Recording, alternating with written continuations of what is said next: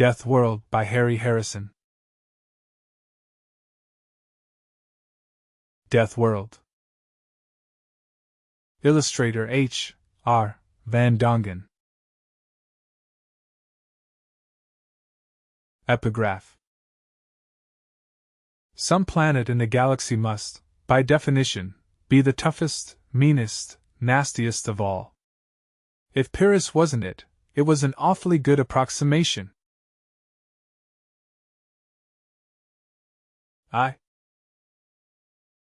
Jason dinAlt sprawled in soft luxury on the couch, a large frosty stein held limply in one hand. His other hand rested casually on a pillow. The gun behind the pillow was within easy reach of his fingers. In his line of work he never took chances. It was all highly suspicious. Jason didn't know a soul on this planet. Yet the cards sent by service tube from the hotel desk had read Pyrrus would like to see Jason dinAlt. Blunt and to the point. He signaled the desk to send the man up, then lowered his fingers a bit until they brushed the gun butt. The door slid open and his visitor stepped through. A retired wrestler. That was Jason's first thought. Pyrrus was a gray-haired rock of a man. His body seemingly chiseled out of flat slabs of muscle. Then Jason saw the gun strapped to the inside of the other man's forearm, and he let his fingers drop casually behind the pillow. "I'd appreciate it," Jason said, "if you'd take off your gun while you're in here." The other man stopped and scowled down at the gun as if he was seeing it for the first time. "No, I never take it off." He seemed mildly annoyed by the suggestion. Jason had his fingers on his own gun when he said, "I'm afraid I'll have to insist. I always feel a little uncomfortable around people who wear guns."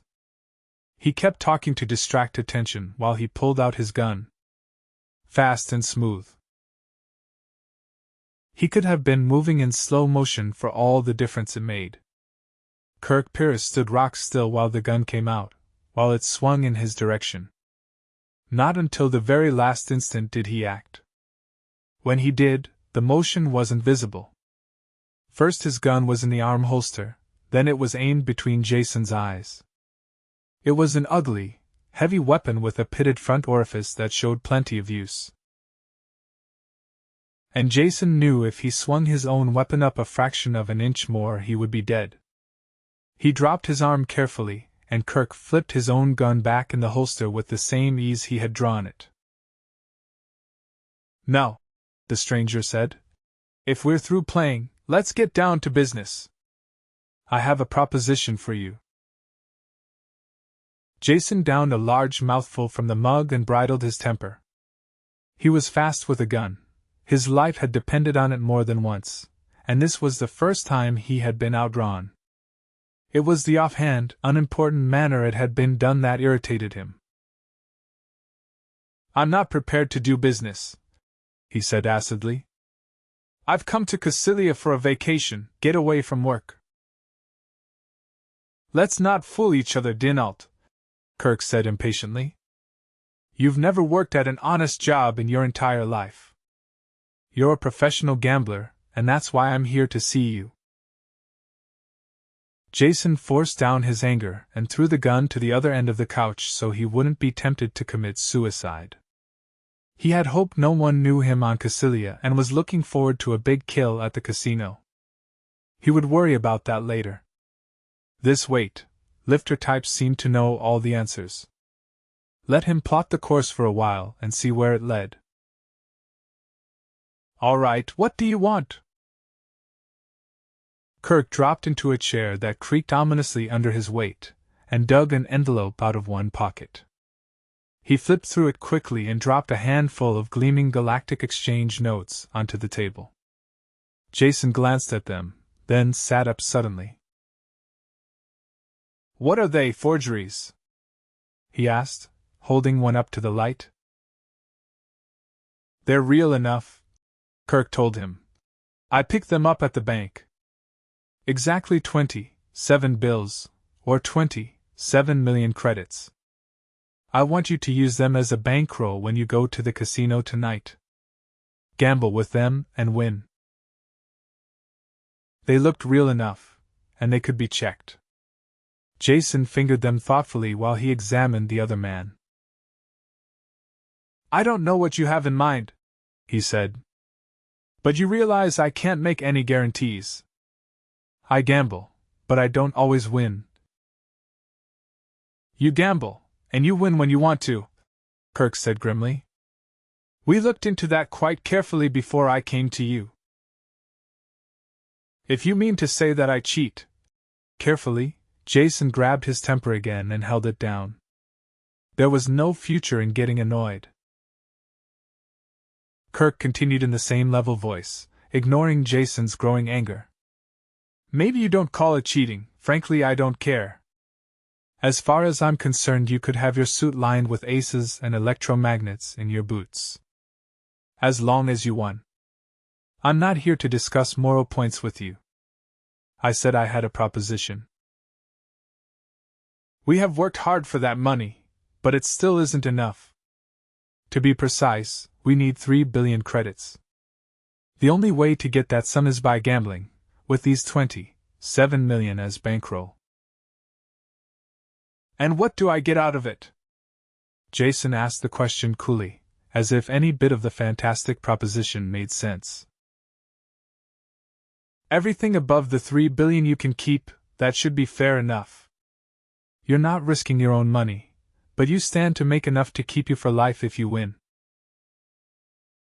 And if I lose? Kirk thought for a moment, not liking the taste of the idea. Yes, there is the chance you might lose. I hadn't thought about that. He reached a decision. If you lose, well, I suppose that is just a risk we will have to take. Though I think I would kill you then. The ones who died to get the 27 million deserve at least that. He said it quietly, without malice, and it was more of a promise than a threat. Stamping to his feet, Jason refilled his stein and offered one to Kirk, who took it with a nod of thanks. He paced back and forth, unable to sit. The whole proposition made him angry, yet at the same time had a fatal fascination. He was a gambler, and this talk was like the taste of drugs to an addict. Stopping suddenly, he realized that his mind had been made up for some time. Win or lose, live or die, how could he say no to the chance to gamble with money like that? He turned suddenly, and jabbed his finger at the big man in the chair. I'll do it. You probably knew I would from the time you came in here. There are some terms of my own, though. I want to know who you are, and who they are you keep talking about. And where did the money come from? Is it stolen? Kirk drained his own stein and pushed it away from him. Stolen money? No, quite the opposite. 2 years' work mining and refining ore to get it. It was mined on Pyrrus and sold here on Cassilia. You can check on that very easily. I sold it. I'm the Pyrrhic ambassador to this planet. He smiled at the thought. Not that that means much, I'm ambassador to at least 6 other planets as well. Comes in handy when you want to do business. Jason looked at the muscular man with his gray hair and worn, military, cut clothes, and decided not to laugh. You've heard of strange things out in the frontier planets, and every word could be true. He had never heard of Pyrrhus either, though that didn't mean anything. There were over 30,000 known planets in the inhabited universe. I'll check on what you have told me, Jason said. If it's true, we can do business. Call me tomorrow. No, Kirk said. The money has to be won tonight. I've already issued a check for this 27 million. It will bounce as high as the Pleiades unless we deposit the money in the morning, so that's our time limit. With each moment the whole affair became more fantastic, and more intriguing for Jason. He looked at his watch. There was still enough time to find out if Kirk was lying or not. All right, we'll do it tonight, he said. Only I'll have to have one of those bills to check. Kirk stood up to go. Take them all. I won't be seeing you again until after you've won. I'll be at the casino, of course, but don't recognize me. It would be much better if they didn't know where your money was coming from or how much you had. Then he was gone, after a bone-crushing handclasp that closed on Jason's hand like vice jaws. Jason was alone with the money. Fanning the bills out like a hand of cards, he stared at their sepia and gold faces, trying to get the reality through his head. 27 million credits. What was to stop him from just walking out the door with them and vanishing? Nothing really, except his own sense of honor. Kirk Pyrrus, the man with the same last name as the planet he came from, was the universe's biggest fool. Or he knew just what he was doing. From the way the interview had gone, the latter seemed the better bet. He knows I would much rather gamble with the money than steal it, he said wryly. Slipping a small gun into his waistband holster and pocketing the money, he went out. 2. The robot teller at the bank just pinged with electronic shock when he presented one of the bills and flashed a panel that directed him to see Vice President Wayne. Wayne was a smooth customer who bugged his eyes and lost some of his tan when he saw the sheaf of bills. You wish to deposit these with us? He asked while his fingers unconsciously stroked them. Not today, Jason said. They were paid to me as a debt. Would you please check that they are authentic and change them? I'd like 500,000 credit notes. Both of his inner chest pockets were packed tight when he left the bank. The bills were good, and he felt like a walking mint. This was the first time in his entire life that carrying a large sum of money made him uncomfortable. Waving to a passing helicab, he went directly to the casino, where he knew he would be safe for a while. Cassilia Casino was the play spot of the nearby cluster of star systems. It was the first time Jason had seen it, though he knew its type well. He had spent most of his adult life in casinos like this on other worlds. The decor differed, but they were always the same. Gambling and socialities in public, and behind the scenes all the private vice you could afford. Theoretically no limit games, but that was true only up to a certain point.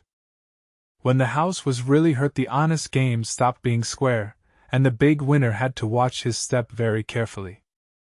These were the odds Jason dinAlt had played against countless times before. He was wary but not very concerned. The dining room was almost empty, and the Major Domo quickly rushed to the side of the relaxed stranger in the richly cut clothes. Jason was lean and dark, looking more like the bored scion of some rich family than a professional gambler. This appearance was important, and he cultivated it. The cuisine looked good, and the cellar turned out to be wonderful. He had a professional talk with the sommelier while waiting for the soup, then settled down to enjoy his meal. He ate leisurely, and the large dining room was filled before he was through. Watching the entertainment over a long cigar killed some more time. When he finally went to the gaming rooms, they were filled and active. Moving slowly around the room, he dropped a few thousand credits. He scarcely noticed how he played, giving more attention to the feel of the games. The play all seemed honest, and none of the equipment was rigged. That could be changed very quickly, he realized. Usually it wasn't necessary. House percentage was enough to assure a profit. Once he saw Kirk out of the corner of his eye, but he paid him no attention. The ambassador was losing small sums steadily at 7 and silver and seemed to be impatient. Probably waiting for Jason to begin playing seriously. He smiled and strolled on slowly. Jason settled on the dice table as he usually did. It was the surest way to make small winnings. And if I feel it tonight, I can clean this casino out. That was his secret, the power that won for him steadily, and every once in a while enabled him to make a killing and move on quickly before the hired thugs came to get the money back. The dice reached him and he threw and ate the hard way. Betting was light and he didn't push himself, just kept away from the sevens. He made the point and passed a natural. Then he crapped out and the dice moved on. Sitting there, making small automatic bets while the dice went around the table, he thought about the power. Funny, after all the years of work we still don't know much about psi. They can train people a bit, and improve skills a bit, but that's all. He was feeling strong tonight.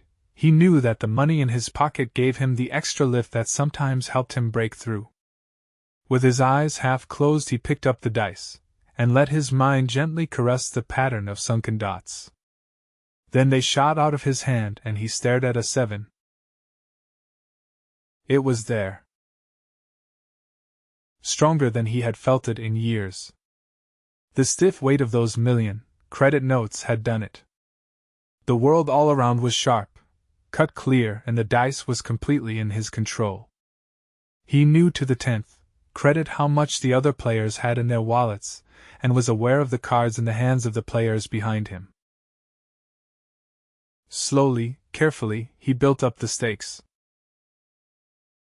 There was no effort to the dice, they rolled and sat up like trained dogs. Jason took his time and concentrated on the psychology of the players and the stick man. It took almost 2 hours to build his money on the table to 700,000 credits. Then he caught the stick man signaling they had a heavy winner. He waited until the hard-eyed man strolled over to watch the game, then he smiled happily, bet all his table stakes, and blew it on one roll of the dice. The house man smiled happily, the stick man relaxed, and out of the corner of his eye Jason saw Kirk turning a dark purple. Sweating, pale, his hand trembling ever so slightly, Jason opened the front of his jacket and pulled out one of the envelopes of new bills. Breaking the seal with his finger, he dropped 2 of them on the table. "Could we have a no-limit game?" he asked. "I'd like to win back some of my money."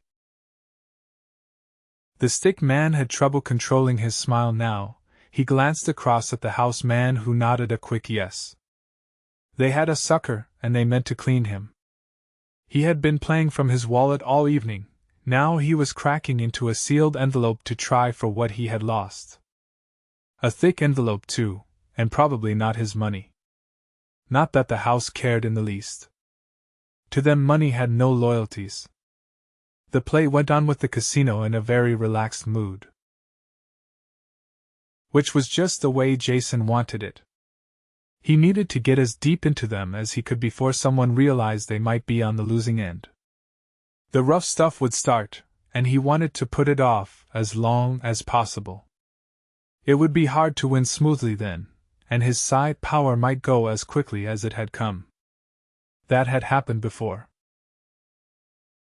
He was playing against the house now, the 2 other players were obvious shills, and a crowd had jammed solidly around to watch.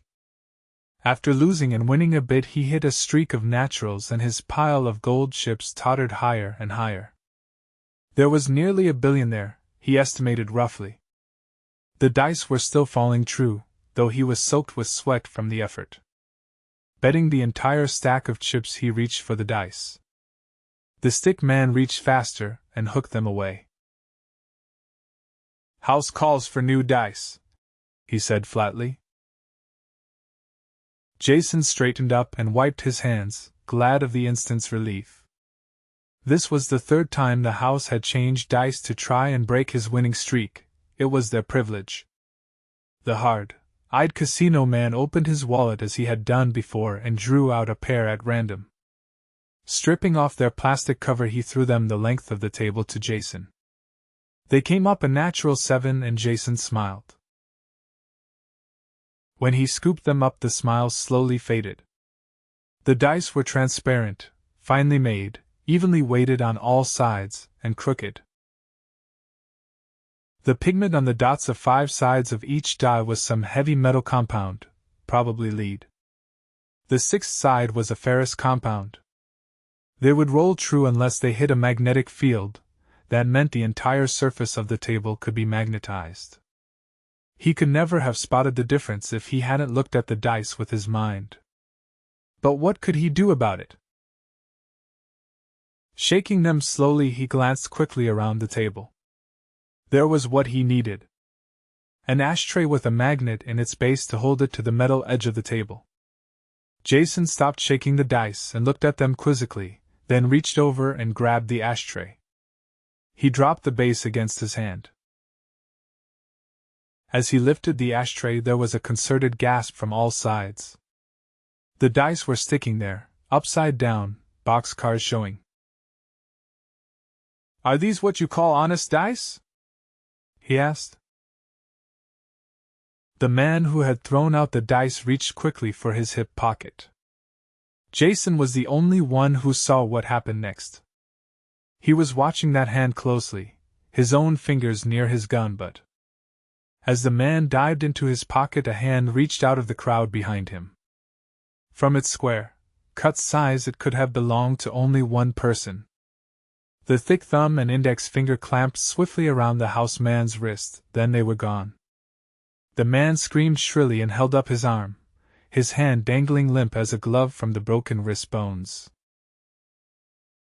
With his flank well protected, Jason could go on with the game. "The old dice, if you don't mind," he said quietly. Dazedly, the stick man pushed them over. Jason shook quickly and rolled. Before they hit the table, he realized he couldn't control them. The transient psi power had gone. End over end they turned. And faced up 7. Counting the chips as they were pushed over to him, he added up a bit under 2 billion credits. They would be winning that much if he left the game now, but it wasn't the 3 billion that Kirk needed. Well, it would have to be enough. As he reached for the chips, he caught Kirk's eye across the table, and the other man shook his head in a steady no. "Let it ride," Jason said wearily. "One more roll." He breathed on the dice, polished them on his cuff, and wondered how he had ever gotten into this spot.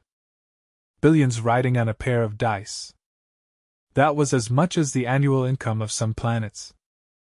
The only reason there could be stakes like that was because the planetary government had a stake in the casino. He shook as long as he could, reaching for the control that wasn't there, then let fly. Everything else had stopped in the casino, and people were standing on tables and chairs to watch. There wasn't a sound from that large crowd. The dice bounced back from the board with a clatter loud in the silence, and tumbled over the cloth. A 5 and a 1. 6. He still had to make his point. Scooping up the dice, Jason talked to them, mumbled the ancient oaths that brought luck, and threw again. It took 5 throws before he made the 6. The crowd echoed his sigh, and their voices rose quickly. He wanted to stop, take a deep breath, but he knew he couldn't. Winning the money was only part of the job. They now had to get away with it. It had to look casual. A waiter was passing with a tray of drinks. Jason stopped him and tucked a 100-credit note in his pocket. "Drinks are on me," he shouted while he pried the tray out of the waiter's hands. Well, Wishers cleared the filled glasses away quickly, and Jason piled the chips onto the tray. They more than loaded it, but Kirk appeared that moment with a second tray. "I'll be glad to help you, sir, if you will permit me," he said. Jason looked at him, and laughed permission. It was the first time he had a clear look at Kirk in the casino. He was wearing loose, purple evening pajamas over what must have been a false stomach. The sleeves were long and baggy, so he looked fat rather than muscular. It was a simple but effective disguise. Carefully carrying the loaded trays, surrounded by a crowd of excited patrons, they made their way to the cashier's window. The manager himself was there, wearing a sickly grin. Even the grin faded when he counted the chips. Could you come back in the morning? He said. I'm afraid we don't have that kind of money on hand. What's the matter? Kirk shouted, trying to get out of paying him. You took my money easy enough when I lost. It works both ways. The onlookers, always happy to see the house lose, growled their disagreement. Jason finished the matter in a loud voice. I'll be reasonable. Give me what cash you have and I'll take a check for the balance. There was no way out. Under the watchful eye of the gleeful crowd, the manager packed an envelope with bills and wrote a check. Jason took a quick glimpse at it, then stuffed it into an inside pocket. With the envelope under one arm, he followed Kirk towards the door. Because of the onlookers, there was no trouble in the main room, but just as they reached the side entrance, two men moved in, blocking the way. Just a moment, one said. He never finished the sentence. Kirk walked into them without slowing, and they bounced away like tenpins. Then Kirk and Jason were out of the building and walking fast. Into the parking lot, Kirk said. I have a car there. When they rounded the corner, there was a car bearing down on them. Before Jason could get his gun clear of the holster, Kirk was in front of him. His arm came up and his big ugly gun burst through the cloth of his sleeve and jumped into his hand. A single shot killed the driver and the car swerved and crashed. The other two men in the car died coming out of the door, their guns dropping from their hands. After that they had no trouble. Kirk drove at top speed away from the casino, the torn sleeve of his pajamas whipping in the breeze, giving glimpses of the big gun back in the holster. When you get the chance, Jason said, you'll have to show me how that trick holster works. When we get the chance, Kirk answered as he dived the car into the city access tube. 3. The building they stopped at was one of the finer residences in Cassilia. As they had driven, Jason counted the money and separated his share. Almost 16 million credits. It still didn't seem quite real. When they got out in front of the building, he gave Kirk the rest. Here's your 3 billion, don't think it was easy, he said. It could have been worse, was his only answer. The recorded voice scratched in the speaker over the door. Sire Ellis has retired for the night. Would you please call again in the morning? All appointments are made in advance. The voice broke off as Kirk pushed the door open. He did it almost effortlessly with the flat of his hand. As they went in, Jason looked at the remnants of torn and twisted metal that hung in the lock and wondered again about his companion. Strength, more than physical strength, he's like an elemental force. I have the feeling that nothing can stop him. It made him angry, and at the same time fascinated him. He didn't want out of the deal until he found out more about Kirk and his planet. And they, who had died for the money he gambled. Sire Ellis was old, balding and angry, not at all used to having his rest disturbed. His complaints stopped suddenly when Kirk threw the money down on the table. Is the ship being loaded yet, Ellis? Here's the balance due. Ellis only fumbled the bills for a moment before he could answer Kirk's question. The ship, but of course. We began loading when you gave us the deposit. You'll have to excuse my confusion, this is a little irregular. We never handle transactions of this size in cash. That's the way I like to do business, Kirk answered him. I've cancelled the deposit, this is the total sum. Now how about a receipt? Ellis had made out the receipt before his senses returned. He held it tightly while he looked uncomfortably at the 3 billion spread out before him. Wait, I can't take it now, you'll have to return in the morning to the bank. In normal business fashion, Ellis decided firmly. Kirk reached over and gently drew the paper out of Ella's hand. "Thanks for the receipt," he said.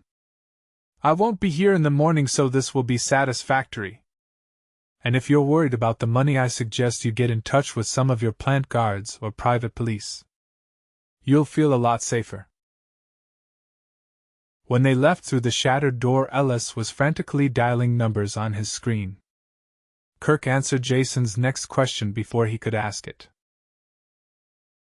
"I imagine you would like to live to spend that money in your pocket, so I've booked 2 seats on an interplanetary ship." He glanced at the car clock. "It leaves in about 2 hours, so we have plenty of time. I'm hungry, let's find a restaurant. I hope you have nothing at the hotel worth going back for. It would be a little difficult." "Nothing worth getting killed for," Jason said. "Now where can we go to eat? There are a few questions I would like to ask you."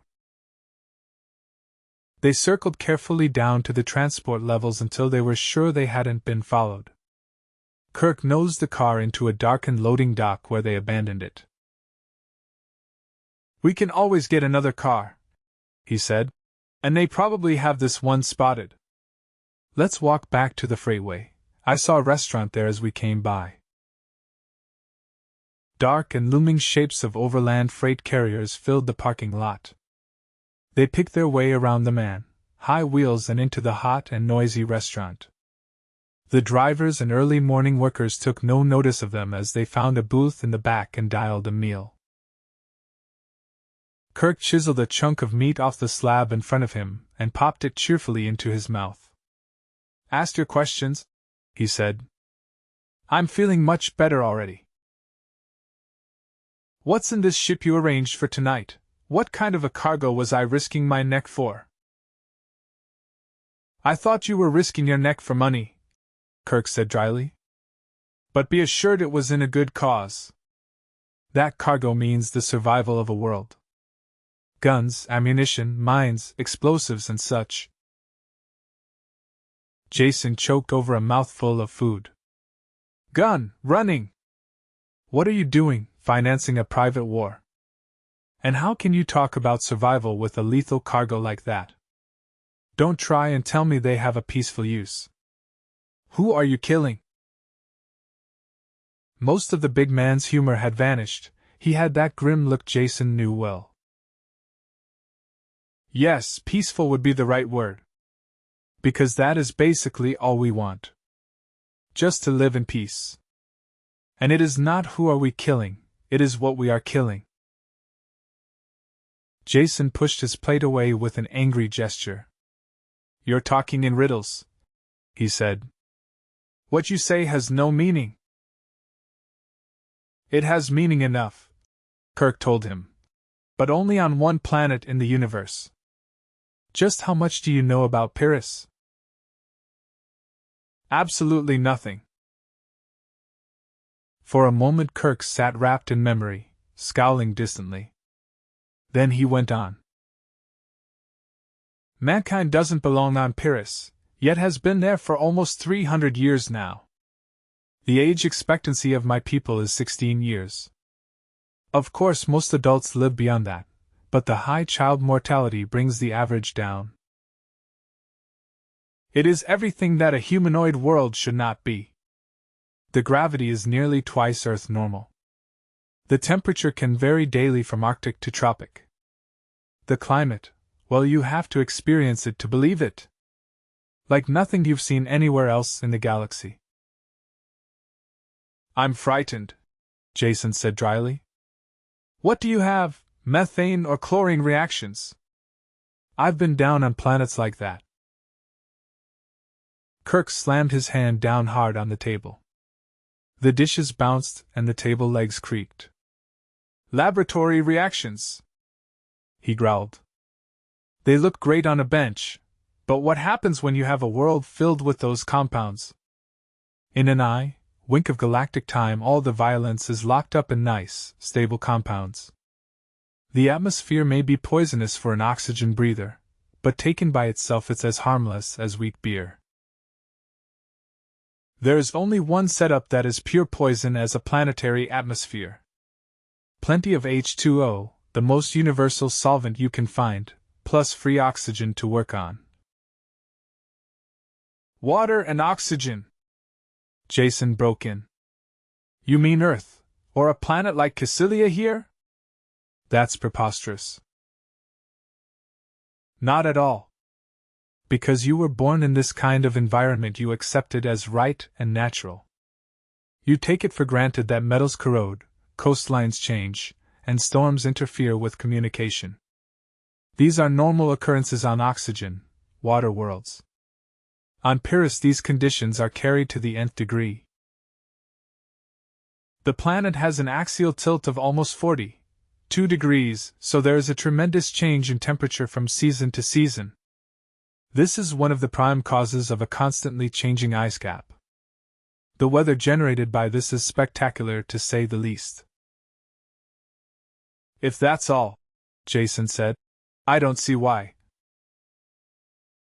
That's not all, it's barely the beginning. The open seas perform the dual destructive function of supplying water vapor to keep the weather going, and building up gigantic tides. Pyrrhus' two satellites, Samos and Bessos, combine at times to pull the oceans up into 30-meter tides. And until you've seen one of these tides lap over into an active volcano, you've seen nothing. Heavy elements are what brought us to Pyrrhus, and these same elements keep the planet at a volcanic boil. There have been at least 13 supernovas in the immediate stellar neighborhood.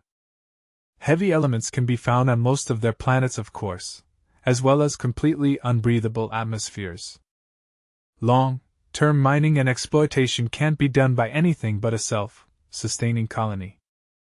Which meant Pyrrhus, where the radioactive elements are locked in the planetary core, surrounded by a shell of lighter ones.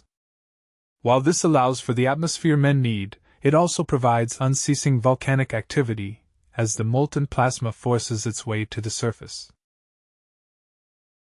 For the first time, Jason was silent, trying to imagine what life could be like on a planet constantly at war with itself. I've saved the best for last, Kirk said with grim humor.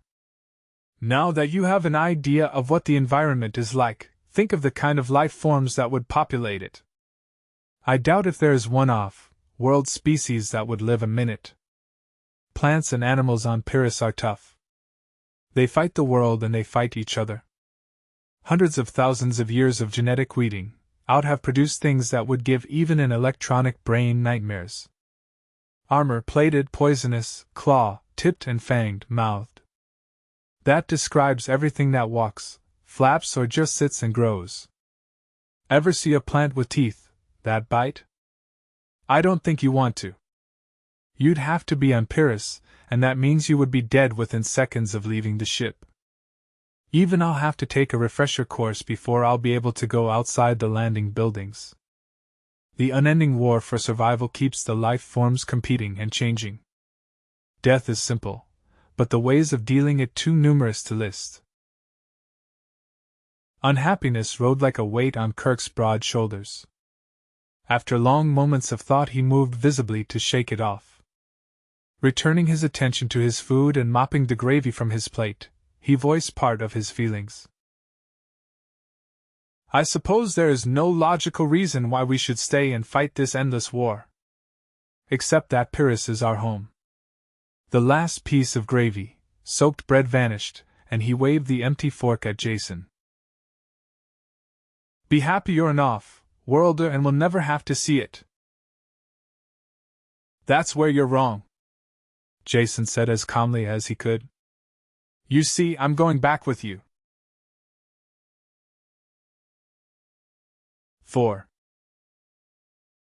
Don't talk stupidly, Kirk said as he punched for a duplicate order of steak. There are much simpler ways of committing suicide. Don't you realize that you're a millionaire now? With what you have in your pocket, you can relax the rest of your life on the pleasure planets. Pyrrhus is a death world, not a sightseeing spot for jaded tourists. I cannot permit you to return with me. Gamblers who lose their tempers don't last long. Jason was angry now. Yet it showed only in a negative way. In the lack of expression on his face and the calmness of his voice. Don't tell me what I can or cannot do, Kirk Pyrrus. You're a big man with a fast gun, but that doesn't make you my boss. All you can do is stop me from going back on your ship. But I can easily afford to get there another way. And don't try to tell me I want to go to Pyrrus for sightseeing when you have no idea of my real reasons. Jason didn't even try to explain his reasons, they were only half realized and too personal. The more he traveled, the more things looked the same to him. The old, civilized planets sank into a drab similarity. Frontier worlds all had the crude sameness of temporary camps in a forest. Not that the galactic worlds bored him. It was just that he had found their limitations, yet had never found his own. Until he met Kirk, he had acknowledged no man his superior, or even his equal. This was more than egotism. It was facing facts. Now he was forced to face the fact that there was a whole world of people who might be superior to him. Jason could never rest content until he had been there and seen for himself. Even if he died in the attempt. None of this could be told to Kirk. There were other reasons he would understand better. You're not thinking ahead when you prevent me from going to Pyrrus, Jason said. I'll not mention any moral debt you owe me for winning that money you needed. But what about the next time? If you needed that much lethal goods once, you'll probably need it again someday. Wouldn't it be better to have me on hand, old tried and true, than dreaming up some new and possibly unreliable scheme? Kirk chewed pensively on the second serving of steak. That makes sense. And I must admit I hadn't thought of it before. One failing we Pyrrans have is a lack of interest in the future.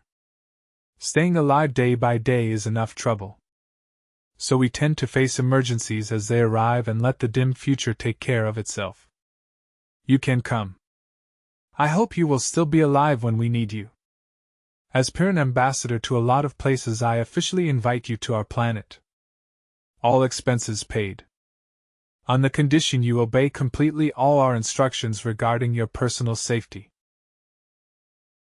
Conditions accepted, Jason said. And wondered why he was so cheerful about signing his own death warrant. Kirk was shoveling his way through his third dessert when his alarm watch gave a tiny hum. He dropped his fork instantly and stood up. Time to go, he said. We're on schedule now. While Jason scrambled to his feet, he jammed coins into the meter until the paid light came on. Then they were out the door and walking fast. Jason wasn't at all surprised when they came on a public escalator just behind the restaurant. He was beginning to realize that since leaving the casino their every move had been carefully planned and timed. Without a doubt the alarm was out and the entire planet being searched for them. Yet so far they hadn't noticed the slightest sign of pursuit. This wasn't the first time Jason had to move just one jump ahead of the authorities, but it was the first time he had let someone else lead him by the hand while he did it. He had to smile at his own automatic agreement. He had been a loner for so many years that he found a certain inverse pleasure in following someone else. Hurry up, Kirk growled after a quick glance at his watch. He set a steady, killing pace up the escalator steps. They went up 5 levels that way, without seeing another person, before Kirk relented and let the escalator do the work. Jason prided himself on keeping in condition. But the sudden climb, after the sleepless night, left him panting heavily and soaked with sweat. Kirk, cool of forehead and breathing normally, didn't show the slightest sign that he had been running. They were at the second motor level when Kirk stepped off the slowly rising steps and waved Jason after him. As they came through the exit to the street, a car pulled up to the curb in front of them. Jason had enough sense not to reach for his gun. At the exact moment they reached the car, the driver opened the door and stepped out. Kirk passed him a slip of paper without saying a word and slipped in behind the wheel. There was just time for Jason to jump in before the car pulled away. The entire transfer had taken less than 3 seconds. There had been only a glimpse of the driver in the dim light, but Jason had recognized him. Of course, he had never seen the man before, but after knowing Kirk, he couldn't mistake the compact strength of a native Pyrrhus. "That was the receipt from Ellis you gave him," Jason said. "Of course. That takes care of the ship and the cargo. They'll be off planet and safely away before the casino check is traced to Ellis. So now let's look after ourselves. I'll explain the plan in detail so there will be no slip-ups on your part. I'll go through the whole thing once, and if there are any questions you'll ask them when I'm finished." The tones of command were so automatic that Jason found himself listening in quiet obedience. Though one part of his mind wanted him to smile at the quick assumption of his incompetence. Kirk swung the car into the steady line of traffic heading out of the city to the spaceport. He drove easily while he talked.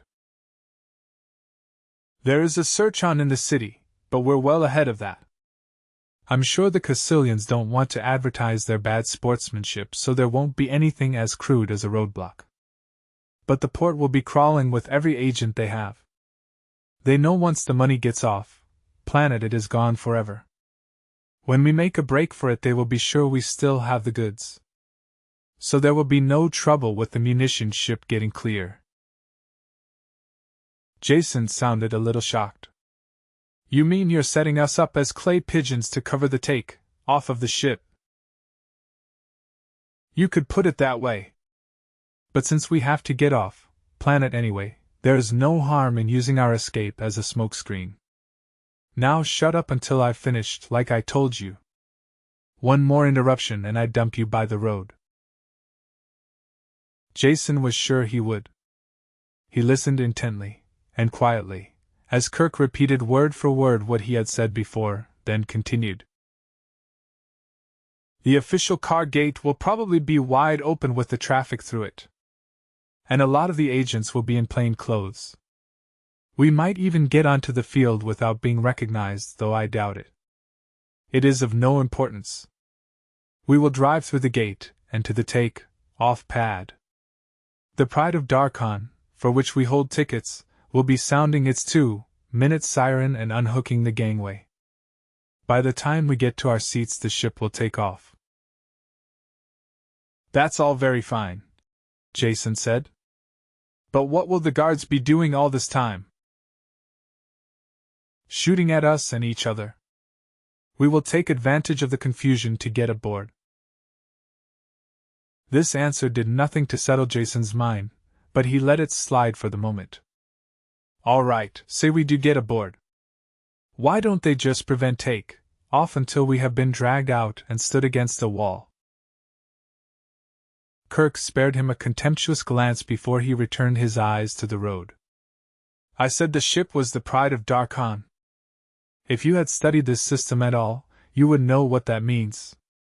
Caecilia and Darkon are sister planets and rivals in every way. It has been less than 2 centuries since they fought an intra-system war that almost destroyed both of them.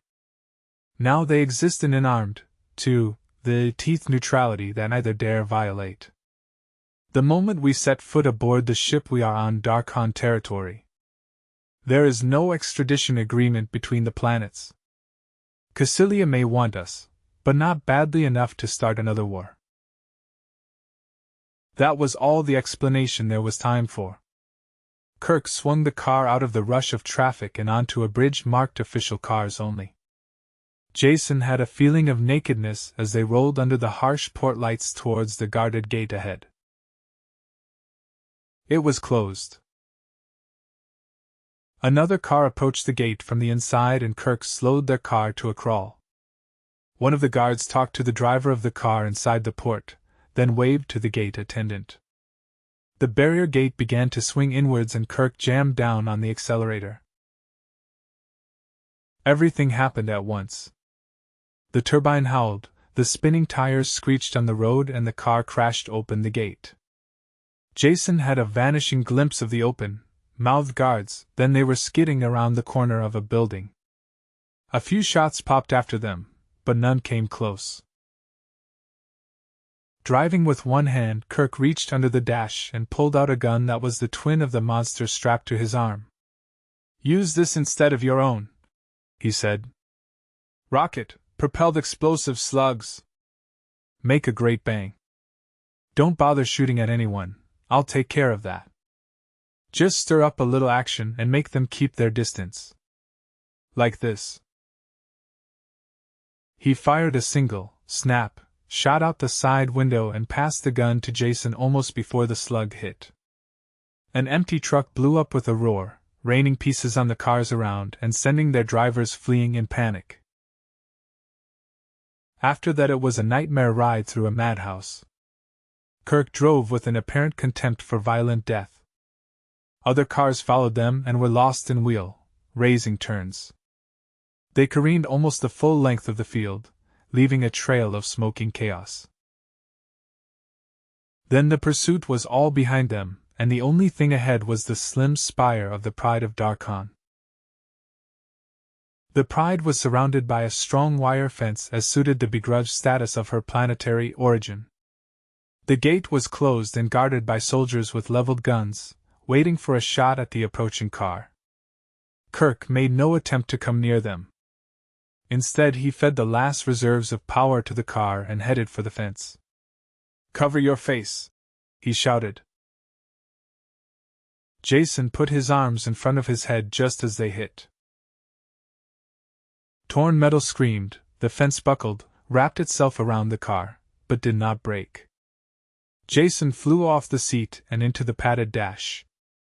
By the time Kirk had the warp door open, he realized that the ride was over. Kirk must have seen the spin of his eyeballs because he didn't talk, just pulled Jason out and threw him onto the hood of the ruined car. "Climb over the buckled wire and make a run for the ship," he shouted. If there was any doubt what he meant, he set Jason an example of fine roadwork. It was inconceivable that someone of his bulk could run so fast, yet he did. He moved more like a charging tank than a man. Jason shook the fog from his head and worked up some speed himself. Nevertheless, he was barely halfway to the ship when Kirk hit the gangway. It was already unhooked from the ship, but the shocked attendants stopped rolling it away as the big man bounded up the steps. At the top, he turned and fired at the soldiers who were charging through the open gate. They dropped, crawled, and returned his fire. Very few shot at Jason's running form.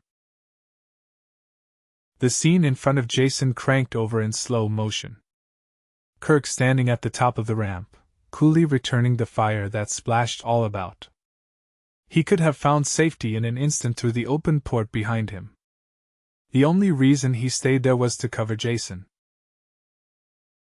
"Thanks," Jason managed to gasp as he made the last few steps up the gangway, jumped the gap and collapsed inside the ship. "You're perfectly welcome," Kirk said as he joined him, waving his gun to cool it off. A grim-jawed ship's officer stood back out of range of fire from the ground and looked them both up and down. "And just what is going on here?" he growled.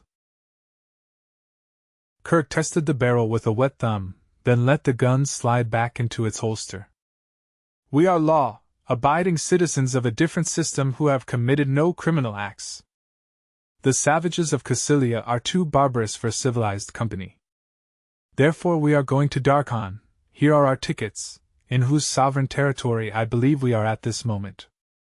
This last was added for the benefit of the Cassilian officer who had just stumbled to the top of the gangway and was raising his gun.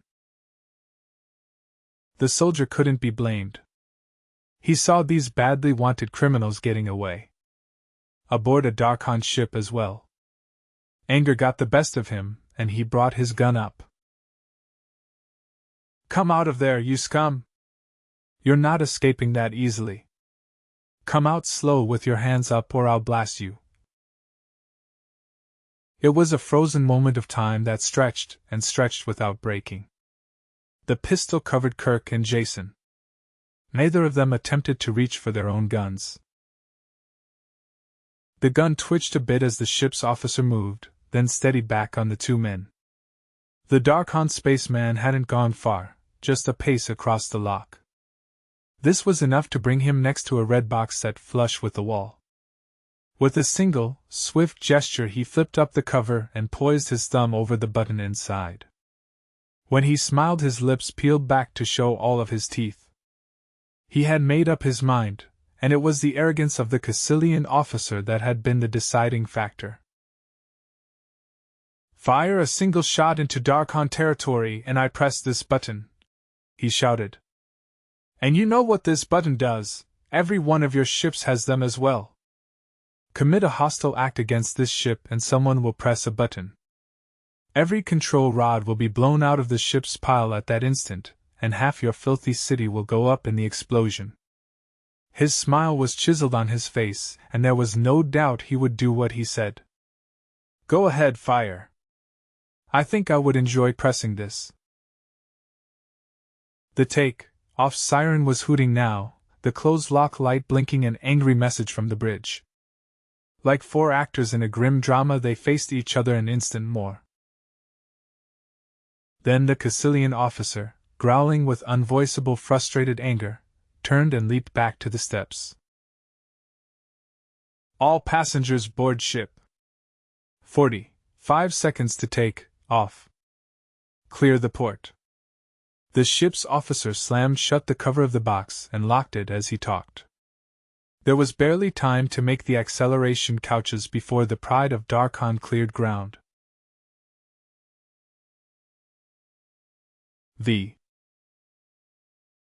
Once the ship was in orbit, the captain sent for Jason and Kirk.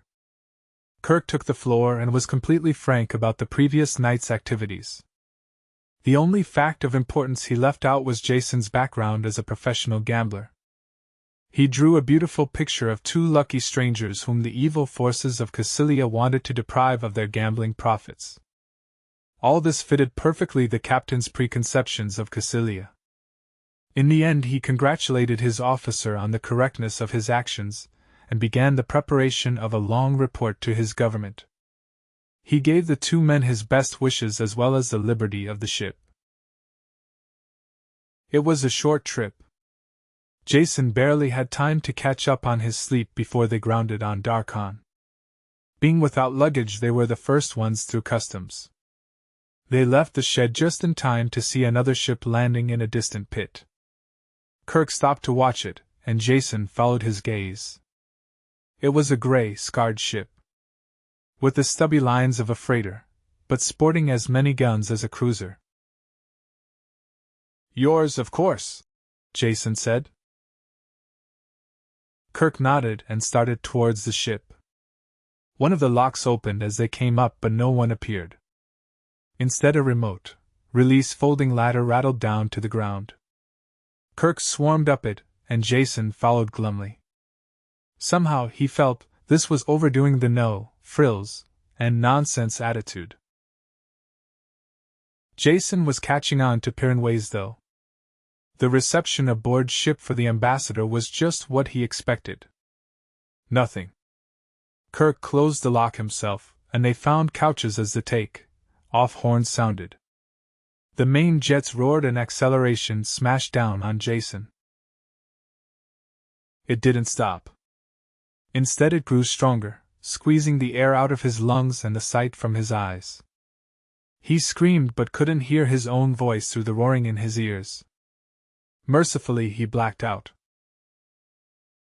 When consciousness returned, the ship was at 0 G. Jason kept his eyes closed and let the pain seep out of his body. Kirk spoke suddenly. He was standing next to the couch. "My fault, Meta. I should have told you we had a 1G passenger aboard. You might have eased up a bit on your usual bone-breaking take-off. It doesn't seem to have harmed him much, but what's he doing here?" Jason felt mild surprise that the second voice was a girl's. But he wasn't interested enough to go to the trouble of opening his sore eyes. Going to Pyrrus. I tried to talk him out of it, of course, but I couldn't change his mind. It's a shame, too. I would like to have done more for him. He's the one who got the money for us. Oh, that's awful, the girl said. Jason wondered why it was awful. It didn't make sense to his groggy mind. It would have been much better if he stayed on Darkon, the girl continued. He's very nice looking. I think it's a shame he has to die. That was too much for Jason. He pried one eye open, then the other. The voice belonged to a girl about 20, one who was standing next to the bed, gazing down at Jason. She was beautiful. Jason's eyes opened wider as he realized she was very beautiful, with the kind of beauty never found in the civilized galaxy. The women he had known all ran to pale skin, hollow shoulders, gray faces covered with tints and dyes. They were the product of centuries of breeding weaknesses back into the race, as the advance of medicine kept alive more and more non-survival types. This girl was the direct opposite in every way. She was the product of survival on Pyrrus. The heavy gravity that produced bulging muscles in men brought out firm strength in strap-like female muscles. She had the figure of a goddess, tan skin and perfectly formed face. Her hair, which was cut short, circled her head like a golden crown. The only unfeminine thing about her was the gun she wore in a bulky forearm holster. When she saw Jason's eyes open, she smiled at him. Her teeth were as even and as white as he had expected. I'm Meta, pilot of this ship. And you must be Jason dinAlt. That was a lousy take, off, Meta. I'm really very sorry. She laughed. But being born on a 2G planet does make one a little immune to acceleration. I save fuel too, with the synergy curve. Kirk gave a non-committal grunt. Come along, Meta, we'll take a look at the cargo. Some of the new stuff will plug the gaps in the perimeter. Oh yes, she said, almost clapping her hands with happiness. I read the specs, they're simply wonderful. Like a schoolgirl with a new dress. Or a box of candy. That's a great attitude to have towards bombs and flame throwers. Jason smiled wryly at the thought as he groaned off the couch. The two Pyrrans had gone, and he pulled himself painfully through the door after them. It took him a long time to find his way to the hold. The ship was big and apparently empty of crew. Jason finally found a man sleeping in one of the brightly lit cabins. He recognized him as the driver who had turned the car over to them on Cassilia. The man, who had been sleeping soundly a moment before, opened his eyes as soon as Jason drifted into the room. He was wide awake. How do I get to the cargo hold? Jason asked. The other told him, closed his eyes and went instantly back to sleep before Jason could even say thanks. In the hold, Kirk and Meta had opened some of the crates, and were chortling with joy over their lethal contents. Meta, a pressure canister in her arms, turned to Jason as he came through the door. Just look at this, she said. This powder in here, why you can eat it like dirt, with less harm. Yet it is instantly deadly to all forms of vegetable life. She stopped suddenly as she realized Jason didn't share her extreme pleasure. I'm sorry. I forgot for a moment there that you weren't a Pyrran. So you don't really understand, do you? Before he could answer, the PA speaker called her name. Jump time, she said. Come with me to the bridge while I do the equations. We can talk there. I know so little about any place except Pyrrus that I have a million questions to ask. Jason followed her to the bridge where she relieved the duty officer and began taking readings for the jump setting. She looked out of place among the machines, a sturdy but supple figure in a simple, one-piece ship suit. Yet there was no denying the efficiency with which she went about her job. Meta, aren't you a little young to be the pilot of an interstellar ship? Am I? She thought for a second.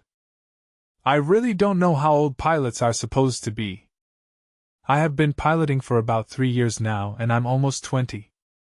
Is that younger than usual? Jason opened his mouth, then laughed. I suppose that all depends on what planet you're from. Some places you would have trouble getting licensed. But I'll bet things are different on Pyrrus. By their standards you must rank as an old lady. Now you're making a joke, Meta said serenely as she fed a figure into the calculator. I've seen old ladies on some planets. They are wrinkled and have gray hair. I don't know how old they are. I asked one, but she wouldn't tell me her age. But I'm sure they must be older than anyone on Pyrrus. No one looks like that there. I don't mean old that way. Jason groped for the right word. Not old, but grown up, mature. An adult. Everyone is grown up, she answered. At least soon after they leave the wards. And they do that when they're 6. My first child is grown up, and the second one would be 2, only he's dead. So I surely must be. That seemed to settle the question for her, though Jason's thoughts jumped with the alien concepts and background inherent behind her words. Meta punched in the last setting, and the course tape began to chunk out of the case. She turned her attention back to Jason. I'm glad you're aboard this trip, though I am sorry you are going to Pyrrus. But we'll have lots of time to talk. There are so many things I want to find out about other planets, and why people go around acting the way they do. Not at all like home, where you know why people are doing things all the time. She frowned over the tape for a moment, then turned her attention back to Jason. What is your home planet like? One after another the usual lies he told people came to his lips, and were pushed away. Why bother lying to a girl who really didn't care if you were serf or noble? To her there were only 2 kinds of people in the galaxy, Pyrrans and the rest. For the first time since he had fled from Porgostersand he found himself telling someone the truth of his origin. My home planet? Just about the stuffiest, dullest, dead end in the universe. You can't believe the destructive decay of a planet that is mainly agrarian, caste, conscious, and completely satisfied with its own boring existence. Not only is there no change, but no one wants change. My father was a farmer, so I should have been a farmer too, if I had listened to the advice of my betters. It was unthinkable, as well as forbidden for me to do anything else. And everything I wanted to do was against the law. I was 15 before I learned to read, out of a book stolen from a noble school. After that there was no turning back. By the time I stowed aboard an off-world freighter at 19 I must have broken every law on the planet. Happily. Leaving home for me was just like getting out of prison. Meta shook her head at the thought. I just can't imagine a place like that. But I'm sure I wouldn't like it there. I'm sure you wouldn't. Jason laughed. So once I was in space, with no law-abiding talents or skills, I just wandered into one thing and another. In this age of technology one was completely out of place. Oh, I suppose I could have done well in some army, but I'm not so good at taking orders. Whenever I gambled I did well, so little by little I just drifted into it. People are the same everywhere, so I manage to make out well wherever I end up. I know what you mean about people being alike, but they are so different, she said. I'm not being clear at all, am I? What I mean is that at home I know what people will do, and why they do it at the same time. People on all the other planets do act alike, as you said, yet I have very much trouble understanding why. For instance, I like to try the local food when we set down on a planet, and if there is time I always do. There are bars and restaurants near every spaceport, so I go there. And I always have trouble with the men. They want to buy me drinks, hold my hand. Well, a single girl in those port joints has to expect a certain amount of interest from the men. Oh, I know that, she said. What I don't understand is why they don't listen when I tell them I am not interested and to go away. They just laugh and pull up a chair, usually. But I have found that one thing works wherever I am. I tell them if they don't stop bothering me, I'll break their arm. Does that stop them? Jason asked. No, of course not. But after I break their arm, they go away. And the others don't bother me either. It's a lot of fuss to go through, and the food is usually awful. Jason didn't laugh. Particularly when he realized that this girl could break the arm of any spaceport thug in the galaxy.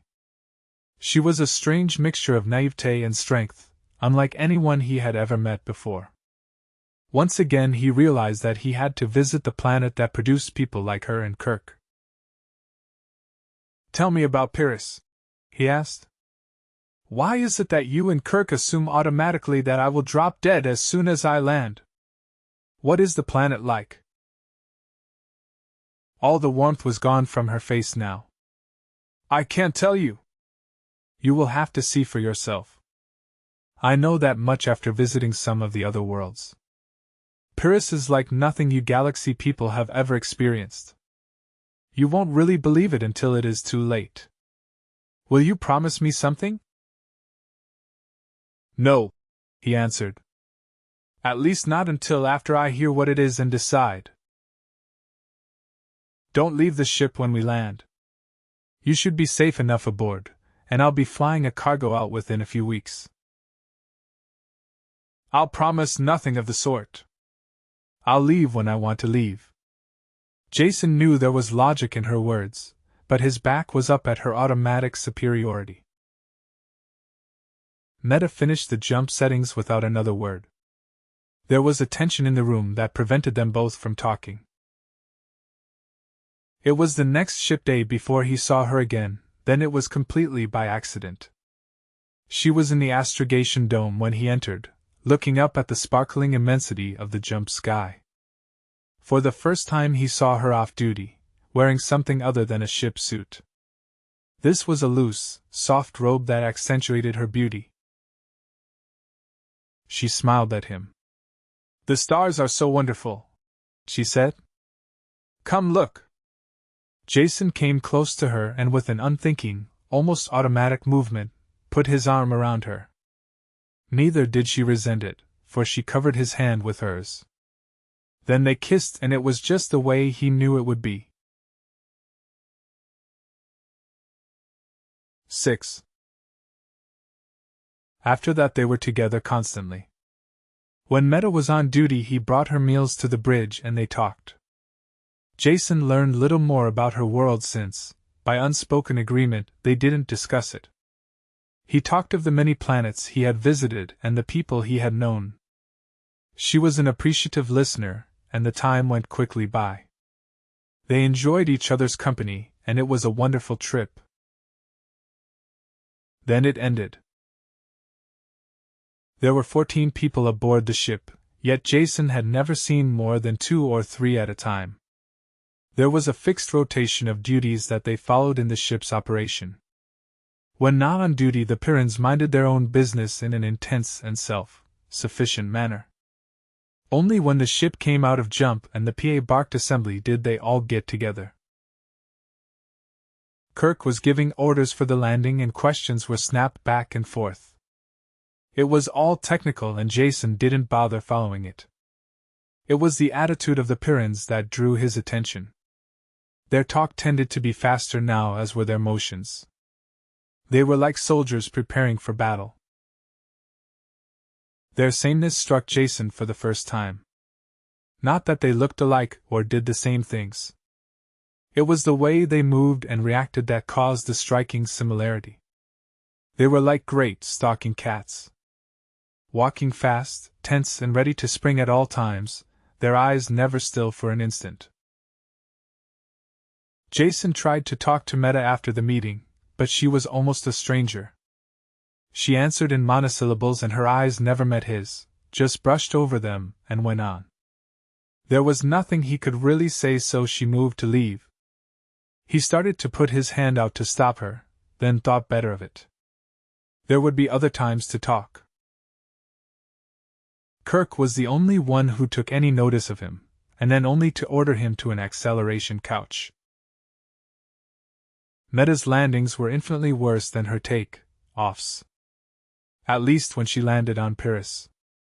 There were sudden acceleration surges in every direction. At one point there was a free fall that seemed endless. There were loud thuds against the hull that shook the framework of the ship. It was more like a battle than a landing, and Jason wondered how much truth there was in that.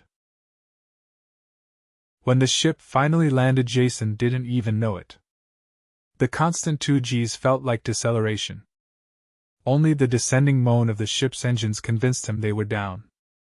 Unbuckling the straps and sitting up was an effort. 2Gs don't seem that bad, at first.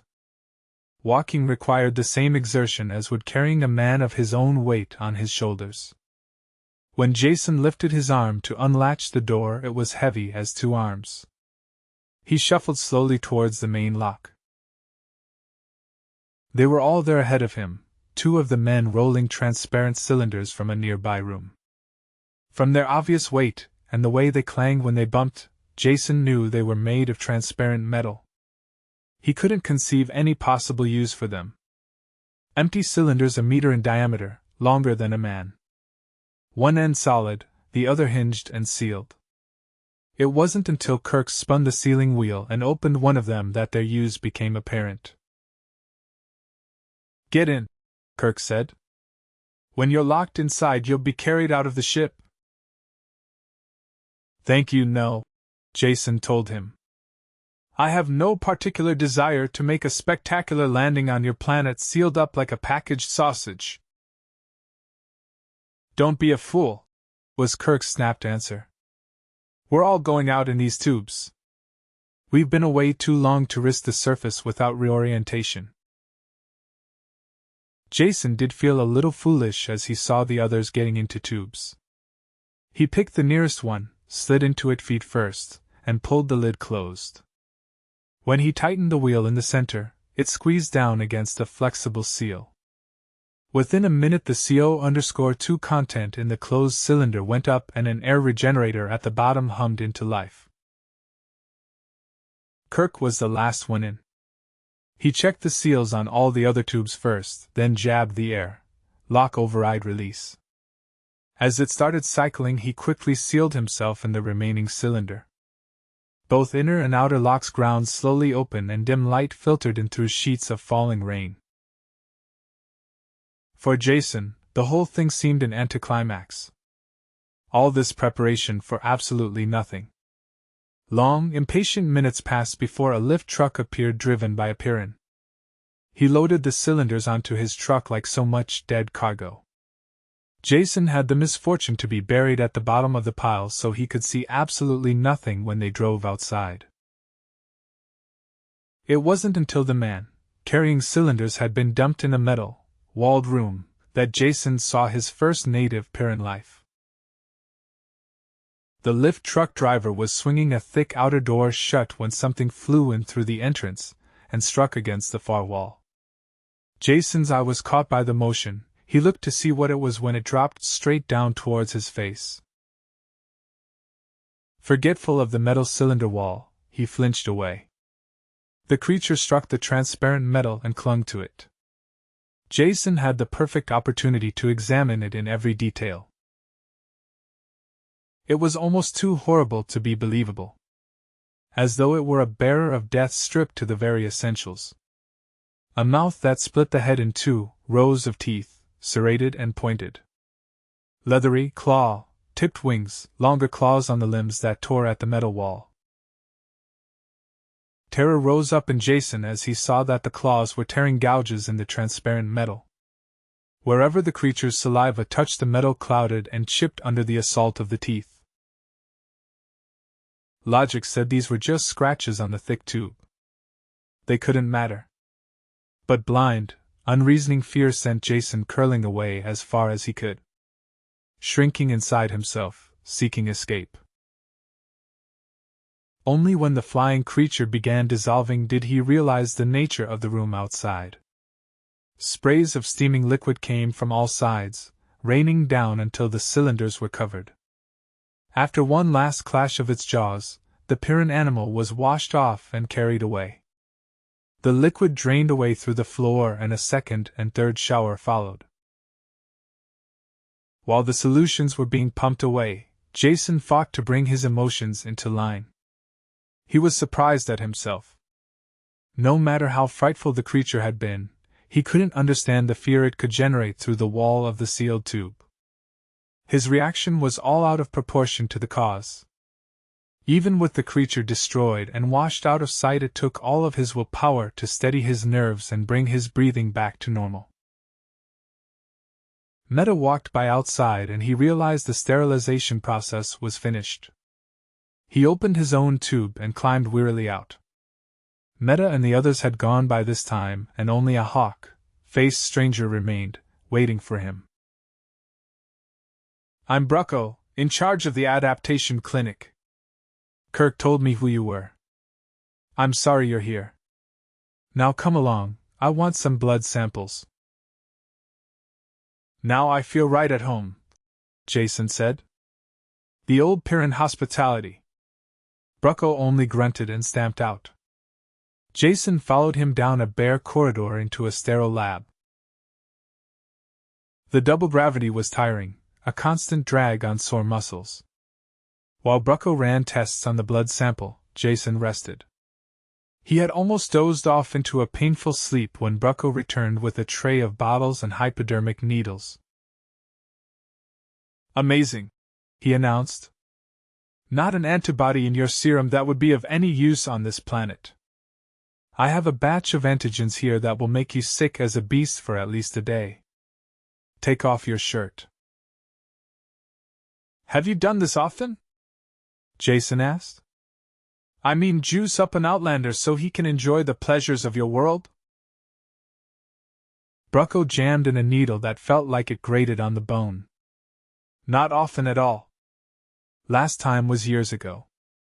A half-dozen researchers from some institute, willing to pay well for the chance to study the local life forms. We didn't say no. Always need more galaxy currency." Jason was already beginning to feel light-headed from the shots. "How many of them lived?" he mumbled vaguely. "One. We got him off in time. Made them pay in advance, of course." At first Jason thought the Pyrrhan was joking. Then he remembered they had very little interest in humor of any kind. If 1/2 of what Meta and Kirk had told him was true, 6-to-1 odds weren't bad at all. There was a bed in the next room and Brucko helped him to it. Jason felt drugged and probably was. He fell into a deep sleep and into the dream. Fear and hatred mixed in equal parts and washed over him red hot. If this was a dream, he never wanted to sleep again. If it wasn't a dream, he wanted to die. He tried to fight up against it, but only sank in more deeply. There was no beginning and no end to the fear, and no way to escape. When consciousness returned, Jason could remember no detail of the nightmare. Just the fear remained. He was soaked with sweat and ached in every muscle. It must have been the massive dose of shots, he finally decided, that and the brutal gravity. That didn't take the taste of fear out of his mouth, though. Brucko stuck his head in the door then and looked Jason up and down. "Thought you were dead," he said. "Slept the clock around. Don't move, I'll get something to pick you up." The pickup was in the form of another needle and a glass full of evil-looking fluid. It settled his thirst, but made him painfully aware of gnawing hunger. Want to eat? Brucko asked. I'll bet you do. I've speeded up your metabolism so you'll build muscle faster. Only way you'll ever beat the gravity. Give you quite an appetite for a while, though. Brucko ate at the same time, and Jason had a chance to ask some questions. When do I get a chance to look around your fascinating planet? So far this trip has been about as interesting as a jail term. Relax and enjoy your food. Probably be months before you're able to go outside. If at all. Jason felt his jaw hanging and closed it with a snap. Could you possibly tell me why? Of course. You will have to go through the same training course that our children take. It takes them 6 years. Of course, it's their first 6 years of life. So you might think that you, as an adult, could learn faster. Then again, they have the advantage of heredity. All I can say is you'll go outside these sealed buildings when you're ready. Brucko had finished eating while he talked, and sat staring at Jason's bare arms with growing disgust. The first thing we want to get you is a gun, he said. It gives me a sick feeling to see someone without one. Of course, Brucko wore his own gun continually, even within the sealed buildings. Every gun is fitted to its owner and would be useless on anyone else, Brucko said. I'll show you why. He led Jason to an armory jammed with deadly weapons. Put your arm in this while I make the adjustments. It was a box-like machine with a pistol grip on the side. Jason clutched the grip and rested his elbow on a metal loop. Brucko fixed pointers that touched his arm, then copied the results from the meters. Reading the figures from his list, he selected various components from bins and quickly assembled a power holster and gun. With the holster strapped to his forearm and the gun in his hand, Jason noticed for the first time they were connected by a flexible cable. The gun fitted his hand perfectly. This is the secret of the power holster, Brucko said, tapping the flexible cable. It is perfectly loose while you are using the weapon, but when you want it returned to the holster. Brucko made an adjustment, and the cable became a stiff rod that whipped the gun from Jason's hand and suspended it in midair. Then the return. The rod cable whirred and snapped the gun back into the holster. The drawing action is the opposite of this, of course. A great gadget, Jason said. But how do I draw? Do I whistle or something for the gun to pop out? No, it is not sonic control, Brucko answered with a sober face. It is much more precise than that. Here, take your left hand and grasp an imaginary gun butt. Tense your trigger finger. Do you notice the pattern of the tendons in the wrist? Sensitive actuators touch the tendons in your right wrist. They ignore all patterns except the one that says hand ready to receive gun. After a time, the mechanism becomes completely automatic. When you want the gun, it is in your hand. When you don't, it is in the holster. Jason made grasping motions with his right hand, crooked his index finger. There was a sudden, smashing pain against his hand and a loud roar. The gun was in his hand, half the fingers were numb, and smoke curled up from the barrel. Of course, there are only blank charges in the gun until you learn control. Guns are always loaded. There is no safety. Notice the lack of a trigger guard. That enables you to bend your trigger finger a slight bit more when drawing so the gun will fire the instant it touches your hand. It was without a doubt the most murderous weapon Jason had ever handled, as well as being the hardest to manage. Working against the muscle, burning ache of high gravity, he fought to control the devilish device. It had an infuriating way of vanishing into the holster just as he was about to pull the trigger. Even worse was the tendency to leap out before he was quite ready. The gun went to the position where his hand should be. If the fingers weren't correctly placed, they were crashed aside. Jason only stopped the practice when his entire hand was one livid bruise. Complete mastery would come with time, but he could already understand why the Pyrrans never removed their guns. It would be like removing a part of your own body. The movement of gun from holster to hand was too fast for him to detect.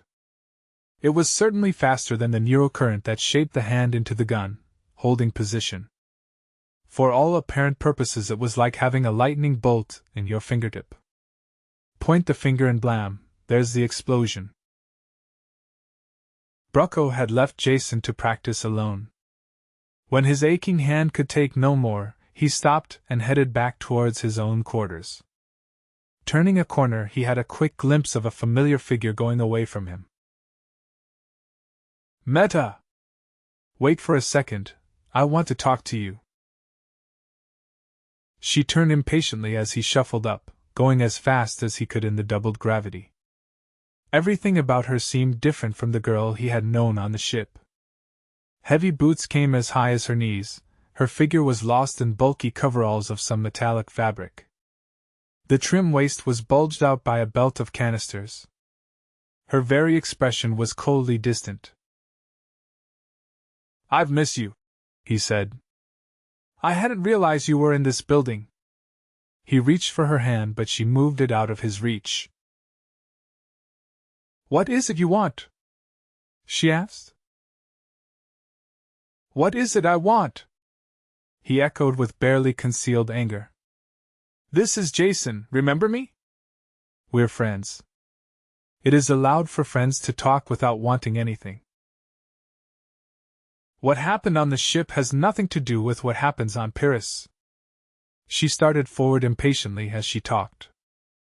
I have finished my reconditioning and must return to work. You'll be staying here in the sealed buildings, so I won't be seeing you. Why don't you say with the rest of the children? That's what your tone implies. And don't try walking out, there are some things we have to settle first. Jason made the mistake of putting out his hand to stop her. He didn't really know what happened next. One instant he was standing, the next he sprawled suddenly on the floor. His shoulder was badly bruised, and Meta had vanished down the corridor. Limping back to his own room, he cursed women in general and Meta in particular. Dropping onto his rock, hard bed, he tried to remember the reasons that had brought him here in the first place, and weighed them against the perpetual torture of the gravity, the fear-filled dreams it inspired, the automatic contempt of these people for any outsider. He quickly checked the growing tendency to feel sorry for himself. By Pyrran standards, he was soft and helpless. If he wanted them to think any better of him, he would have to change a good deal. He sank into a fatigue-drugged sleep then, that was broken only by the screaming fear of his dreams. 7. In the morning, Jason awoke with a bad headache and the feeling he had never been to sleep. As he took some of the carefully portioned stimulants that Brucko had given him, he wondered again about the combination of factors that filled his sleep with such horror. Eat quickly, Brucko told him when they met in the dining room. I can no longer spare you time for individual instruction. You will join the regular classes and take the prescribed courses. Only come to me if there is some special problem that the instructors or trainers can't handle. The classes, as Jason should have expected, were composed of stern-faced little children. With their compact bodies and no-nonsense mannerisms, they were recognizably Pyrran. But they were still children enough to consider it very funny to have an adult in their classes. Jammed behind one of the tiny desks, the red-faced Jason did not think it was much of a joke. All resemblance to a normal school ended with the physical form of the classroom. For one thing, every child, no matter how small, packed a gun. And the courses were all involved with survival. The only possible grade in a curriculum like this was 100%, and students stayed with a lesson until they mastered it perfectly. No courses were offered in the normal scholastic subjects.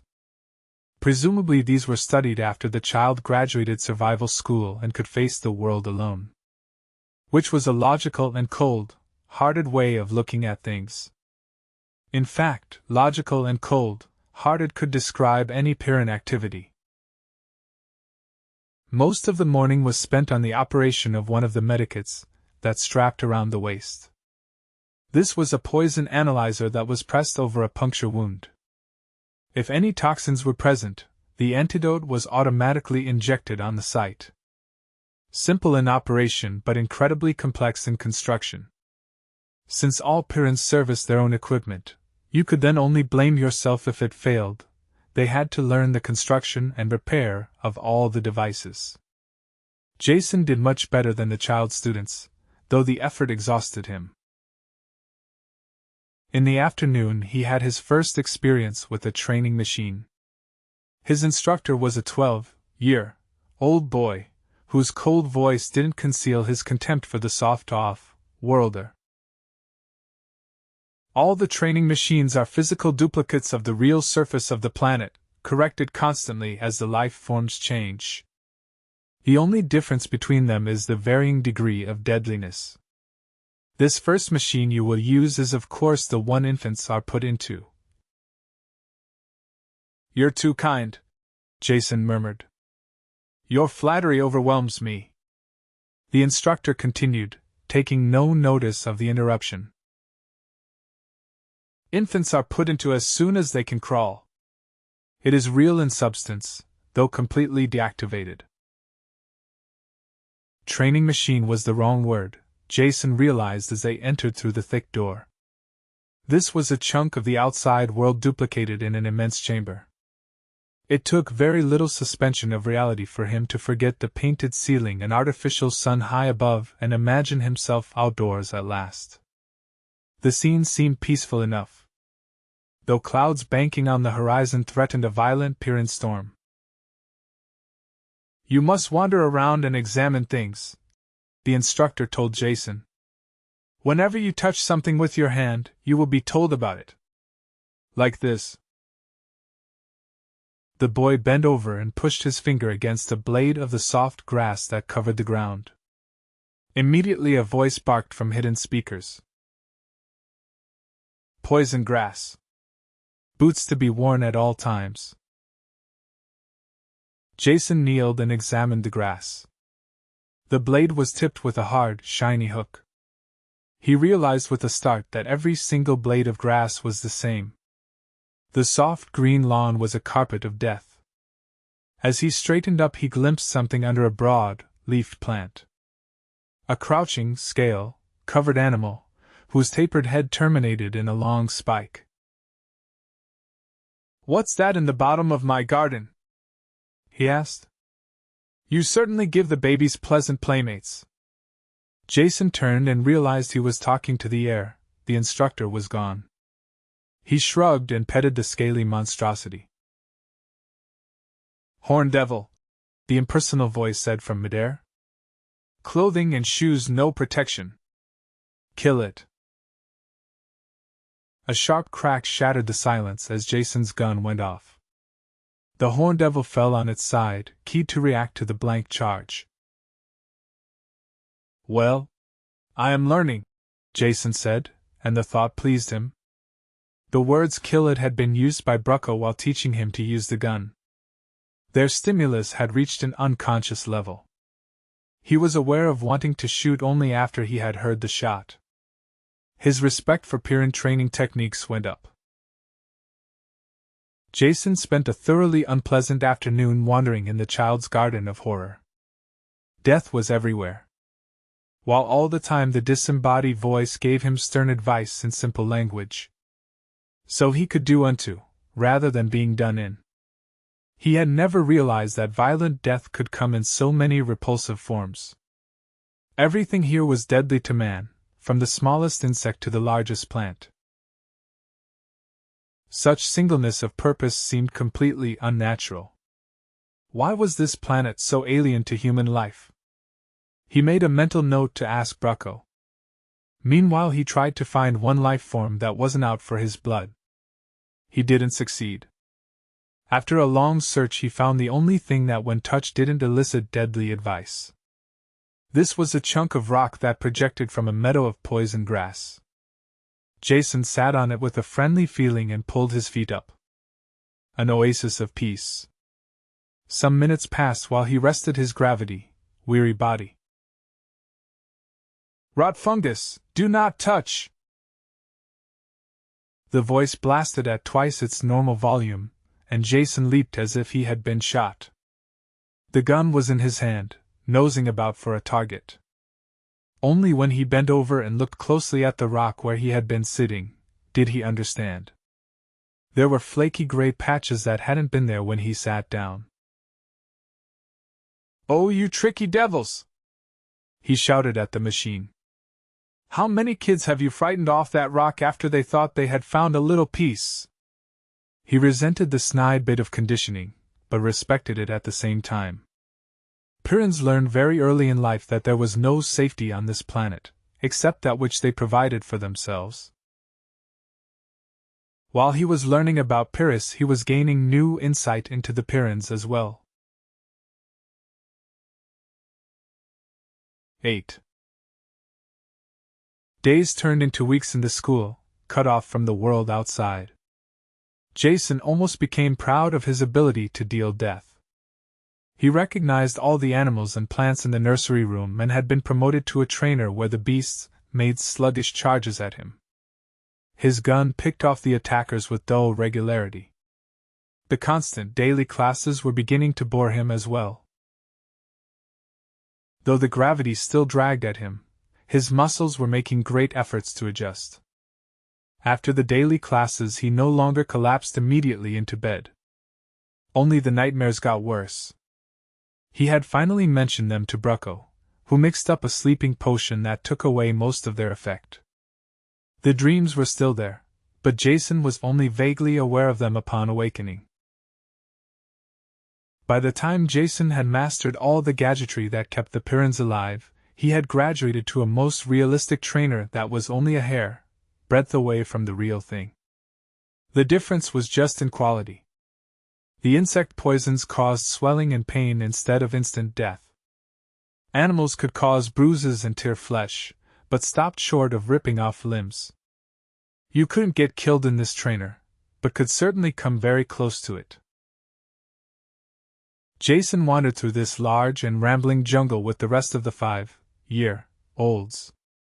There was something a bit humorous, yet sad, about their unchildlike grimness. Though they still might laugh in their quarters, they realized there was no laughing outside. To them, survival was linked up with social acceptance and desirability. In this way, Pyrrus was a simple black and white society. To prove your value to yourself and your world, you only had to stay alive. This had great importance in racial survival, but had very stultifying effects on individual personality. Children were turned into like-faced killers, always on the alert to deal out death. Some of the children graduated into the outside world and others took their places. Jason watched this process for a while before he realized that all of those from the original group he had entered with were gone. That same day he looked up the chief of the Adaptation Center. "Brucko," Jason asked, "how long do you plan to keep me in this kindergarten shooting gallery?" "You're not being kept here," Brucko told him in his usual irritated tone. "You will be here until you qualify for the outside. Which I have a funny feeling will be never. I can now field strip and reassemble every one of your blasted gadgets in the dark. I am a dead shot with this cannon. At this present moment, if I had to, I could write a book on the complete flora and fauna of Pyrrus, and how to kill it. Perhaps I don't do as well as my 6-year-old companions, but I have a hunch I do about as good a job now as I ever will. Is that true?" Brucko squirmed with the effort to be evasive, yet didn't succeed. "I think that is, you know you weren't born here, and—" Come, Jason said with glee. "A straight-faced old Pyrran like you shouldn't try to lie to one of the weaker races that specialize in that sort of thing. It goes without saying that I'll always be sluggish with this gravity, as well as having other inborn handicaps. I admit that. We're not talking about that now. The question is, will I improve with more training, or have I reached a peak of my own development now? Brucko sweated. With the passage of time there will be improvement, of course. Sly devil! Jason waggled a finger at him. Yes or no, now? Will I improve now by more training now? No, Brucko said, and still looked troubled. Jason sized him up like a poker hand. Now let's think about that. I won't improve, yet I'm still stuck here. That's no accident. So you must have been ordered to keep me here. And from what I have seen of this planet, admittedly very little, I would say that Kirk ordered you to keep me here. Is that right? He was only doing it for your own sake, Brucko explained. Trying to keep you alive. The truth is out, Jason said, so let us now forget about it. I didn't come here to shoot robots with your offspring. So please show me the street door. Or is there a graduating ceremony first? Speeches, handing out school pins, sabers overhead. Nothing like that, Brucko snapped. I don't see how a grown man like you can talk such nonsense all the time. There is none of that, of course. Only some final work in the partial survival chamber. That is a compound that connects with the outside, really is a part of the outside, except the most violent life forms are excluded. And even some of those manage to find their way in once in a while. When do I go? Jason shot the question. Tomorrow morning. Get a good night's sleep first. You'll need it. There was one bit of ceremony attendant with the graduation. When Jason came into his office in the morning, Brucko slid a heavy gun clip across the table. These are live bullets, he said. I'm sure you'll be needing them. After this your gun will always be loaded. They came up to a heavy airlock, the only locked door Jason had seen in the center. While Brucko unlocked it and threw the bolts, a sober-faced 8-year-old with a bandaged leg limped up. This is Griff, Brucko said. He will stay with you, wherever you go, from now on. My personal bodyguard? Jason asked, looking down at the stocky child who barely reached his waist. You might call him that. Brucko swung the door open. Griff tangled with the sawbird, so he won't be able to do any real work for a while. You yourself admitted that you will never be able to equal a Pyrrus, so you should be glad of a little protection. Always a kind word, that's you, Brucko, Jason said. He bent over and shook hands with the boy. Even the 8-year-olds had a bone-crushing grip. The two of them entered the lock and Brucko swung the inner door shut behind them. As soon as it was sealed, the outer door opened automatically. It was only partly open when Griff's gun blasted twice. Then they stepped out onto the surface of Pyrrus, over the smoking body of one of its animals. Very symbolic, Jason thought. He was also bothered by the realization that he hadn't remembered to look for something coming in. Then, too, he couldn't even identify the beast from its charred remains. He glanced around, hoping he would be able to fire first himself, next time. This was an unfulfilled hope. The few beasts that came their way were always seen first by the boy. After an hour of this, Jason was so irritated that he blasted an evil-looking thorn plant out of existence. He hoped that Griff wouldn't look too closely at it. Of course the boy did. That plant wasn't close. It is stupid to waste good ammunition on a plant, Griff said. There was no real trouble during the day. Jason ended by being bored, though soaked by the frequent rainstorms. If Griff was capable of carrying on a conversation, he didn't show it. All Jason's gambits failed. The following day went the same way. On the third day, Brucko appeared and looked Jason carefully up and down. "I don't like to say it, but I suppose you are as ready to leave now as you ever will be. Change the virus filter nose plugs every day. Always check boots for tears and metal cloths suiting for rips. Medikit supplies renewed once a week. And wipe my nose and wear my galoshes. Anything else?" Jason asked. Brucko started to say something, then changed his mind. "Nothing that you shouldn't know well by now. Keep alert. And good luck." He followed up the words with a crushing handshake that was totally unexpected. As soon as the numbness left Jason's hand, he and Griff went out through the large entrance lock. 9. Real as they had been, the training chambers had not prepared him for the surface of Pyrrus. There was the basic similarity, of course. The feel of the poison grass underfoot, and the erratic flight of a stingwing in the last instant before Griff blasted it. But these were scarcely noticeable in the crash of the elements around him. A heavy rain was falling, more like a sheet of water than individual drops.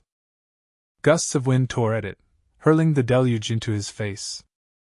He wiped his eyes clear and could barely make out the conical forms of two volcanoes on the horizon, vomiting out clouds of smoke and flame. The reflection of this inferno was a sullen redness on the clouds that raced by in banks above them. There was a rattle on his hard hat, and something bounced off to splash to the ground. He bent over and picked up a hailstone as thick as his thumb. A sudden flurry of hail hammered painfully at his back and neck. He straightened hurriedly. As quickly as it started, the storm was over. The sun burned down, melting the hailstones and sending curls of steam up from the wet street. Jason sweated inside his armored clothing. Yet before they had gone a block it was raining again and he shook with chill. Griff trudged steadily along, indifferent to the weather or the volcanoes that rumbled on the horizon and shook the ground beneath their feet. Jason tried to ignore his discomfort and match the boy's pace. The walk was a depressing one. The heavy, squat buildings loomed grayly through the rain, more than half of them in ruins. They walked on a pedestrian way in the middle of the street. The occasional armored trucks went by on both sides of them. The mid-street sidewalk puzzled Jason until Griff blasted something that hurtled out of a ruined building towards them. The central location gave them some chance to see what was coming. Suddenly Jason was very tired. "Griff, this city of yours is sure down at the heels. I hope the other ones are in better shape." "I don't know what you mean talking about heels." "But there are no other cities. Some mining camps that can't be located inside the perimeter. But no other cities." This surprised Jason. He had always visualized the planet with more than one city. There were a lot of things he didn't know about Pyrrus, he realized suddenly. All of his efforts since landing had been taken up with the survival studies. There were a number of questions he wanted to ask. But ask them of somebody other than his grouchy 8-year-old bodyguard. There was one person who would be best equipped to tell him what he wanted to know. "Do you know Kirk?"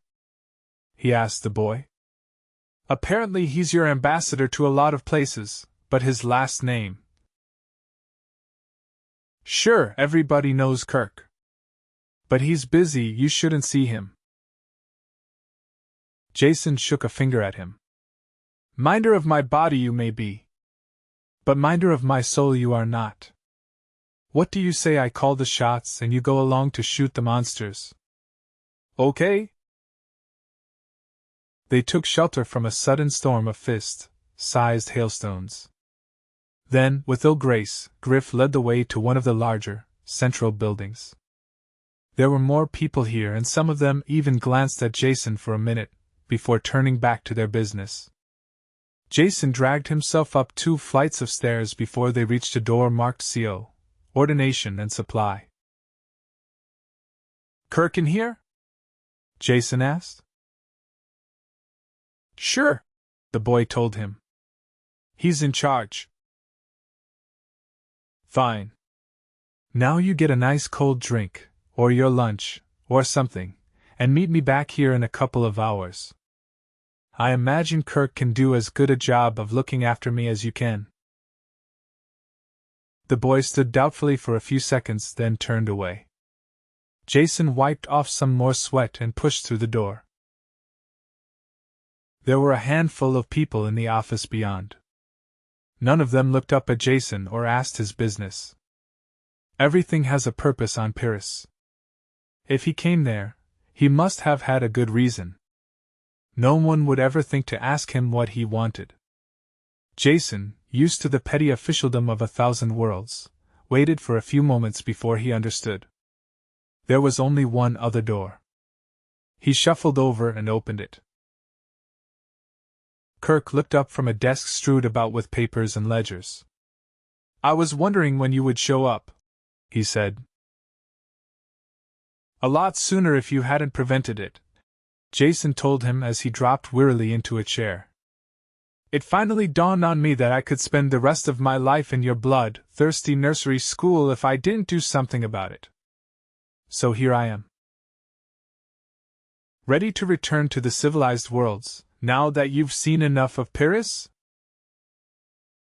"I am not," Jason said. "And I'm getting very tired of everyone telling me to leave. I'm beginning to think that you and the rest of the Pyrrans are trying to hide something." Kirk smiled at the thought. "What could we have to hide? I doubt if any planet has as simple and one-directional an existence as ours." "If that's true, then you certainly wouldn't mind answering a few direct questions about Pyrrus?" Kirk started to protest, then laughed. "Well done. I should know better by now than to argue with you. What do you want to know?" Jason tried to find a comfortable position on the hard chair, then gave up. "What's the population of your planet?" he asked. For a second Kirk hesitated, then said, "Roughly 30,000. That is not very much for a planet that has been settled this long, but the reason for that is obvious." "All right, population 30,000, Jason said. "Now how about surface control of your planet?" "I was surprised to find out that this city within its protective wall, the perimeter, is the only one on the planet. Let's not consider the mining camps, since they are obviously just extensions of the city. Would you say then that you people control more or less of the planet's surface than you did in the past?" Kirk picked up a length of steel pipe from the desk that he used as a paperweight, and toyed with it as he thought. The thick steel bent like rubber at his touch, as he concentrated on his answer. "That's hard to say offhand. There must be records of that sort of thing, though I wouldn't know where to find them. It depends on so many factors." "Let's forget that for now then," Jason said. "I have another question that's really more relevant. Wouldn't you say that the population of Pyrrus is declining steadily year after year?" There was a sharp twang as the steel snapped in Kirk's fingers, the pieces dropping to the floor. He stood over Jason, his hands extended towards the smaller man, his face flushed and angry. "Don't ever say that," he roared. "Don't let me ever hear you say that again!" Jason sat as quietly as he could, talking slowly and picking out each word with care.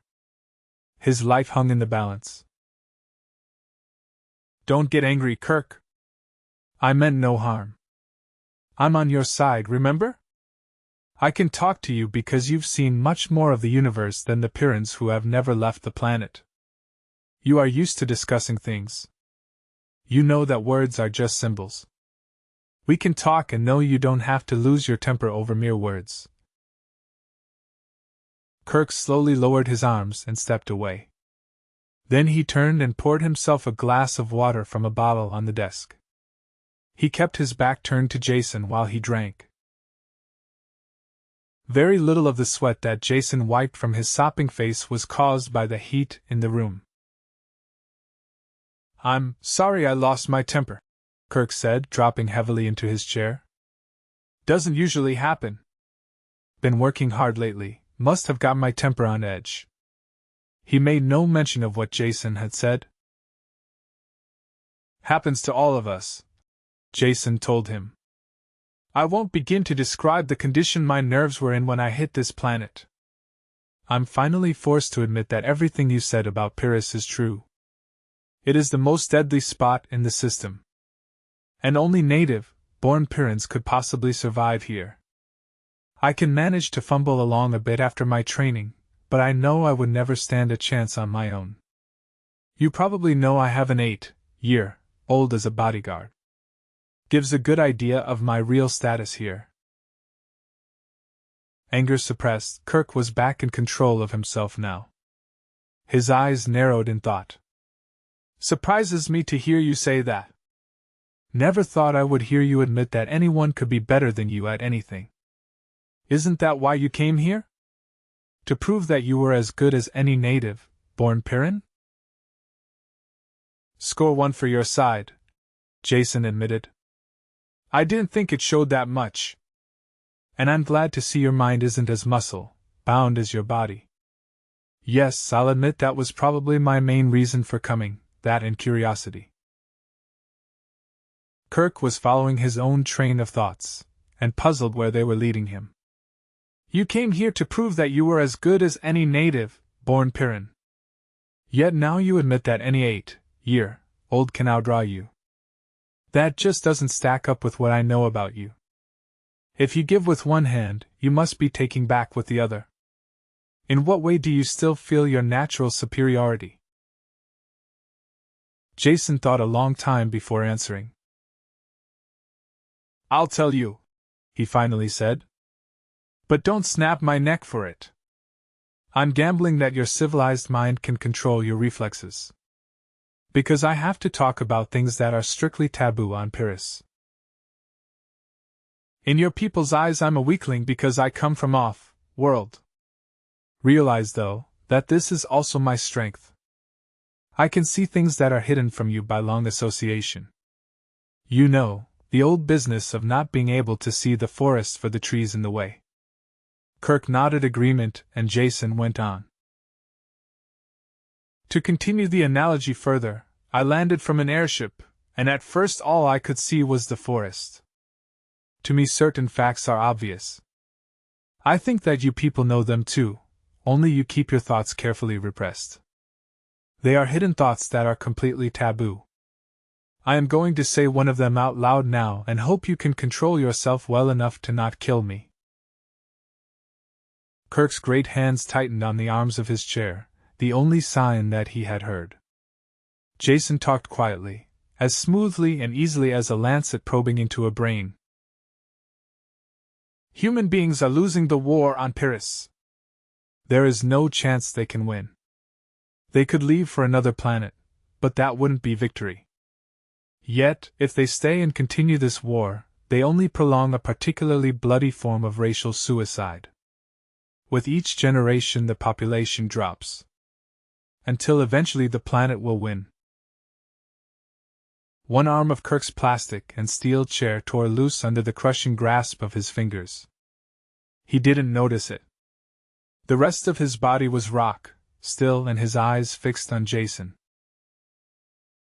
Looking away from the fractured chair, Jason sought for the right words. "This is not a real war, but a disastrous treating of symptoms. Like cutting off cancerous fingers one by one.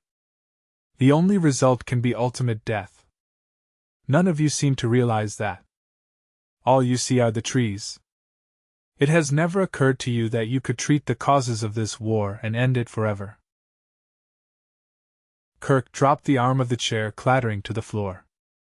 He sat up, astonished. "What the devil do you mean? You sound like a grubber." Jason didn't ask what a grubber was, but he filed the name. Call me a Pyrran by adoption. I want this planet to survive as much as you do. I think this war can be ended by finding the causes, and changing them, whatever they are. You're talking nonsense, Kirk said.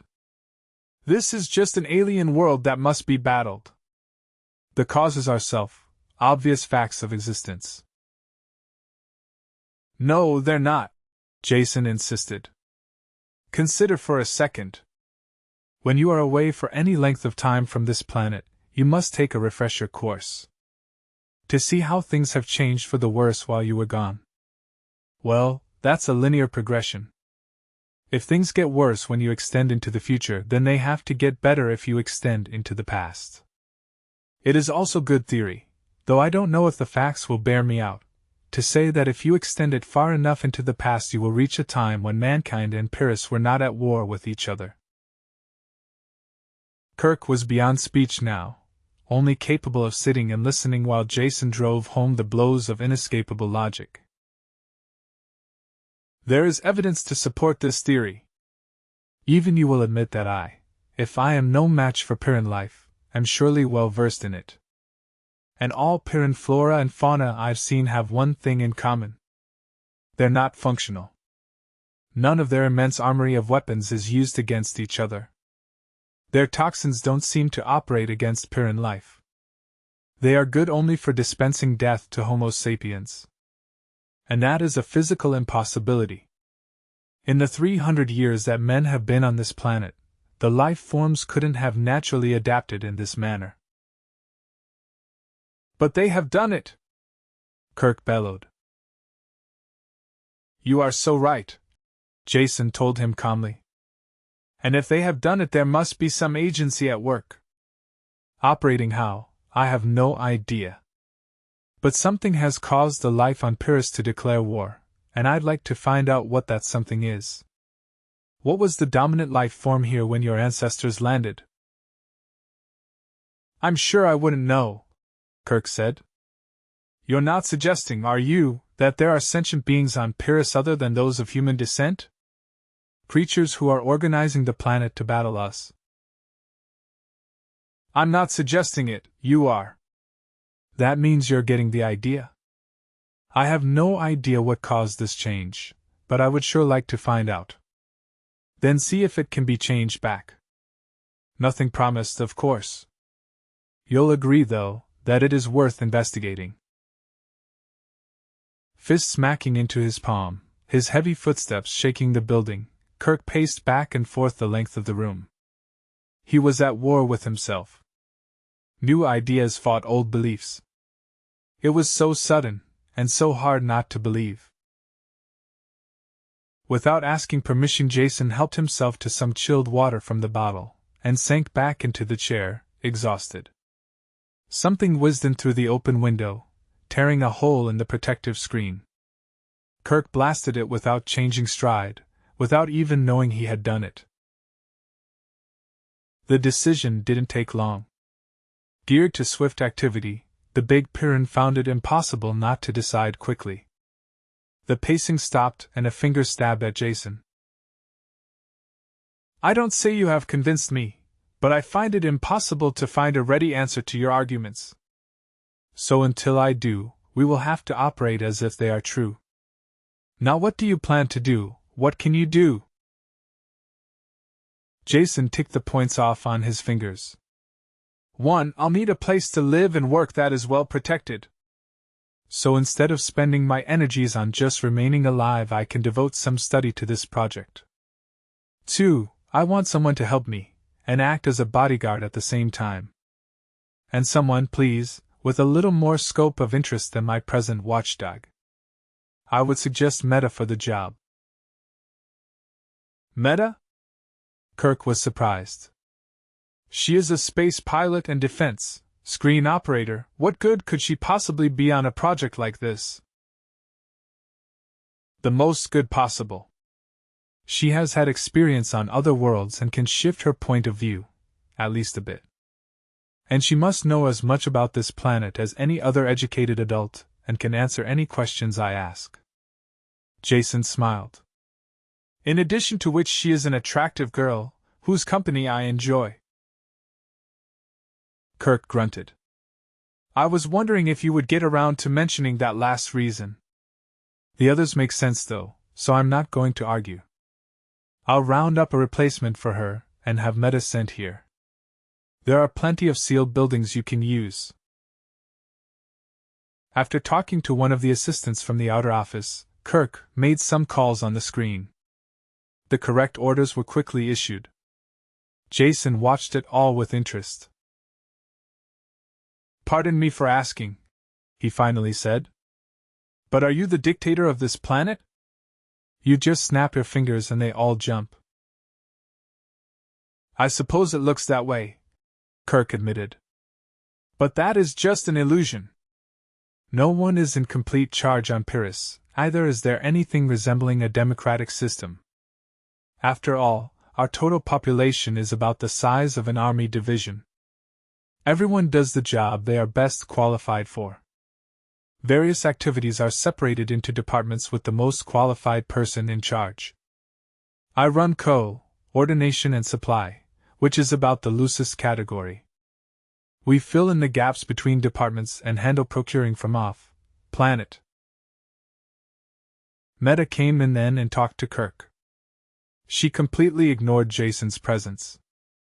I was relieved and sent here, she said. What is it? Change in flight schedule? You might call it that, Kirk said. As of now, you are dismissed from all your old assignments and assigned to a new department, Investigation and Research. That tired-looking fellow there is your department head. A sense of humor, Jason said. The only native-born one on Pyrrus. Congratulations, there's hope for the planet yet. Meta glanced back and forth between them. I don't understand. I can't believe it. I mean a new department, why? I'm sorry, Kirk said. I didn't mean to be cruel. I thought perhaps you might feel more at ease. What I said was true. Jason has a way, or may have a way, to be of immense value to Pyrrus. Will you help him? Meta had her composure back. And a little anger. Do I have to? Is that an order? You know I have work to do.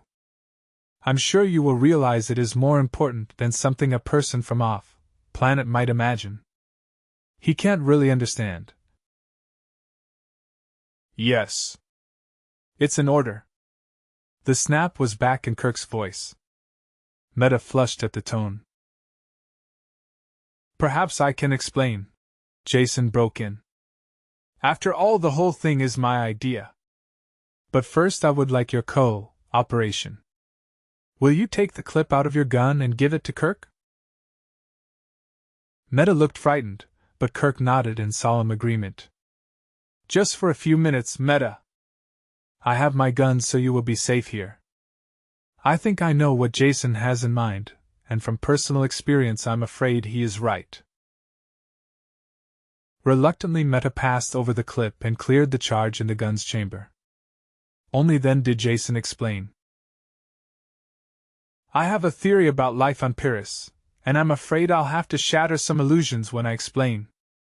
To begin with, the fact must be admitted that your people are slowly losing the war here and will eventually be destroyed. Before he was half through the sentence, Meta's gun was directed between his eyes and she was wildly snapping the trigger.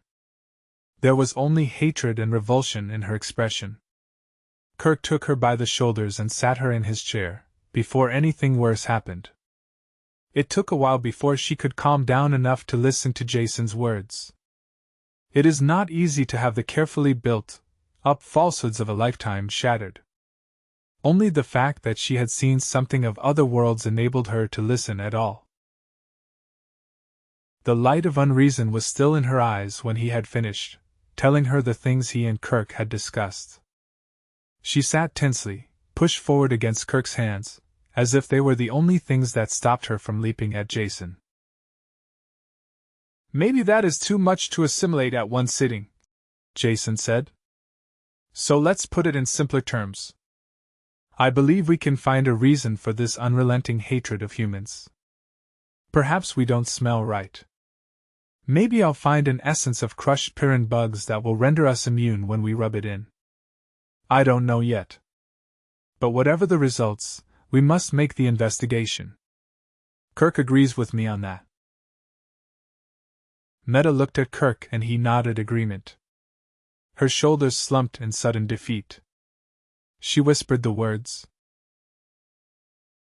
I can't say I agree or even understand all that you said. But I'll help you. If Kirk thinks that it is the right thing.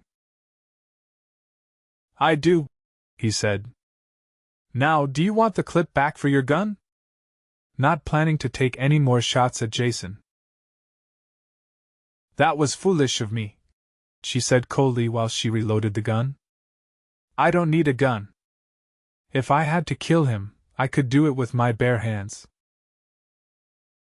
I love you too, Jason smiled at her. Are you ready to go now? Of course. She brushed a fluffy curl of hair into place. First we'll find a place where you can stay. I'll take care of that. After that, the work of the new department is up to you. X. There were empty rooms in one of the computer buildings. These were completely sealed to keep stray animal life out of the delicate machinery. While Meta checked a bed, roll out of stores, Jason painfully dragged a desk, table and chairs in from a nearby empty office. When she returned with a pneumatic bed, he instantly dropped on it with a grateful sigh. Her lip curled a bit at his obvious weakness. Get used to the sight, he said. I intend to do as much of my work as I can, while maintaining a horizontal position. You will be my strong right arm. And right now, right arm, I wish you could scare me up something to eat. I also intend to do most of my eating in the previously mentioned prone condition. Snorting with disgust, Meta stamped out. While she was gone, Jason chewed the end of a stylus thoughtfully, then made some careful notes. After they had finished the almost tasteless meal, he began the search. Meta, where can I find historical records of Pyrrhus? I've never heard of any. I really don't know. But there has to be something, somewhere, he insisted. Even if your present-day culture devotes all of its time and energies to survival, you can be sure it wasn't always that way. All the time it was developing, people were keeping records, making notes. Now where do we look? Do you have a library here? Of course, she said. We have an excellent technical library. But I'm sure there wouldn't be any of that sort of thing there. Trying not to groan, Jason stood up.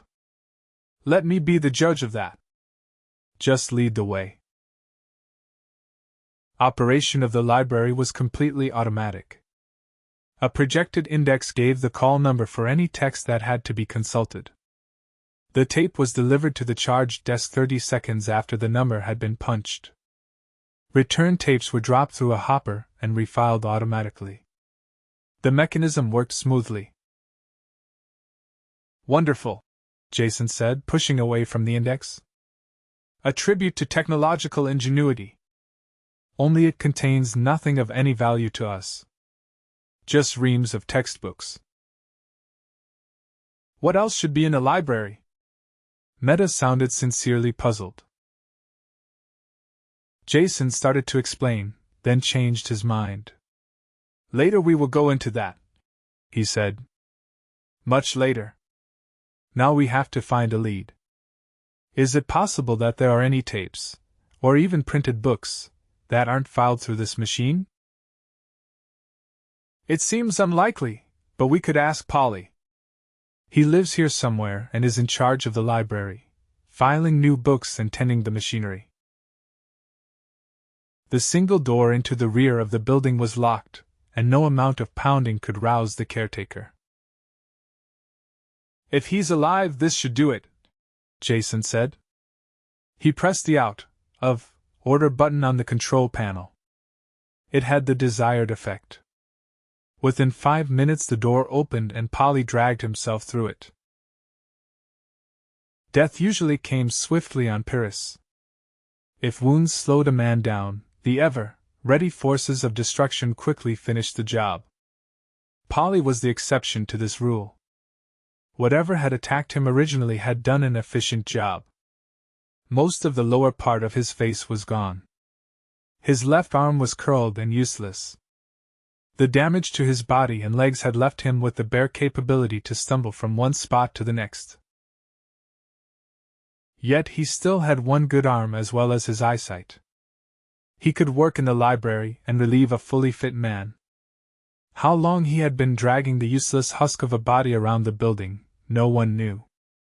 In spite of the pain that filled his red-rimmed, moist eyes, he had stayed alive. Growing older than any other Pyrrhus as far as Jason had seen. He tottered forward and turned off the alarm that had called him. When Jason started to explain, the old man took no notice.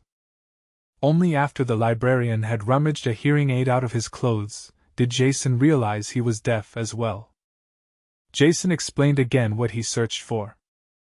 Polly nodded and printed his answer on a tablet. There are many old books in the storerooms below. Most of the building was taken up by the robot filing and sorting apparatus. They moved slowly through the banks of machinery, following the crippled librarian to a barred door in the rear. He pointed to it. While Jason and Meta fought to open the age-encrusted bars, he wrote another note on his tablet. Not open for many years, rats. Jason's and Meta's guns appeared reflexively in their hands as they read the message. Jason finished opening the door by himself. The two native Pyrrhus stood facing the opening gap. It was well they did. Jason could never have handled what came through that door. He didn't even open it for himself. Their sounds at the door must have attracted all the vermin in the lower part of the building. Jason had thrown the last bolt and started to pull on the handle, when the door was pushed open from the other side. Open the gateway to hell and see what comes out. Meta and Polly stood shoulder to shoulder, firing into the mass of loathsomeness that boiled through the door. Jason jumped to one side and picked off the occasional animal that came his way. The destruction seemed to go on forever. Long minutes passed before the last clawed beast made its death rush. Meta and Polly waited expectantly for more. They were happily excited by this chance to deal destruction. Jason felt a little sick after the silent, ferocious attack. A ferocity that the Pyrrhus reflected. He saw a scratch on Meta's face where one of the beasts had caught her. She seemed oblivious to it. Pulling out his medikit, Jason circled the piled bodies. Something stirred in their midst, and a crashing shot plowed into it. Then he reached the girl and pushed the analyzer probes against the scratch. The machine clicked and Meta jumped as the antitoxin needle stabbed down. She realized for the first time what Jason was doing. "Thank you," she said. Polly had a powerful battery lamp and, by unspoken agreement, Jason carried it. Crippled though he was, the old man was still a Pyrrhus when it came to handling a gun. They slowly made their way down the refuse-laden stairs. "What a stench!" Jason grimaced. At the foot of the stairs they looked around. There had been books and records there at one time. They had been systematically chewed, eaten and destroyed for decades. "I like the care you take with your old books," Jason said disgustedly.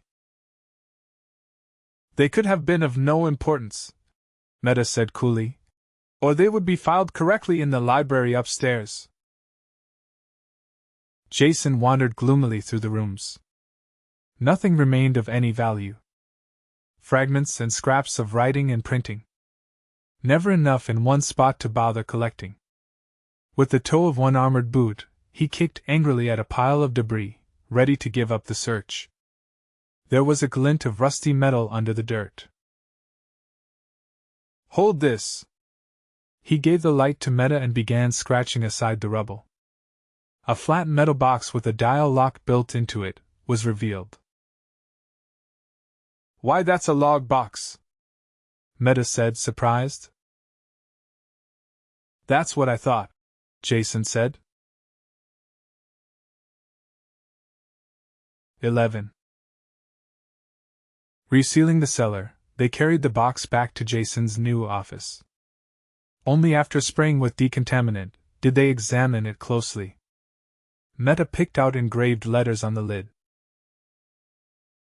S.T. Pollock's Victory, that must be the name of the spacer this log came from.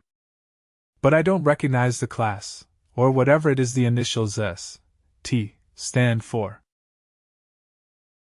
Stellar Transport, Jason told her, as he tried the lock mechanism.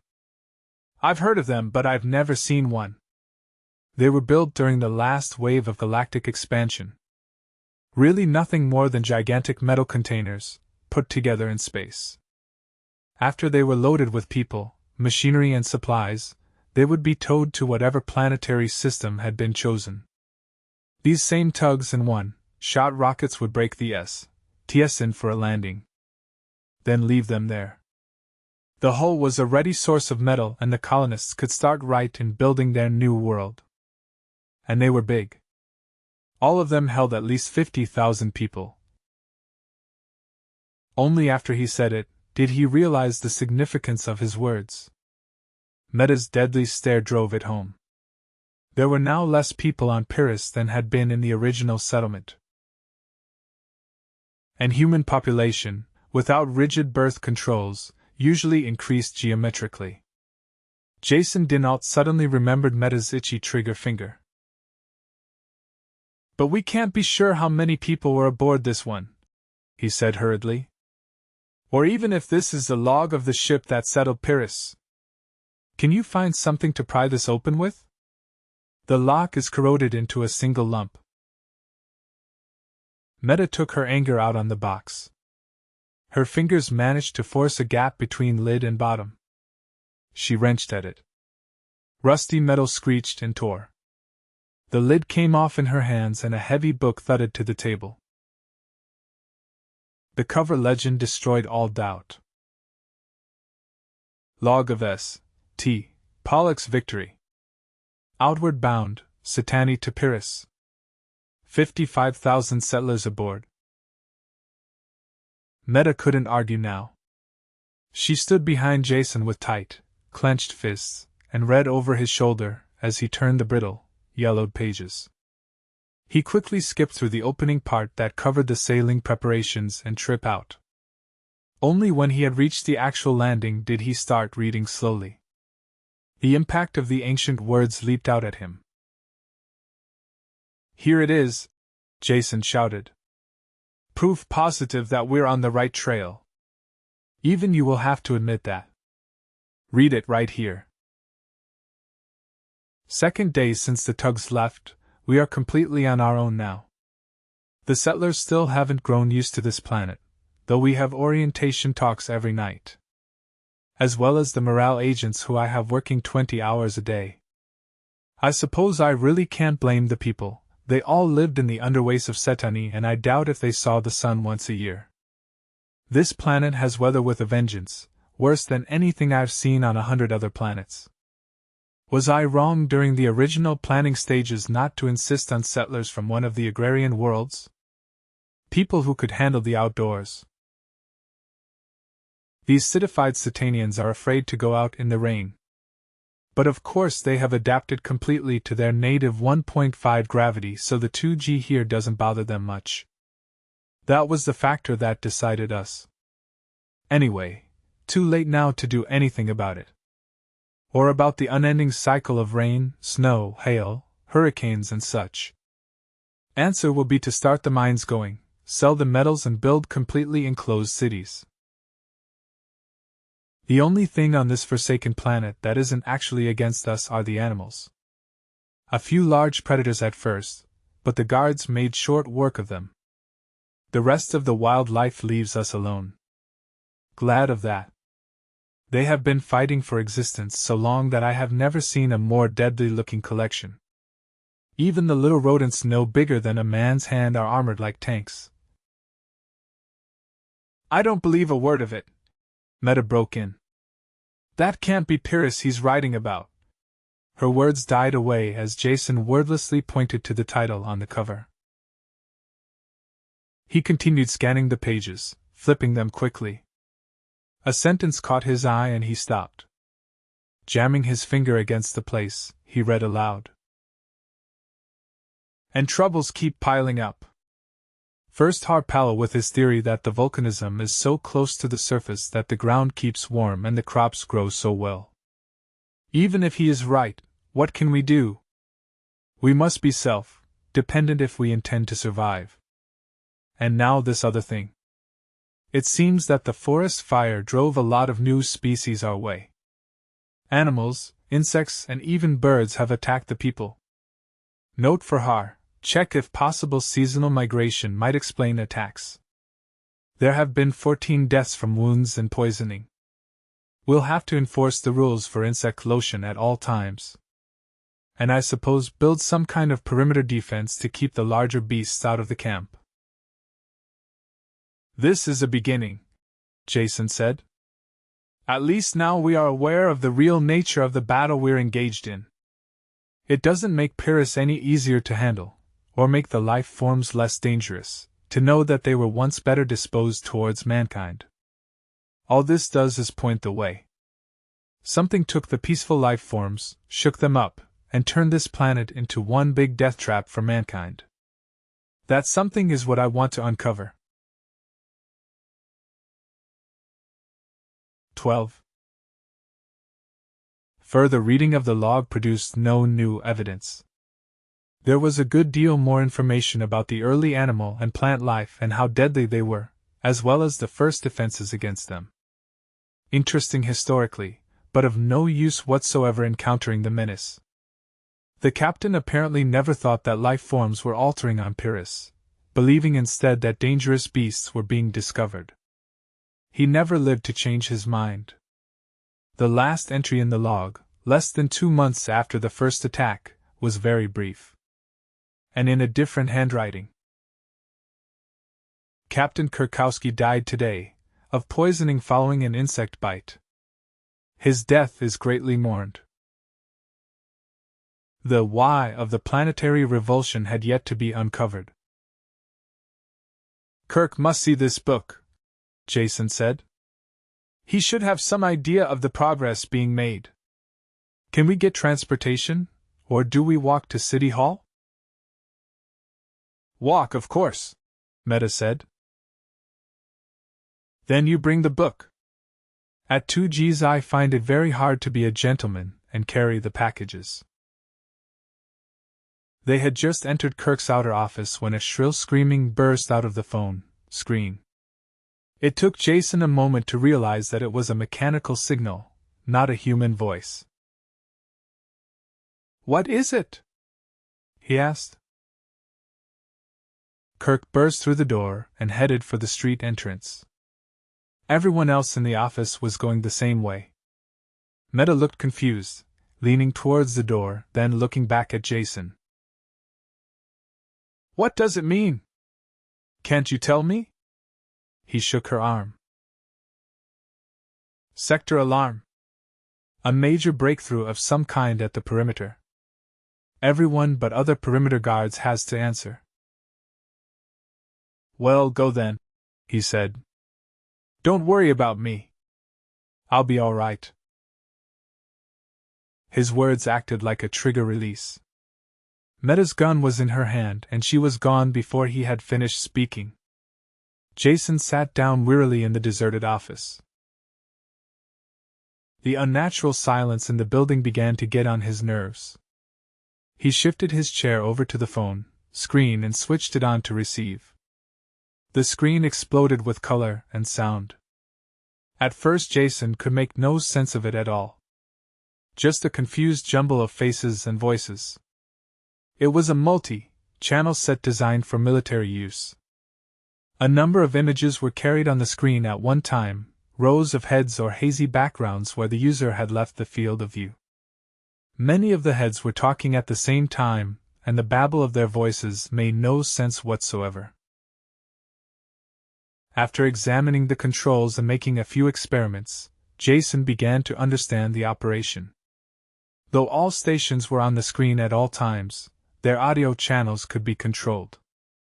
In that way 2, 3 or more stations could be hooked together in a link-up. They would be in round-robin communication with each other, yet never out of contact with the other stations. Identification between voice and sound was automatic. Whenever one of the pictured images spoke, the image would glow red. By trial and error, Jason brought in the audio for the stations he wanted and tried to follow the course of the attack. Very quickly he realized this was something out of the ordinary. In some way, no one made it clear, a section of the perimeter had been broken through and emergency defenses had to be thrown up to encapsulate it. Kirk seemed to be in charge. At least he was the only one with an override transmitter. He used it for general commands. The many, tiny images faded and his face appeared on top of them, filling the entire screen. All perimeter stations send 25% of your complement to Area 12. The small images reappeared and the babble increased, red lights flickering from face to face. Abandon the first floor, acid bombs can't reach. If we hold, we'll be cut off, but salient is past us on the west flank. Request support. Don't move. It's useless. And the napalm tanks are almost gone. Orders? The truck is still there, get it to the supply warehouse, you'll find replacements. Out of the welter of talk, only the last 2 fragments made any sense. Jason had noticed the signs below when he came in. The first 2 floors of the building below him were jammed with military supplies. This was his chance to get into the act.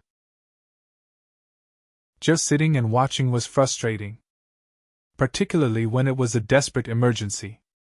He didn't overvalue his worth, but he was sure there was always room for another gun. By the time he had dragged himself down to the street level, a turbo truck had slammed to a stop in front of the loading platform. 2 Pyrrus were rolling out drums of napalm with reckless disregard for their own safety. Jason didn't dare enter that maelstrom of rolling metal. He found he could be of use tugging the heavy drums into position on the truck while the others rolled them up. They accepted his aid without acknowledgement. It was exhausting, sweaty work, hauling the leaden drums into place against the heavy gravity. After a minute, Jason worked by touch through a red haze of hammering blood. He realized the job was done only when the truck suddenly leaped forward and he was thrown to the floor. He lay there, his chest heaving. As the driver hurled the heavy vehicle along, all Jason could do was bounce around in the bottom. He could see well enough, but was still gasping for breath when they braked at the fighting zone. To Jason, it was a scene of incredible confusion. Guns firing, flames, men and women running on all sides. The napalm drums were unloaded without his help, and the truck vanished for more. Jason leaned against the wall of a half-destroyed building and tried to get his bearings. It was impossible. There seemed to be a great number of small animals. He killed 2 that attacked him. Other than that, he couldn't determine the nature of the battle. A Pyrrus, tan face white with pain and exertion, stumbled up. His right arm, wet with raw flesh and dripping blood, hung limply at his side. It was covered with freshly applied surgical foam. He held his gun in his left hand, a stump of control cable dangling from it. Jason thought the man was looking for medical aid. He couldn't have been more wrong. Clenching the gun in his teeth, the Pyrrus clutched a barrel of napalm with his good hand and hurled it over on its side. Then, with the gun once more in his hand, he began to roll the drum along the ground with his feet. It was slow, cumbersome work, but he was still in the fight. Jason pushed through the hurrying crowd and bent over the drum. "Let me do it," he said. "You can cover us both with your gun." The man wiped the sweat from his eyes with the back of his arm and blinked at Jason. He seemed to recognize him. When he smiled, it was a grimace of pain, empty of humor. "Do that. I can still shoot. 2 half men, maybe we equal 1 whole." Jason was laboring too hard to even notice the insult. An explosion had blasted a raw pit in the street ahead. 2 people were at the bottom, digging it even deeper with shovels. The whole thing seemed meaningless. Just as Jason and the wounded man rolled up the drum, the diggers leaped out of the excavation and began shooting down into its depths. One of them turned, a young girl, barely in her teens. "Praise perimeter!" she breathed. "They found the napalm. One of the new horrors is breaking through towards 13. We just found it." Even as she talked, she swiveled the drum around, kicked the easy, off plug, and began dumping the gelid contents into the hole. When half of it had gurgled down, she kicked the drum itself in. Her companion pulled a flare from his belt, lit it, and threw it after the drum. "Back quick. They don't like heat," he said. This was putting it very mildly. The napalm caught, tongues of flame and roiling, greasy smoke climbed up to the sky. Under Jason's feet the earth shifted and moved. Something black and long stirred in the heart of the flame, then arched up into the sky over their heads. In the midst of the searing heat it still moved with alien, jolting motions. It was immense, at least 2 meters thick and with no indication of its length. The flames didn't stop it at all, just annoyed it. Jason had some idea of the thing's length as the street cracked and buckled for 50 meters on each side of the pit. Great loops of the creature began to emerge from the ground. He fired his gun, as did the others. Not that it seemed to have any effect. More and more people were appearing, armed with a variety of weapons. Flame throwers and grenades seemed to be the most effective. "Clear the area, we're going to saturate it." "Fall back." The voice was so loud it jarred Jason's ear. He turned and recognized Kirk, who had arrived with truckloads of equipment. He had a power speaker on his back, the mic hung in front of his lips. His amplified voice brought an instant reaction from the crowd. They began to move. There was still doubt in Jason's mind what to do. Clear the area? But what area? He started towards Kirk, before he realized that the rest of the Pyrrans were going in the opposite direction. Even under 2 gravities they moved. Jason had a naked feeling of being alone on the stage. He was in the center of the street, and the others had vanished. No one remained. Except the wounded man Jason had helped. He stumbled towards Jason, waving his good arm. Jason couldn't understand what he said. Kirk was shouting orders again from one of the trucks. They had started to move too. The urgency struck home and Jason started to run. It was too late. On all sides the earth was buckling, cracking, as more loops of the underground thing forced its way into the light. Safety lay ahead. Only in front of it rose an arch of dirt, encrusted gray. There are seconds of time that seem to last an eternity. A moment of subjective time that is grabbed and stretched to an infinite distance. This was one of those moments. Jason stood, frozen. Even the smoke in the sky hung unmoving. The high, standing loop of alien life was before him, every detail piercingly clear. Thick as a man, ribbed and gray as old bark. Tendrils projected from all parts of it, pallid and twisting lengths that writhed slowly with snake-like life. Shaped like a plant, yet with the motions of an animal. and cracking, splitting. This was the worst. Seams and openings appeared. Splintering, gaping mouths that vomited out a horde of pallid animals. Jason heard their shriekings, shrill yet remote. He saw the needle-like teeth that lined their jaws. The paralysis of the unknown held him there. He should have died.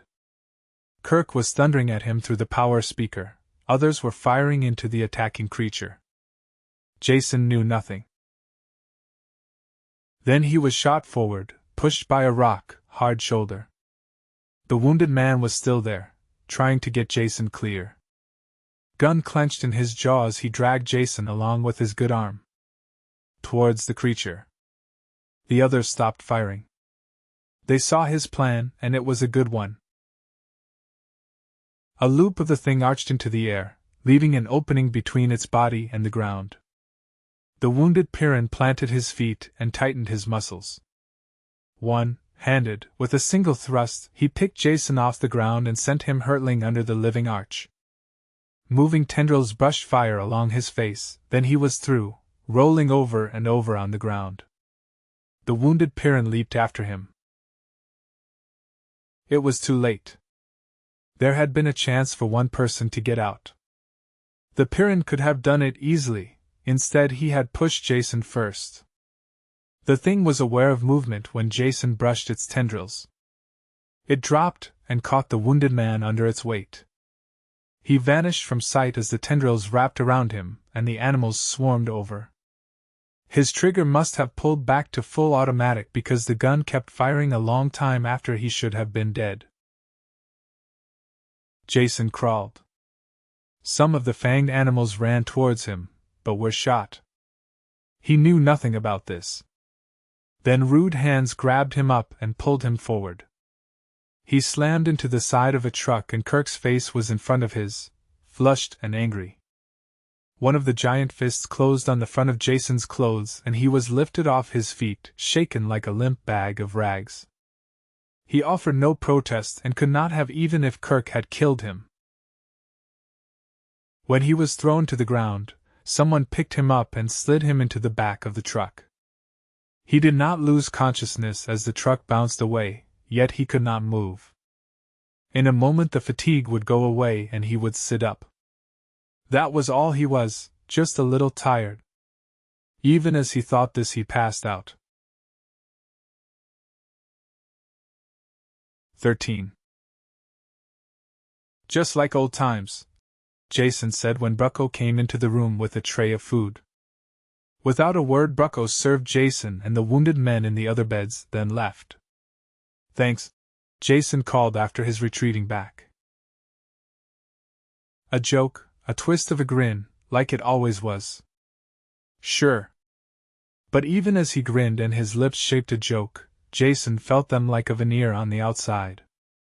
Something plastered on with a life of its own. Inside he was numb and immovable. His body was stiff as his eyes still watched that arch of alien flesh descend and smother the one-armed Pyrrus with its million burning fingers. He could feel himself under the arch. After all, hadn't the wounded man taken his place? He finished the meal without realizing that he ate. Ever since that morning, when he had recovered consciousness, it had been like this. He knew that he should have died out there in that battle-torn street. His life should have been snuffed out, for making the mistake of thinking that he could actually help the battling Pyrrus, instead of being underfoot and in the way. If it hadn't been for Jason, the man with the wounded arm would have been brought here to the safety of the reorientation buildings. He knew he was lying in the bed that belonged to that man. The man who had given his life for Jason's. The man whose name he didn't even know. There were drugs in the food and they made him sleep. The medicated pads soaked the pain and rawness out of the burns where the tentacles had seared his face. When he awoke the second time, his touch with reality had been restored. A man had died so he could live. Jason faced the fact. He couldn't restore that life, no matter how much he wanted to. What he could do was make the man's death worthwhile. If it can be said that any death was worthwhile. He forced his thoughts from that track.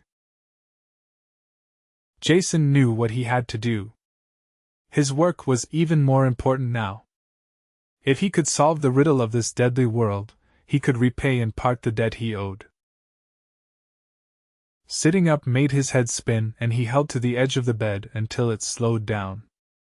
The others in the room ignored him as he slowly and painfully dragged on his clothes. Bucko came in, saw what he was doing, and left again without a word. Dressing took a long time, but it was finally done. When Jason finally left the room, he found Kirk waiting for him. "Kirk, I want to tell you." "Tell me nothing." The thunder of Kirk's voice bounced back from the ceiling and walls. "I'm telling you. I'll tell you once, and that will be the end of it.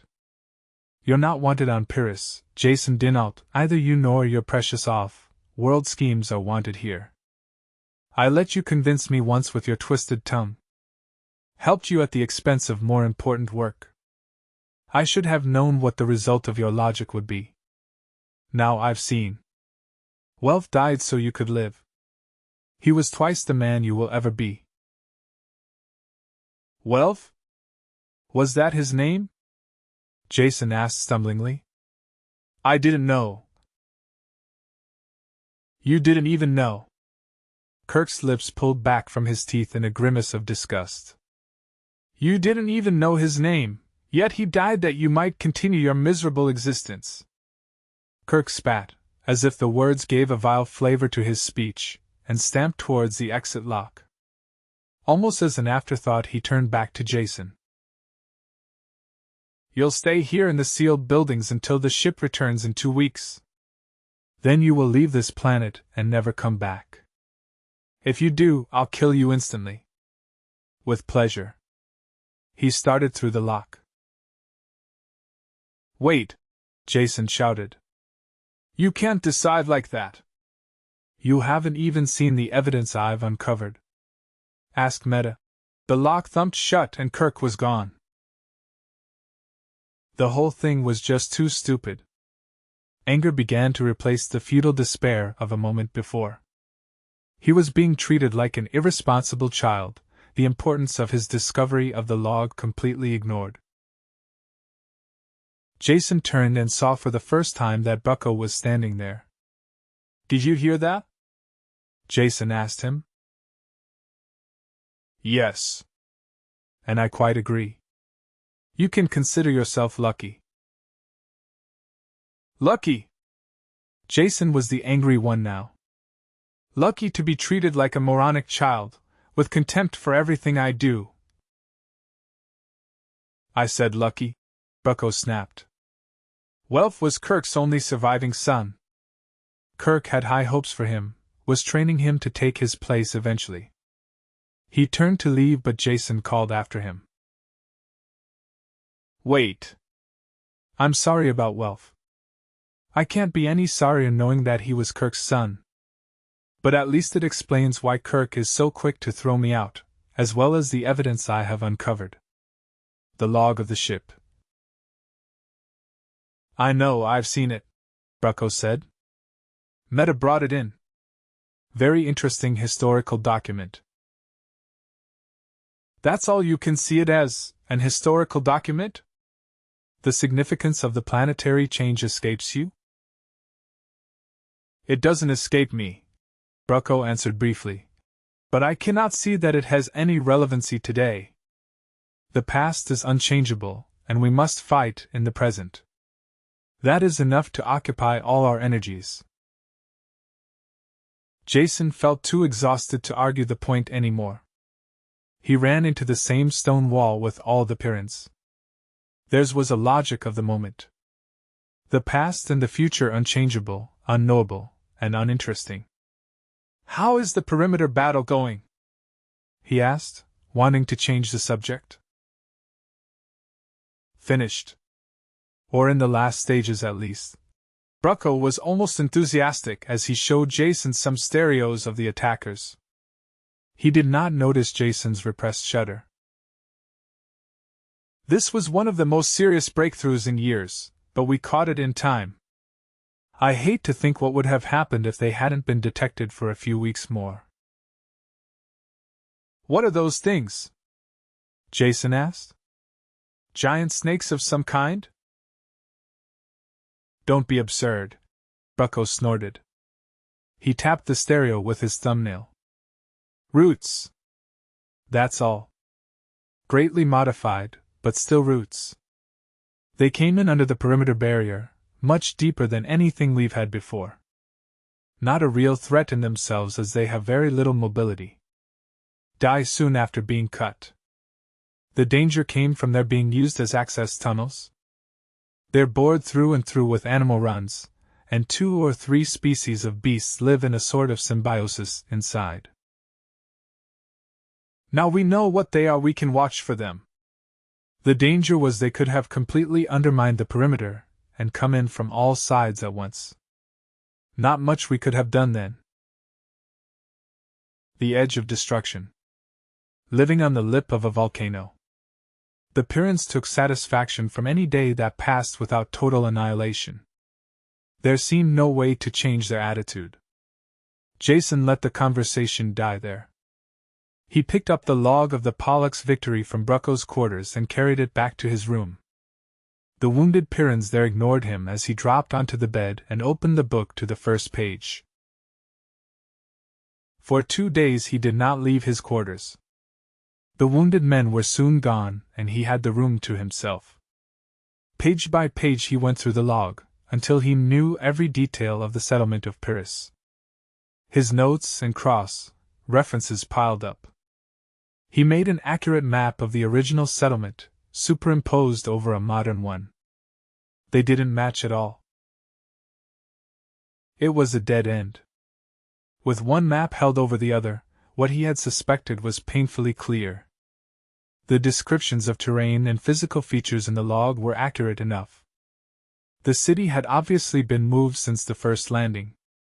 Whatever records had been kept would be in the library, and he had exhausted that source. Anything else would have been left behind and long since destroyed. Rain lashed against the thick window above his head, lit suddenly by a flare of lightning. The unseen volcanoes were active again, vibrating the floor with their rumblings deep in the earth. The shadow of defeat pressed heavily down on Jason, rounding his shoulders and darkening, even more, the overcast day. 14. Jason spent one depressed day lying on his bunk counting rivets, forcing himself to accept defeat. Kirk's order that he was not to leave the sealed building tied his hands completely. He felt himself close to the answer, but he was never going to get it. One day of defeat was all he could take. Kirk's attitude was completely emotional, untempered by the slightest touch of logic. This fact kept driving home until Jason could no longer ignore it. Emotional reasoning was something he had learned to mistrust early in life. He couldn't agree with Kirk in the slightest, which meant he had to utilize the 10 remaining days to solve the problem. If it meant disobeying Kirk, it would still have to be done. He grabbed up his noteplate with a new enthusiasm. His first sources of information had been used up, but there must be others. Chewing the scriber and needling his brain, he slowly built up a list of other possibilities. Any idea, no matter how wild, was put down. When the plate was filled, he wiped the long shots and impossibles, such as consulting off-world historical records. This was a Pyrran problem, and had to be settled on this planet, or not at all. The list worked down to 2 probables. Either old records, notebooks or diaries that individual Pyrrans might have in their possession, or verbal histories that had been passed down the generations by word of mouth. The first choice seemed to be the most probable, and he acted on it at once. After a careful check of his medikit and gun, he went to see Brucko. What's new and deadly in the world since I left? He asked. Bruckle glared at him. You can't go out, Kirk has forbidden it. Did he put you in charge of guarding me to see if I obeyed? Jason's voice was quiet and cold. Bruckle rubbed his jaw and frowned in thought. Finally he just shrugged. No, I'm not guarding you, nor do I want the job. As far as I know, this is between you and Kirk, and it can stay that way. Leave whenever you want. And get yourself killed quietly someplace so there will be an end to the trouble you cause once and for all. I love you too, Jason said. Now brief me on the wildlife. The only new mutation that routine precautions wouldn't take care of was a slate-colored lizard that spit a fast nerve poison with deadly accuracy. Death took place in seconds if the saliva touched any bare skin. The lizards had to be looked out for, and shot before they came within range.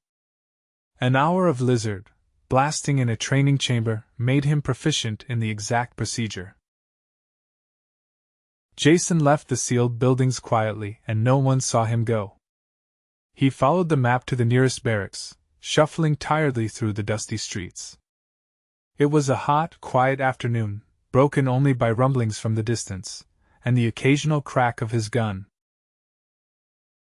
It was cool inside the thick, walled barracks buildings, and he collapsed onto a bench until the sweat dried and his heart stopped pounding. Then he went to the nearest recreation room to start his search. Before it began, it was finished. None of the Pyrrans kept old artifacts of any kind and thought the whole idea was very funny. After the 20th negative answer, Jason was ready to admit defeat in this line of investigation. There was as much chance of meeting a Pyrran with old documents as finding a bundle of grandfather's letters in a soldier's kit bag. This left a single possibility: verbal histories. Again Jason questioned with the same lack of results. The fun had worn off the game for the Pyrrans, and they were beginning to growl. Jason stopped while he was still in one piece. The commissary served him a meal that tasted like plastic paste and wood pulp. He ate it quickly, then sat brooding over the empty tray, hating to admit to another dead end. Who could supply him with answers? All the people he had talked to were so young. They had no interest or patience for story-telling. That was an old folks' hobby, and there were no oldsters on Pyrrus. With one exception that he knew of, the librarian, Polly. It was a possibility. A man who worked with records and books might have an interest in some of the older ones. He might even remember reading volumes now destroyed. A very slim lead indeed, but one that had to be pursued. Walking to the library almost killed Jason. The torrential rains made the footing bad, and in the dim light it was hard to see what was coming. A snapper came in close enough to take out a chunk of flesh before he could blast it. The antitoxin made him dizzy, and he lost some blood before he could get the wound dressed. He reached the library, exhausted and angry. Polly was working on the guts of one of the catalog machines. He didn't stop until Jason had tapped him on the shoulder.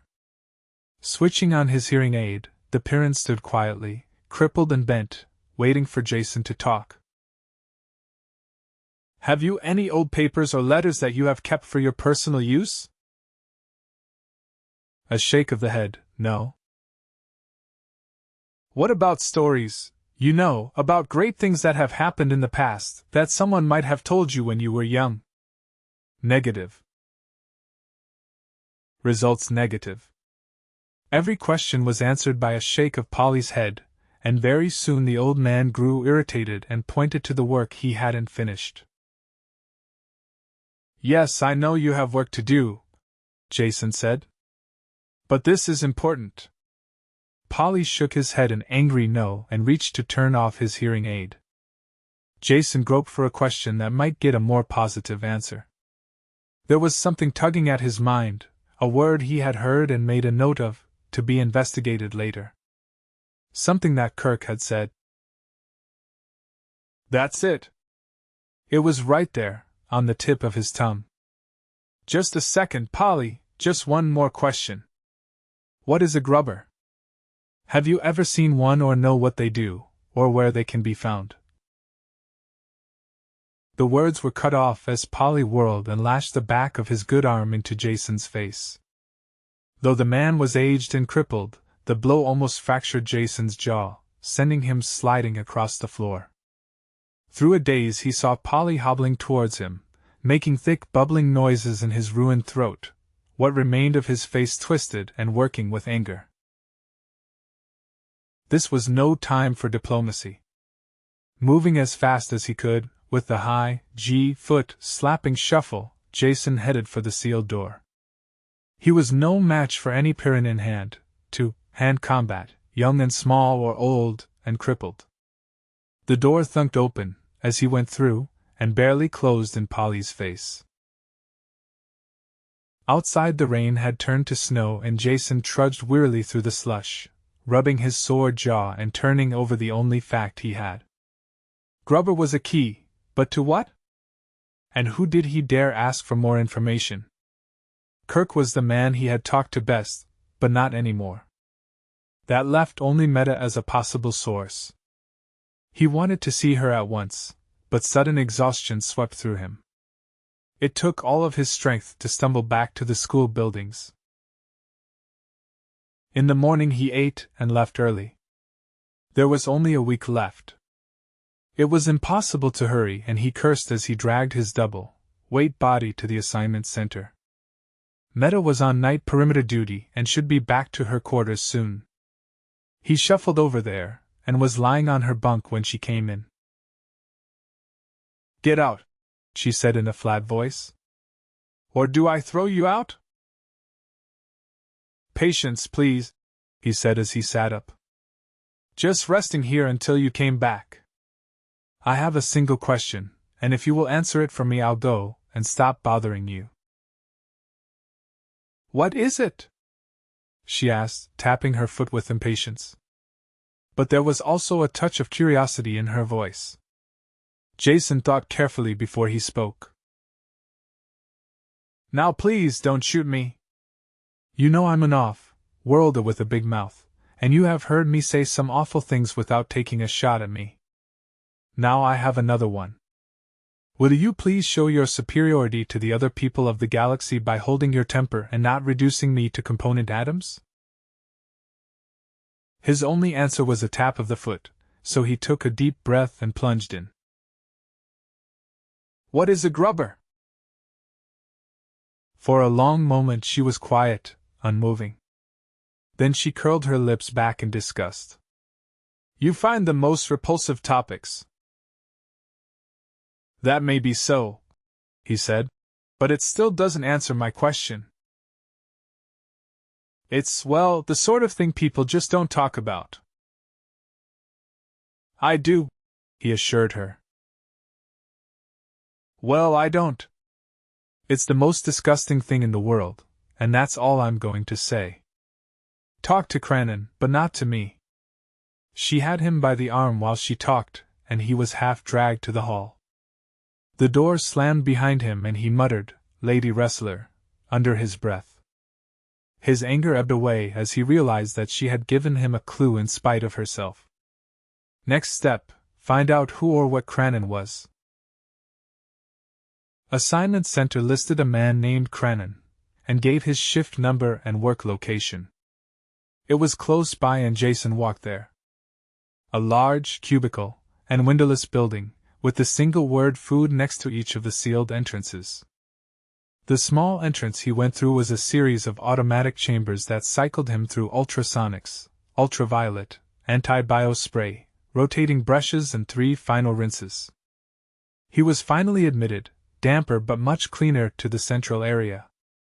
Men and robots were stacking crates and he asked one of the men for Cranon. The man looked him up and down coldly and spat on his shoes before answering. Cranon worked in a large storage bay by himself. He was a stocky man in patched coveralls whose only expression was one of intense gloom. When Jason came in, he stopped hauling bales and sat down on the nearest one. The lines of unhappiness were cut into his face, and seemed to grow deeper while Jason explained what he was after. All the talk of ancient history on Pyrrus bored him as well, and he yawned openly. When Jason finished, he yawned again, and didn't even bother to answer him. Jason waited a moment, then asked again. I said, do you have any old books, papers, records, or that sort of thing? You sure picked the right guy to bother, off-worlder, was his only answer. After talking to me, you're going to have nothing but trouble. Why is that? Jason asked. Why? For the first time he was animated with something besides grief. I'll tell you why. I made one mistake, just one, and I get a life sentence. For life, how would you like that? Just me alone, being by myself all the time. Even taking orders from the grubbers. Jason controlled himself, keeping the elation out of his voice. Grubbers? What are grubbers? The enormity of the question stopped Cranon. It seemed impossible that there could be a man alive who had never heard of grubbers. Happiness lifted some of the gloom from his face as he realized that he had a captive audience who would listen to his troubles. Grubbers are traitors, that's what they are. Traitors to the human race, and they ought to be wiped out. Living in the jungle. The things they do with the animals. You mean they're people? Pyrrans like yourself? Jason broke in. Not like me, mister. Don't make that mistake again if you want to go on living. Maybe I dozed off on guard once, so I got stuck with this job. That doesn't mean I like it or like them. They stink, really stink, and if it wasn't for the food we get from them, they'd all be dead tomorrow. That's the kind of killing job I could really put my heart into. If they supply you with food, you must give them something in return? Trade goods, beads, knives, the usual things. Supply sends them over in cartons, and I take care of the delivery. How? Jason asked. By armored truck to the delivery site. Then I go back later to pick up the food they've left in exchange. Can I go with you on the next delivery? Cranon frowned over the idea for a minute. Yeah, I suppose it's all right if you're stupid enough to come. You can help me load.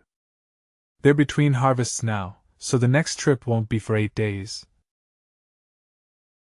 But that's after the ship leaves. It'll be too late. Can't you go earlier? Don't tell me your troubles, mister, Cranon grumbled, climbing to his feet. That's when I go, and the date's not changing for you. Jason realized he had got as much out of the man as was possible for one session. He started for the door, then turned. One thing, he asked. Just what do these savages, the grubbers, look like? How do I know? Cranon snapped. I trade with them, I don't make love to them. If I ever saw one, I'd shoot him down on the spot. He flexed his fingers and his gun jumped in and out of his hand as he said it. Jason quietly let himself out. Lying on his bunk, resting his gravity, weary body, he searched for a way to get Cranon to change the delivery date. His millions of credits were worthless on this world without currency. If the man couldn't be convinced, he had to be bribed. With what? Jason's eyes touched the locker where his off-world clothing still hung, and he had an idea. It was morning before he could return to the food warehouse, and one day closer to his deadline. Cranon didn't bother to look up from his work when Jason came in. Do you want this? Jason asked, handing the outcast a flat gold case inset with a single large diamond.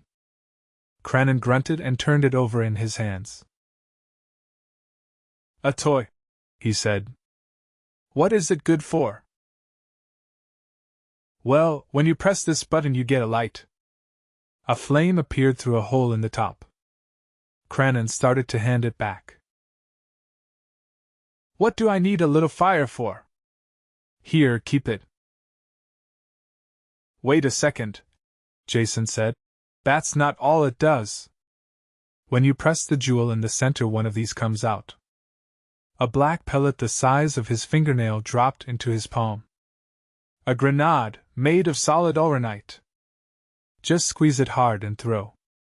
3 seconds later it explodes with enough force to blast open this building. This time Cranon almost smiled as he reached for the case. Destructive and death-dealing weapons are like candy to a Pyrrhon. While he looked at it, Jason made his offer. The case and bombs are yours if you move the date of your next delivery up to tomorrow, and let me go with you. Be here at 0500, Cranon said. We leave early. 15. The truck rumbled up to the perimeter gate and stopped. Cranon waved to the guards through the front window, then closed a metal shield over it. When the gate swung open, the truck, really a giant armored tank, ground slowly forward. There was a second gate beyond the first, that did not open until the interior one was closed. Jason looked through the second, driver's periscope as the outer gate lifted. Automatic flame throwers flared through the opening, cutting off only when the truck reached them. A scorched area ringed the gate. Beyond that the jungle began. Unconsciously Jason shrank back in his seat. All the plants and animals he had seen only specimens of existed here in profusion. Thorn, ring branches and vines laced themselves into a solid mat, through which the wildlife swarmed. A fury of sound hurled at them, thuds and scratchings rang on the armor. Cranon laughed and closed the switch that electrified the outer grid. The scratchings died away as the beasts completed the circuit to the grounded hull. It was slow speed, low gear work tearing through the jungle. Cranon had his face buried in the periscope mask and silently fought the controls. With each mile the going seemed to get better, until he finally swung up the periscope and opened the window armor. The jungle was still thick and deadly, but nothing like the area immediately around the perimeter. It appeared as if most of the lethal powers of Pyrrus were concentrated in the single area around the settlement. Why? Jason asked himself. Why this intense and planetary hatred? The motors died and Cranon stood up, stretching. We're here, he said. Let's unload. There was bare rock around the truck, a rounded hillock that projected from the jungle, too smooth and steep for vegetation to get a hold.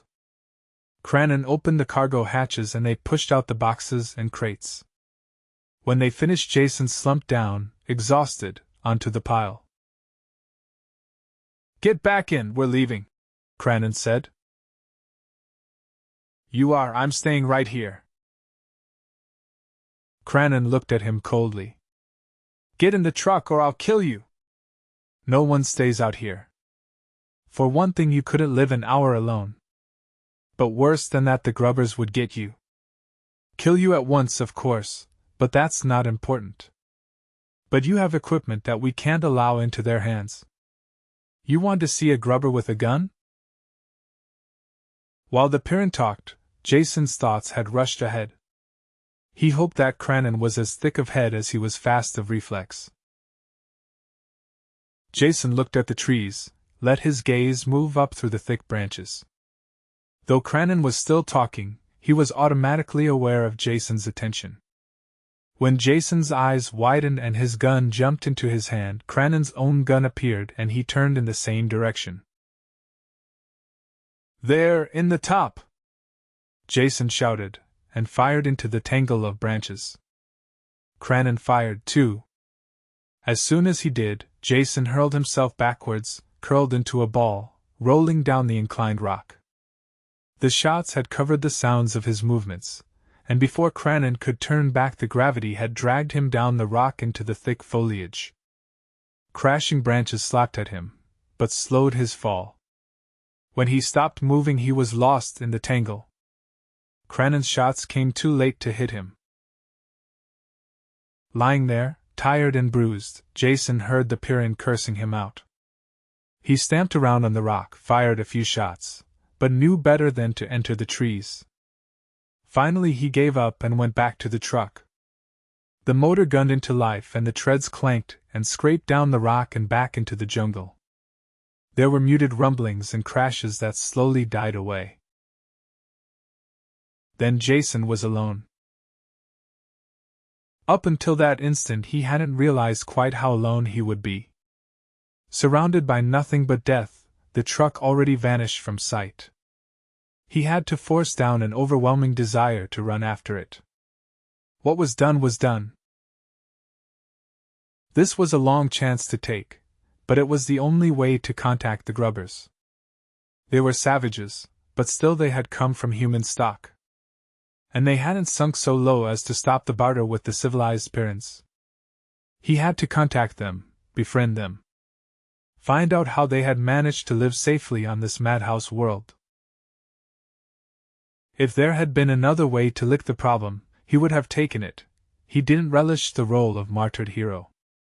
But Kirk and his deadline had forced his hand. The contact had to be made fast, and this was the only way. There was no telling where the savages were, or how soon they would arrive. If the woods weren't too lethal, he could hide there, pick his time to approach them.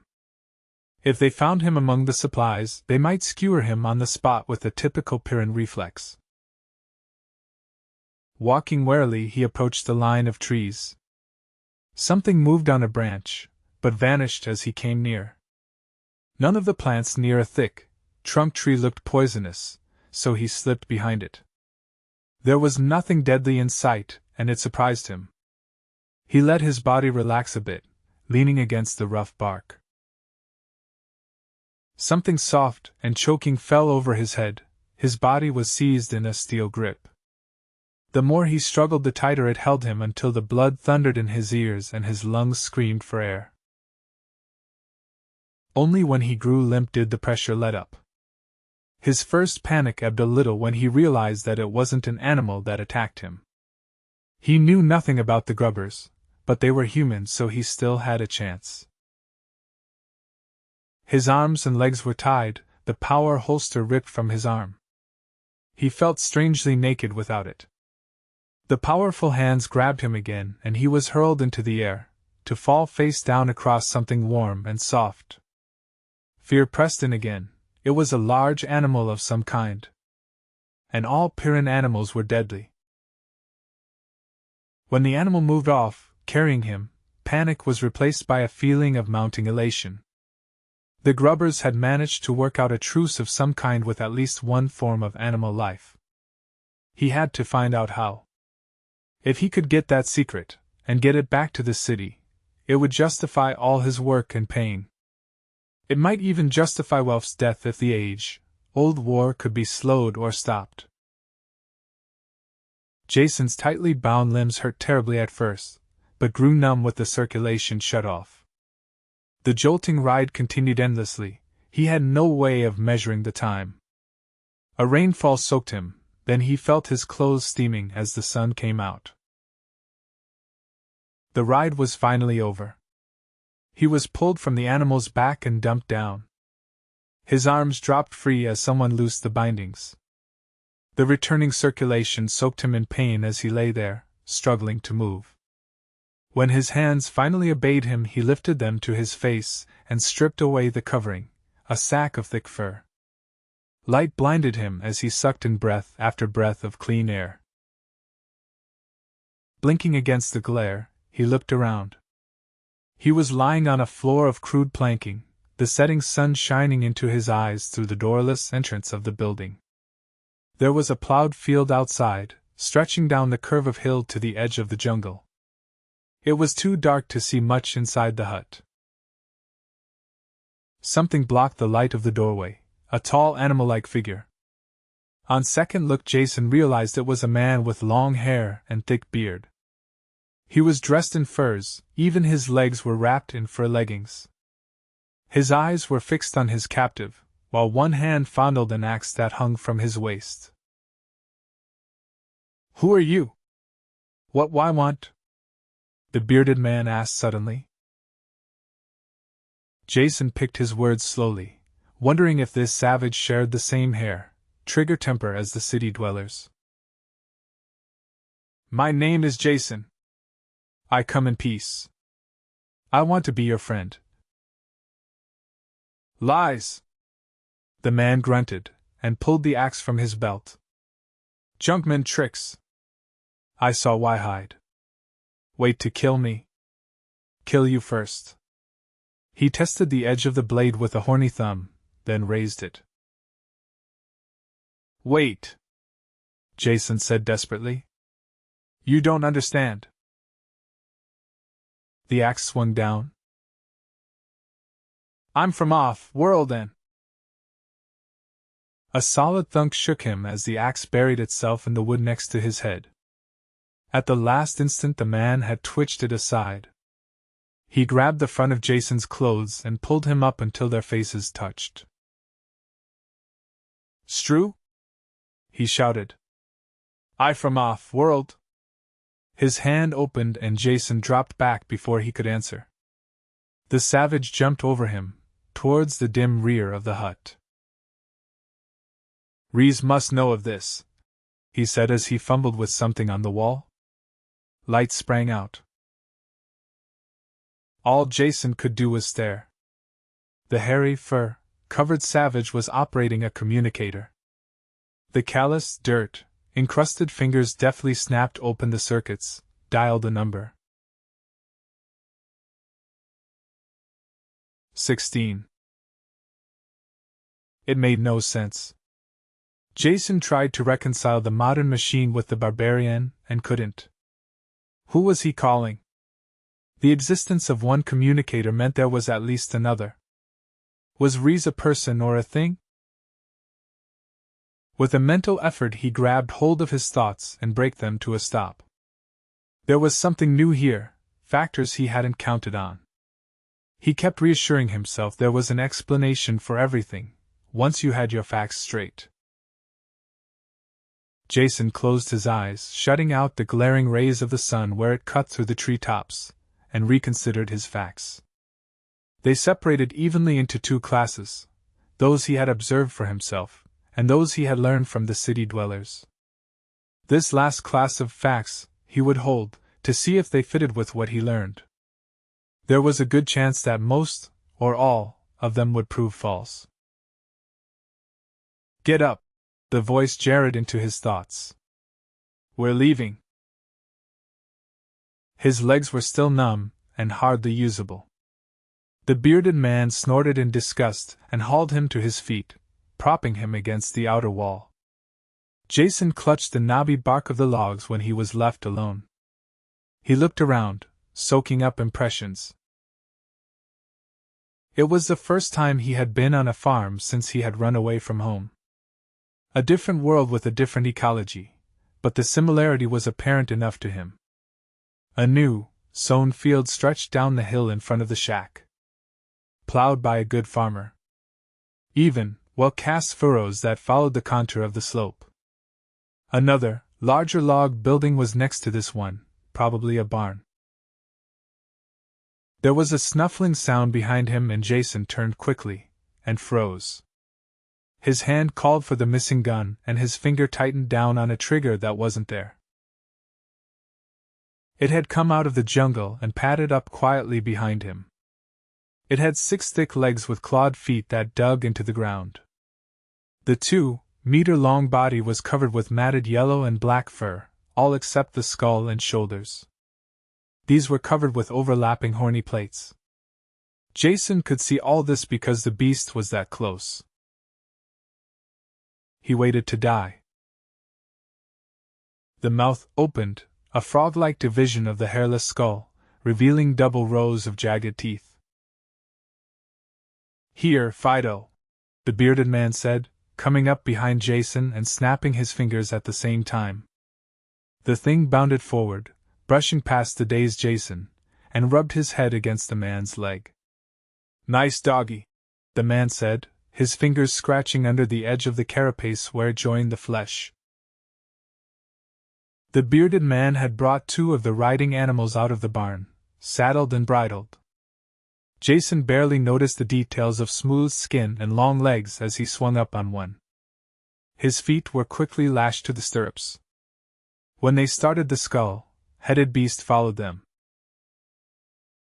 "Nice doggy," Jason said, and for no reason started to laugh. The bearded man turned and scowled at him until he was quiet. By the time they entered the jungle, it was dark. It was impossible to see under the thick foliage, and they used no lights. The animals seemed to know the way. There were scraping noises and shrill calls from the jungle around them, but it didn't bother Jason too much. Perhaps the automatic manner in which the other man undertook the journey reassured him. Or the presence of the dog, that he felt rather than saw. The trip was a long one, but not too uncomfortable. The regular motion of the animal and his fatigue overcame Jason, and he dozed into a fitful sleep, waking with a start each time he slumped forward. In the end, he slept sitting up in the saddle. Hours passed this way, until he opened his eyes and saw a square of light before them. The trip was over. His legs were stiff and galled with saddle sores. After his feet were untied, getting down was an effort, and he almost fell. A door opened and Jason went in. It took his eyes some moments to get used to the light, until he could make out the form of a man on the bed before him. "Come over here and sit down." The voice was full and strong, accustomed to command. The body was that of an invalid. A blanket covered him to the waist. Above that, the flesh was sickly white, spotted with red nodules, and hung loosely over the bones. There seemed to be nothing left of the man except skin and skeleton. "Not very nice," the man on the bed said, "but I've grown used to it." His tone changed abruptly. "Naxa said you were from off-world. Is that true?" Jason nodded yes, and his answer stirred the living skeleton to life. The head lifted from the pillow and the red-rimmed eyes sought his with a desperate intensity. "My name is Reese and I'm a grubber. Will you help me?" Jason wondered at the intensity of Reese's question, all out of proportion to the simple content of its meaning. Yet he could see no reason to give anything other than the first and obvious answer that sprang to his lips. "Of course I'll help you, in whatever way I can. As long as it involves no injury to anyone else. What do you want?" The sick man's head had fallen back limply, exhausted, as Jason talked. But the fire still burned in the eyes. "Feel assured. I want to injure no others," Reese said. "Quite the opposite. As you see, I am suffering from a disease that our remedies will not stop. Within a few more days I will be dead. Now I have seen the city people using a device. They press it over a wound or an animal bite. Do you have one of these machines?"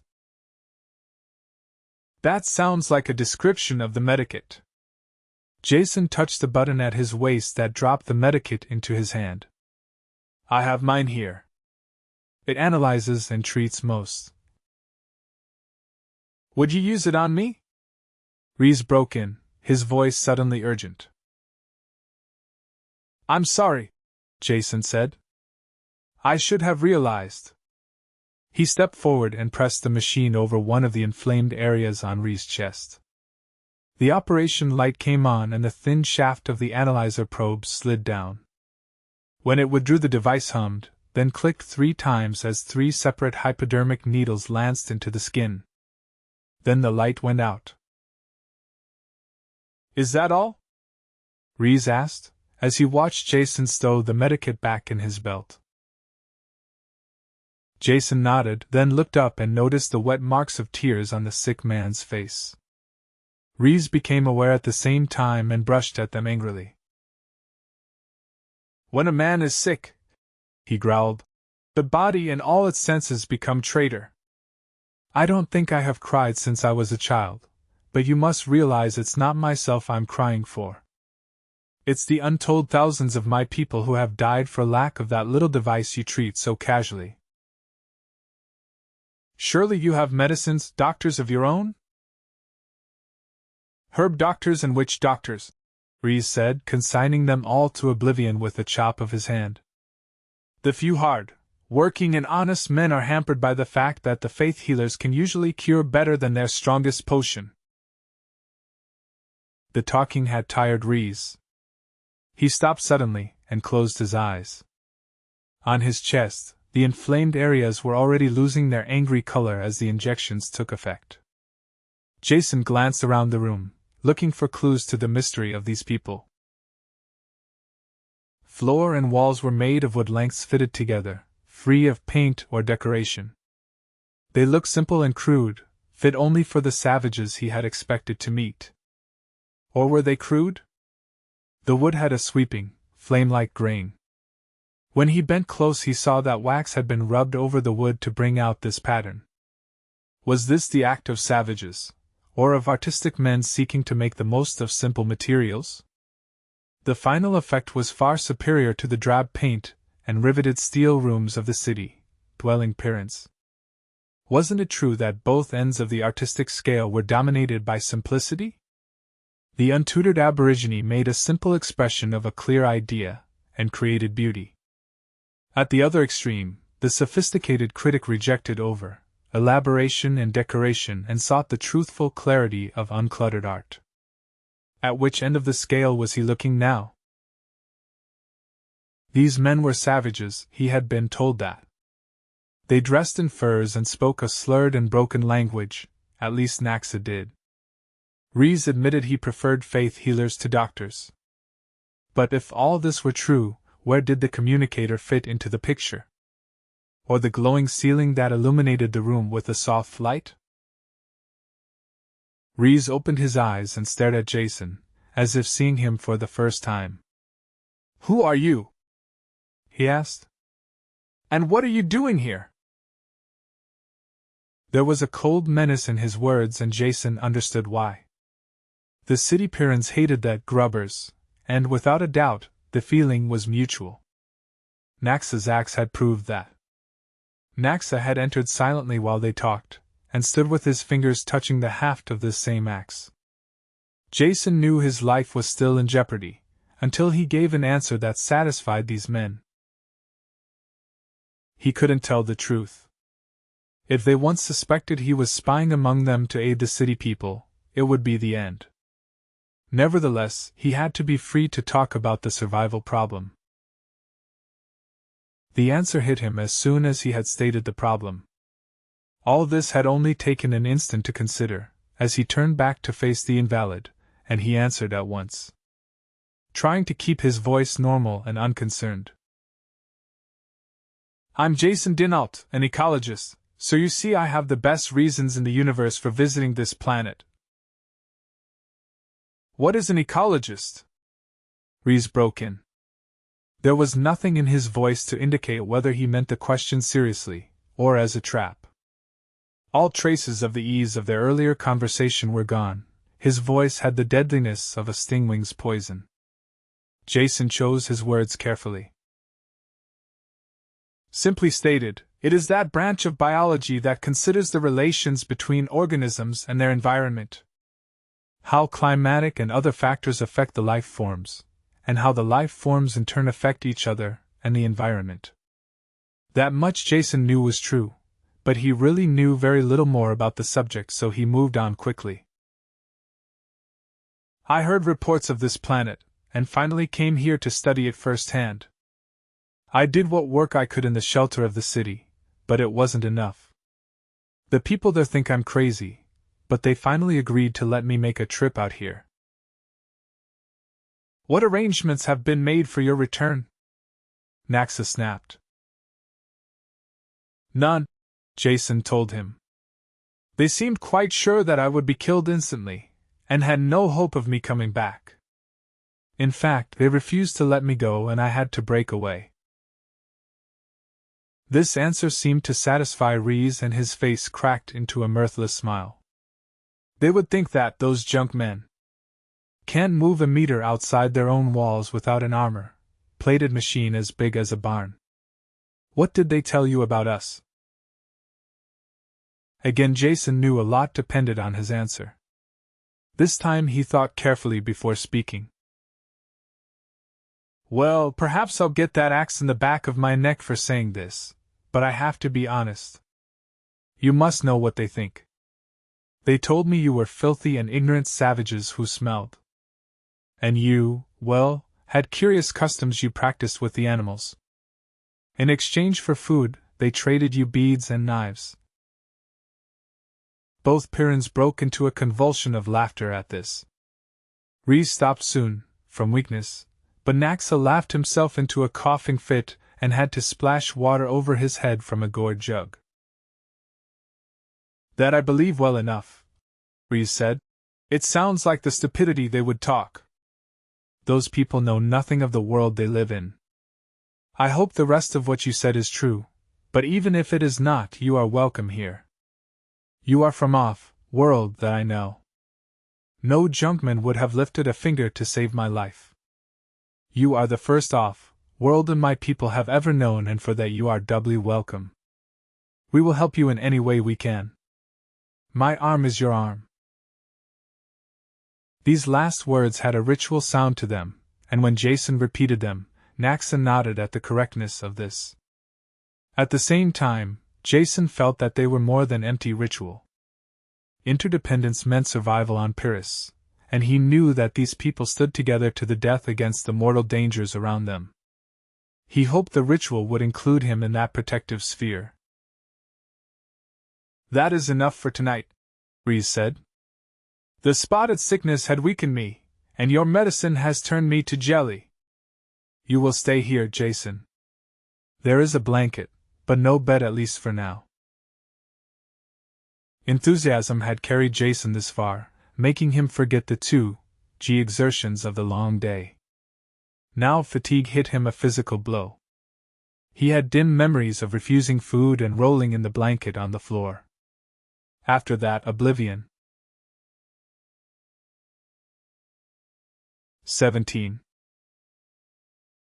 Every square inch of his body ached where the doubled gravity had pressed his flesh to the unyielding wood of the floor. His eyes were gummy and his mouth was filled with an indescribable taste that came off in chunks. Sitting up was an effort, and he had to stifle a groan as his joints cracked. Good day, Jason, Rees called from the bed. If I didn't believe in medicine so strongly, I would be tempted to say there is a miracle in your machine that has cured me overnight. There was no doubt that he was on the mend. The inflamed patches had vanished, and the burning light was gone from his eyes. He sat, propped up on the bed, watching the morning sun melt the night's hailstorm into the fields. There's meat in the cabinet there, he said, and either water or whisk to drink. The whisk proved to be a distilled beverage of extraordinary potency that instantly cleared the fog from Jason's brain, though it did leave a slight ringing in his ears. And the meat was a tenderly smoked joint, the best food he had tasted since leaving Darkhan. Taken together they restored his faith in life and the future. He lowered his glass with a relaxed sigh and looked around. With the pressures of immediate survival and exhaustion removed, his thoughts returned automatically to his problem. What were these people really like, and how had they managed to survive in the deadly wilderness? In the city he had been told they were savages. Yet there was a carefully tended and repaired communicator on the wall. And by the door a crossbow, that fired machine metal bolts, he could see the tool marks still visible on their shanks. The one thing he needed was more information. He could start by getting rid of some of his misinformation. Rees, you laughed when I told you what the city people said, about trading you trinkets for food. What do they really trade you? Anything within certain limits, Rees said. Small manufactured items, such as electronic components for our communicators. Rustless alloys we can't make in our forges, cutting tools, atomic electric converters that produce power from any radioactive element. Things like that. Within reason, they'll trade anything we ask that isn't on the forbidden list. They need the food badly. And the items on the forbidden list? Weapons, of course, or anything that might be made into a powerful weapon. They know we make gunpowder, so we can't get anything like large castings or seamless tubing we could make into heavy gun barrels. We drill our own rifle barrels by hand, though the crossbow is quiet and faster in the jungle. Then they don't like us to know very much, so the only reading matter that gets to us are tech maintenance manuals, empty of basic theory. The last banned category you know about, medicine. This is the one thing I cannot understand, that makes me burn with hatred with every death they might have prevented. I know their reasons, Jason said. Then tell me, because I can think of none. Survival. It's just that simple. I doubt if you realize it, but they have a decreasing population. It is just a matter of years before they will be gone. Whereas your people at least must have a stable, if not slightly growing population, to have existed without their mechanical protections. So in the city they hate you and are jealous of you at the same time. If they gave you medicine and you prospered, you would be winning the battle they have lost. I imagine they tolerate you as a necessary evil, to supply them with food, otherwise they wish you were all dead. It makes sense, Reese growled, slamming his fist against the bed. The kind of twisted logic you expect from junk men. They use us to feed them, give us the absolute minimum in return, and at the same time cut us off from the knowledge that will get us out of this hand-to-mouth existence. Worse, far worse, they cut us off from the stars and the rest of mankind. The hatred on his face was so strong that Jason unconsciously drew back. Do you think we are savages here, Jason? We act and look like animals because we have to fight for existence on an animal level. Yet we know about the stars. In that chest over there, sealed in metal, are over 30 books, all we have. Fiction, most of them, with some history and general science thrown in. Enough to keep alive the stories of the settlement here and the rest of the universe outside. We see the ships land in the city, and we know that up there are worlds we can only dream about and never see. Do you wonder that we hate these beasts that call themselves men, and would destroy them in an instant if we could? They are right to keep weapons from us, for sure as the sun rises in the morning we would kill them to a man if we were able, and take over the things they have withheld from us. It was a harsh condemnation, but essentially a truthful one. At least from the point of view of the outsiders. Jason didn't try to explain to the angry man that the city Pyrrans looked on their attitude as being the only possible and logical one. How did this battle between your two groups ever come about? He asked. I don't know, Reese said. I've thought about it many times, but there are no records of that period. We do know that we are all descended from colonists who arrived at the same time. Somewhere, at some time, the two groups separated. Perhaps it was a war. I've read about them in the books. I have a partial theory, though I can't prove it, that it was the location of the city. Location, I don't understand. Well, you know the junk men, and you've seen where their city is. They managed to put it right in the middle of the most savage spot on this planet. You know they don't care about any living thing except themselves, shoot and kill is their only logic. So they wouldn't consider where to build their city, and managed to build it in the stupidest spot imaginable. I'm sure my ancestors saw how foolish this was and tried to tell them so. That would be reason enough for a war, wouldn't it? It might have been, if that's really what happened, Jason said. But I think you have the problem turned backwards. It's a war between native Pyrran life and humans, each fighting to destroy the other. The life forms change continually, seeking that final destruction of the invader. Your theory is even wilder than mine, Reese said. That's not true at all. I admit that life isn't too easy on this planet, if what I have read in the books about other planets is true, but it doesn't change. You have to be fast on your feet and keep your eyes open for anything bigger than you, but you can survive. Anyway, it doesn't really matter why. The junk men always look for trouble, and I'm happy to see that they have enough. Jason didn't try to press the point. The effort of forcing Reese to change his basic attitudes wasn't worth it, even if possible. He hadn't succeeded in convincing anyone in the city of the lethal mutations even when they could observe all the facts. Reese could still supply information, though. I suppose it's not important who started the battle, Jason said for the other man's benefit, not meaning a word of it. But you'll have to agree that the city people are permanently at war with all the local life. Your people, though, have managed to befriend at least 2 species that I have seen. Do you have any idea how this was done? Naxa will be here in a minute, Reese said, pointing to the door.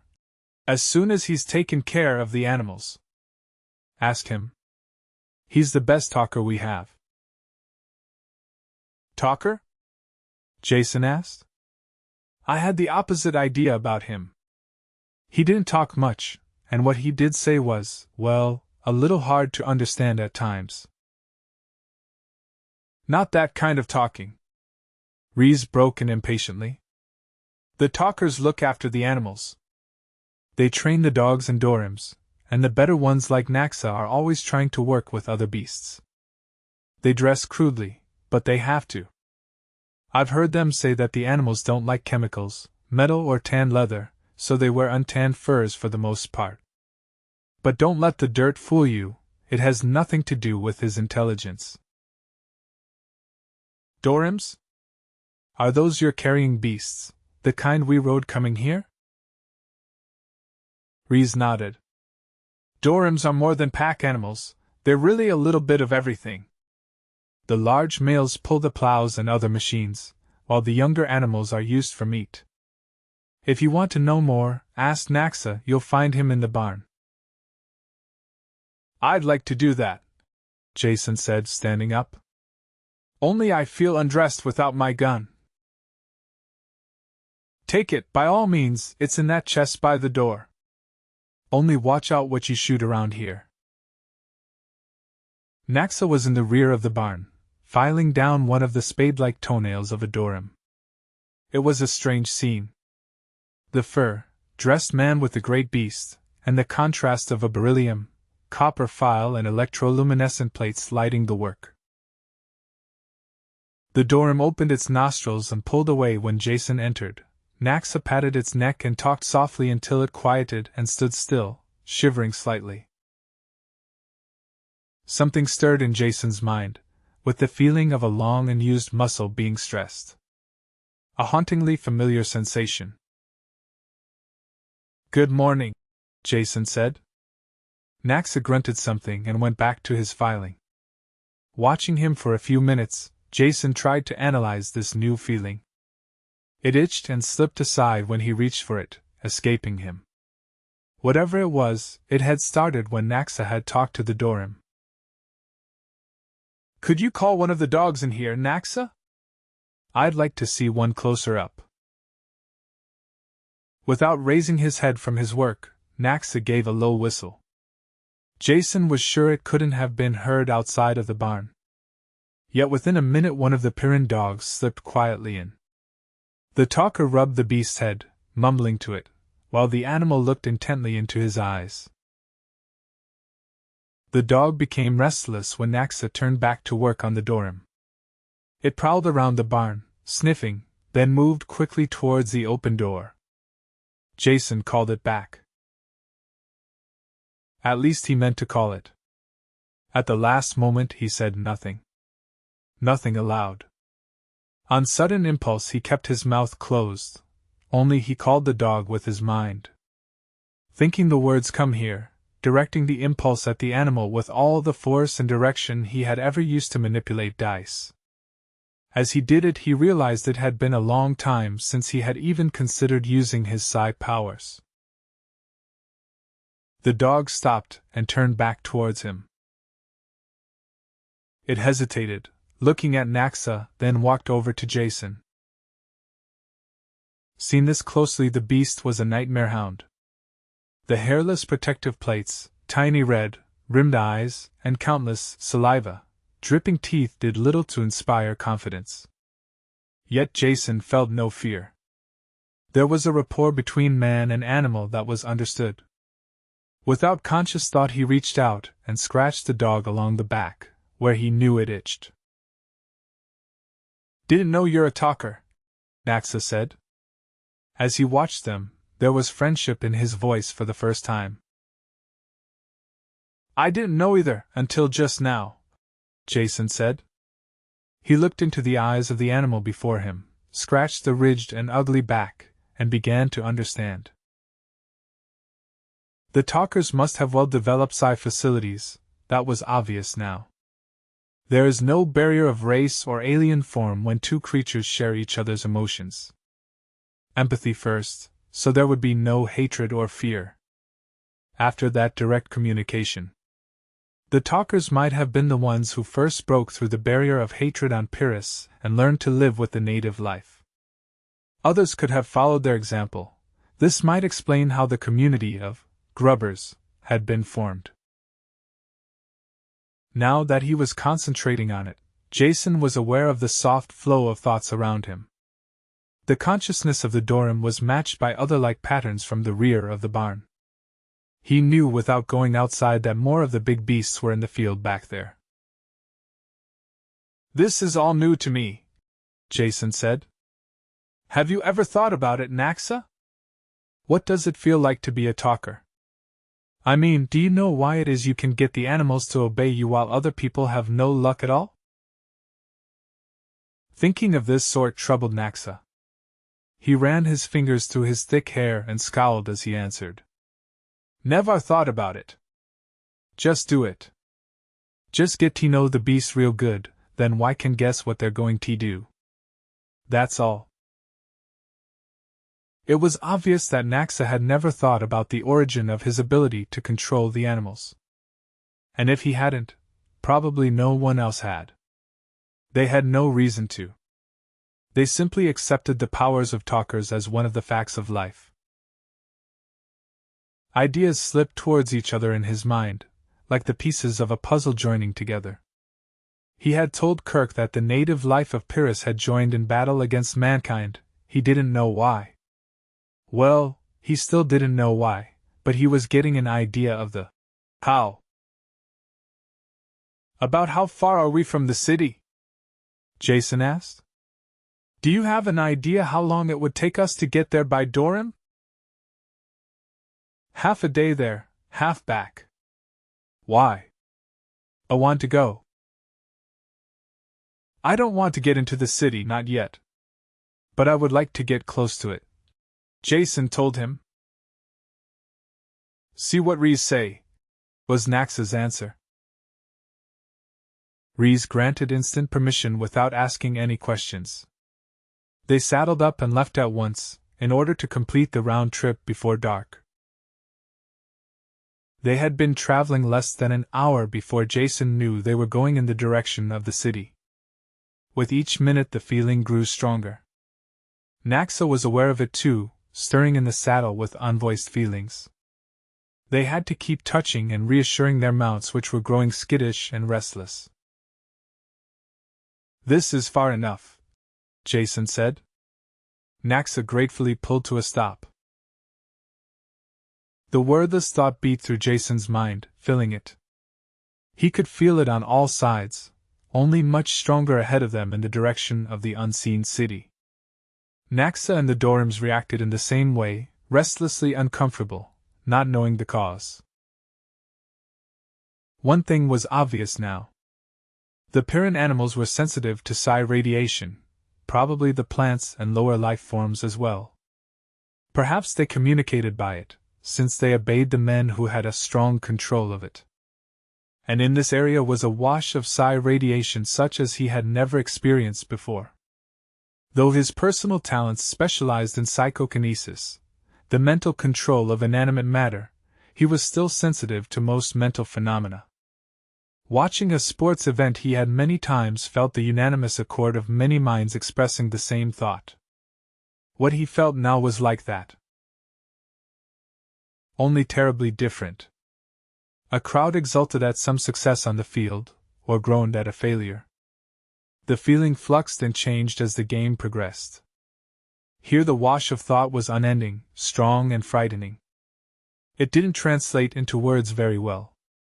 It was part hatred, part fear, and all destruction. Kill the enemy was as close as Jason could express it. But it was more than that. An unending river of mental outrage and death. Let's go back now, he said, suddenly battered and sickened by the feelings he had let wash through him. As they started the return trip, he began to understand many things. His sudden unspeakable fear when the Pyrrhan animal had attacked him that first day on the planet. And his recurrent nightmares that had never completely ceased, even with drugs. Both of these were his reaction to the hatred directed at the city. Though for some reason he hadn't felt it directly up to now, enough had reached through to him to get a strong emotional reaction. Reese was asleep when they got back and Jason couldn't talk to him until morning. In spite of his fatigue from the trip, he stayed awake late into the night, going over in his mind the discoveries of the day. Could he tell Reese what he had found out? Not very well. If he did that, he would have to explain the importance of his discovery, and what he meant to use it for. Nothing that aided the city dwellers would appeal to Reese in the slightest. Best to say nothing until the entire affair was over. 18. After breakfast he told Reese that he wanted to return to the city. Then you have seen enough of our barbarian world, and wish to go back to your friends.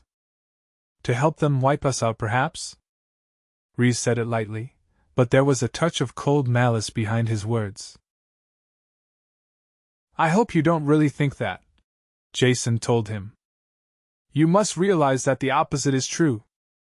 I would like to see this civil war ended and your people getting all the benefits of science and medicine that have been withheld. I'll do everything I can to bring that about. They'll never change, Reese said gloomily, so don't waste your time. But there is one thing you must do, for your protection and ours. Don't admit, or even hint, that you've talked to any grubbers. Why not? Why not? Suffering death, are you that simple? They will do anything to see that we don't rise too high, and would much prefer to see us all dead. Do you think they would hesitate to kill you if they as much as suspected you had contacted us? They realize, even if you don't, that you can single-handedly alter the entire pattern of power on this planet. The ordinary junkmen may think of us as being only one step above the animals, but the leaders don't. They know what we need and what we want. They could probably guess just what it is I am going to ask you. Help us, Jason dinAlt. Get back among those human pigs and lie. Say you never talked to us, that you hid in the forest, and we attacked you and you had to shoot to save yourself. We'll supply some recent corpses to make that part of your story sound good. Make them believe you, and even after you think you have them convinced, keep on acting the part because they will be watching you. Then tell them you have finished your work and are ready to leave. Get safely off Pyrrus, to another planet, and I promise you anything in the universe. Whatever you want you shall have. Power, money, anything. This is a rich planet. The junkmen mine and sell the metal, but we could do it much better. Bring a spaceship back here and land anywhere on this continent. We have no cities, but our people have farms everywhere, they will find you. We will then have commerce, trade, on our own. This is what we all want, and we will work hard for it. And you will have done it. Whatever you want we will give. That is a promise, and we do not break our promises. The intensity and magnitude of what he described rocked Jason. He knew that Reese spoke the truth and the entire resources of the planet would be his, if he did as asked. For 1 second he was tempted, savoring the thought of what it would be like. Then came realization that it would be a half answer, and a poor one at that. If these people had the strength they wanted, their first act would be the attempted destruction of the city men. The result would be bloody civil war that would probably destroy them both. Ree's answer was a good one, but only half an answer. Jason had to find a better solution. One that would stop all the fighting on this planet and allow the two groups of humans to live in peace. I will do nothing to injure your people, Reese, and everything in my power to aid them, Jason said. This half-answer satisfied Reese, who could see only one interpretation of it.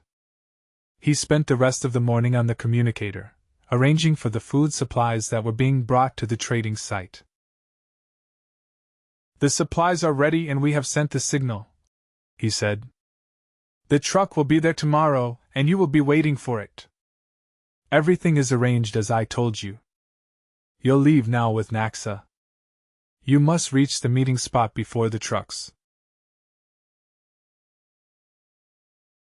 19. Truck's almost here. You know what to do? Naxa asked. Jason nodded, and looked again at the dead man. Some beast had torn his arm off, and he had bled to death. The severed arm had been tied into the shirt sleeve, so from a distance it looked normal. Seen close up, this limp arm, plus the white skin and shocked expression on the face, gave Jason an unhappy sensation. He liked to see his corpses safely buried. However, he could understand its importance today. Here, there. Wait until his back's turned, Naxa whispered. The armored truck had 3 powered trailers in tow this time. The train ground up the rock slope and whined to a stop. Cranon climbed out of the cab and looked carefully around before opening up the trailers. He had a lift robot along to help him with the loading. Now! Naxa hissed. Jason burst into the clearing, running, shouting Cranon's name. There was a crackling behind him as 2 of the hidden men hurled the corpse through the foliage after him. He turned and fired without stopping, setting the thing afire in midair. There was the crack of another gun as Cranon fired. His shot jarred the twice, dead corpse before it hit the ground. Then he was lying prone, firing into the trees behind the running Jason. Just as Jason reached the truck, there was a whirring in the air and hot pain ripped into his back, throwing him to the ground. He looked around as Cranon dragged him through the door, and saw the metal shaft of a crossbow bolt sticking out of his shoulder. Lucky, the Pyrrus said. An inch lower would have got your heart. I warned you about those grubbers.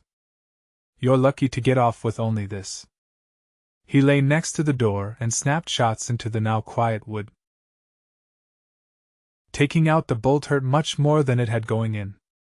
Jason cursed the pain as Cranon put on a dressing, and admired the singleness of purpose of the people who had shot him. They had risked his life to make his escape look real, and also risked the chance that he might turn against them after being shot. They did a job completely and thoroughly, and he cursed them for their efficiency. Cranon climbed warily out of the truck, after Jason was bandaged. Finishing the loading quickly, he started the train of trailers back towards the city. Jason had an anti-pain shot and dozed off as soon as they started. While he slept, Cranon must have radioed ahead, because Kirk was waiting when they arrived. As soon as the truck entered the perimeter, he threw open the door and dragged Jason out. The bandage pulled and Jason felt the wound tear open. He ground his teeth together. Kirk would not have the satisfaction of hearing him cry out. I told you to stay in the buildings until the ship left, Why did you leave? Why did you go outside? You talked to the grubbers, didn't you? With each question, he shook Jason again. I didn't talk to anyone. Jason managed to get the words out. They tried to take me, I shot too, hid out until the trucks came back. Got another one then, Cranon said. I saw it. Good shooting. Think I got some, too? Let him go, Kirk. They shot him in the back before he could reach the truck. That's enough explanations, Jason thought to himself. Don't overdo it. Let him make up his mind later. Now's the time to change the subject. There's one thing that will get his mind off the grubbers. I've been fighting your war for you, Kirk, while you stayed safely inside the perimeter. Jason leaned back against the side of the truck as the other loosened his grip. I've found out what your battle with this planet is really about, and how you can win it. Now let me sit down and I'll tell you. More Pyrrans had come up while they talked. None of them moved now. Like Kirk, they stood frozen, looking at Jason. When Kirk talked, he spoke for all of them. What do you mean? Just what I said. Pyrrus is fighting you, actively and consciously. Get far enough out from this city and you can feel the waves of hatred that are directed at it. No, that's wrong, you can't because you've grown up with it. But I can, and so could anyone else with any sort of psi sensitivity. There is a message of war being beamed against you constantly. The life forms of this planet are psi sensitive, and respond to that order. They attack and change and mutate for your destruction. And they'll keep on doing so until you are all dead. Unless you can stop the war. How? Kirk snapped the word and every face echoed the question. By finding whoever or whatever is sending that message. The life forms that attack you have no reasoning intelligence. They are being ordered to do so. I think I know how to find the source of these orders. After that, it will be a matter of getting across a message, asking for a truce and an eventual end to all hostilities. A dead silence followed his words as the Pyrrans tried to comprehend the ideas. Kirk moved first, waving them all away. Go back to your work. This is my responsibility and I'll take care of it. As soon as I find out what truth there is here, if any, I'll make a complete report. The people drifted away silently, looking back as they went. XX. From the beginning now, Kirk said. And leave out nothing. There is very little more that I can add to the physical facts. I saw the animals, understood the message. I even experimented with some of them, and they reacted to my mental commands. What I must do now is track down the source of the orders that keep this war going. I'll tell you something that I have never told anyone else. I'm not only lucky at gambling. I have enough psi ability to alter probability in my favor. It's an erratic ability that I have tried to improve for obvious reasons. During the past 10 years I managed to study at all of the centers that do psi research. Compared to other fields of knowledge, it is amazing how little they know. Basic psi talents can be improved by practice, and some machines have been devised that act as psionic amplifiers. One of these, used correctly, is a very good directional indicator. You want to build this machine? Kirk asked. Exactly. Build it and take it outside the city in the ship. Any signal strong enough to keep this centuries old battle going should be strong enough to track down. I'll follow it, contact the creatures who are sending it, and try to find out why they are doing it. I assume you'll go along with any reasonable plan that will end this war? Anything reasonable, Kirk said coldly.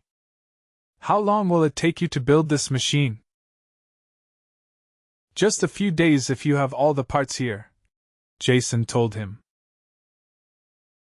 Then do it. I'm canceling the flight that's leaving now, and I'll keep the ship here, ready to go. When the machine is built, I want you to track the signal and report back to me. Agreed, Jason said, standing up. As soon as I have this hole in my back looked at, I'll draw up a list of things needed. A grim, unsmiling man named Scop was assigned to Jason as a combination guide and guard. He took his job very seriously, and it didn't take Jason long to realize that he was a prisoner at large. Kirk had accepted his story, but that was no guarantee that he believed it. At a single word from him, the guard could turn executioner. The chill thought hit Jason that undoubtedly this was what would happen. Whether Kirk accepted the story or not, he couldn't afford to take a chance. As long as there was the slightest possibility Jason had contacted the Grubbers, he could not be allowed to leave the planet alive. The Woods people were being simple if they thought a plan this obvious might succeed. Or had they just gambled on the very long chance it might work? They certainly had nothing to lose by it.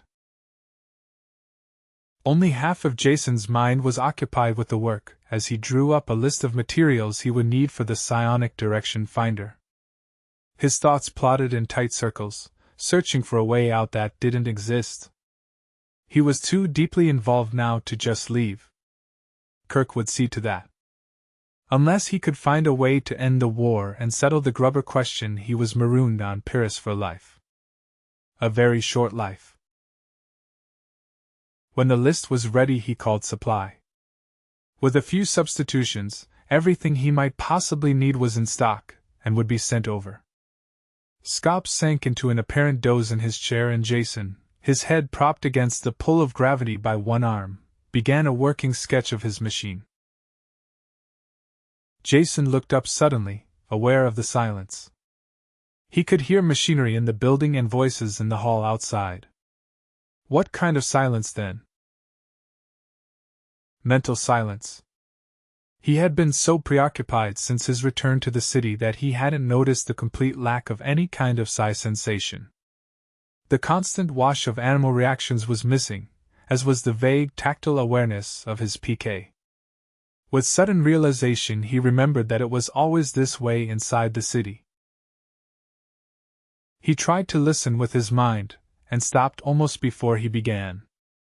There was a constant press of thought about him that he was made aware of when he reached out. It was like being in a vessel far beneath the ocean, with your hand on the door that held back the frightening pressure. Touching the door, without opening it, you could feel the stresses, the power pushing in and waiting to crush you. It was this way with the psi pressure on the city. The unvoiced hate filled screams of Pyrrus would instantly destroy any mind that received them. Some function of his brain acted as a psi circuit breaker, shutting off awareness before his mind could be blasted. There was just enough leak through to keep him aware of the pressure, and supply the raw materials for his constant nightmares. There was only one fringe benefit. The lack of thought pressure made it easier for him to concentrate. In spite of his fatigue, the diagram developed swiftly. Meta arrived late that afternoon, bringing the parts he had ordered. She slid the long box onto the workbench, started to speak, but changed her mind and said nothing. Jason looked up at her and smiled. Confused? He asked.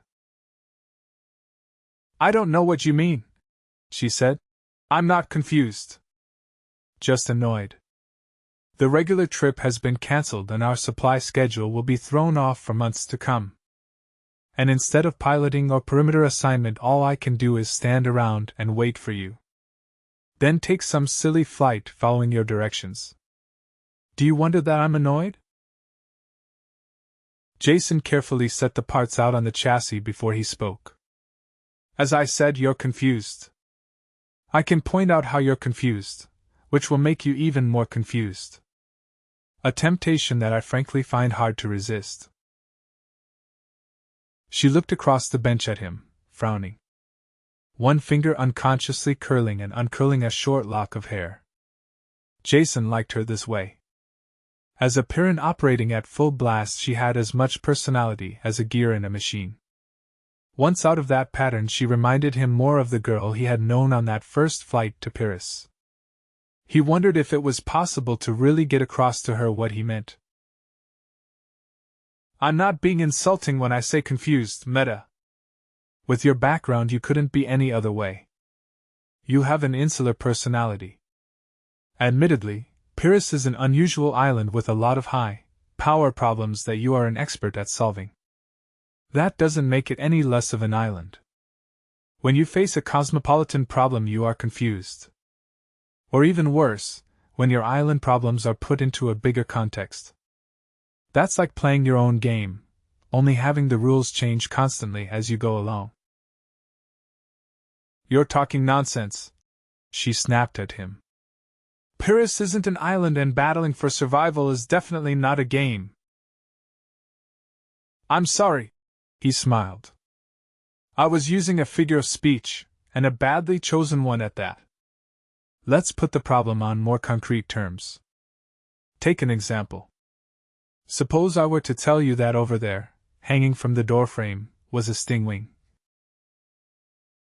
Meta's gun was pointing at the door before he finished the last word. There was a crash as the guard's chair went over. He had jumped from a half-dozed to full alertness in an instant, his gun also searching the doorframe. That was just an example, Jason said. There's really nothing there. The guard's gun vanished, and he scowled a look of contempt at Jason, as he righted the chair and dropped into it. You both have proved yourself capable of handling a Pyrrhan problem, Jason continued. But what if I said that there is a thing hanging from the doorframe that looks like a stingwing, but is really a kind of large insect that spins a fine silk that can be used to weave clothes? The guard glared from under his thick eyebrows at the empty doorframe. His gun whined part way out, then snapped back into the holster.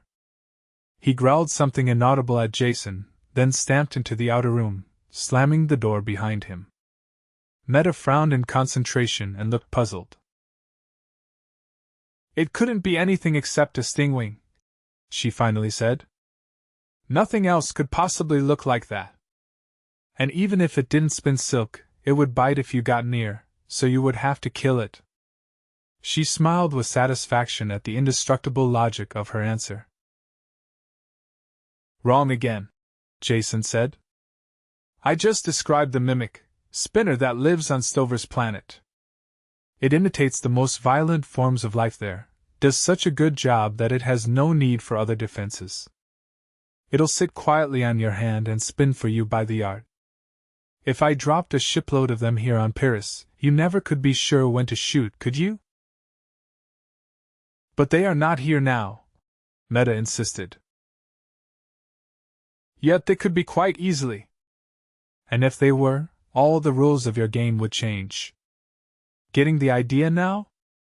There are some fixed laws and rules in the galaxy, but they're not the ones you live by.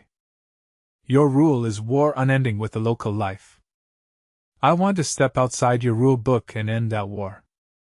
Wouldn't you like that? Wouldn't you like an existence that was more than just an endless battle for survival? A life with a chance for happiness, love, music, art, all the enjoyable things you have never had the time for. All the Pyrrhan sternness was gone from her face as she listened to what he said, letting herself follow these alien concepts. He had put his hand out automatically as he talked, and had taken hers. It was warm and her pulse fast to his touch. Meta suddenly became conscious of his hand and snapped hers away, rising to her feet at the same time. As she started blindly towards the door, Jason's voice snapped after her. The guard Scop ran out because he didn't want to lose his precious 2-value logic. It's all he has. But you've seen other parts of the galaxy, Meta, you know there is a lot more to life than kill, and be killed on Pyrrus. You feel it is true, even if you won't admit it. She turned and ran out the door. Jason looked after her, his hand scraping the bristle on his chin thoughtfully. Meta, I have the faint hope that the woman is winning over the Pyrrhus. I think that I saw, perhaps for the first time in the history of this bloody war, torn city, a tear in one of its citizens' eyes. 21. Drop that equipment and Kirk will undoubtedly pull both your arms off, Jason said.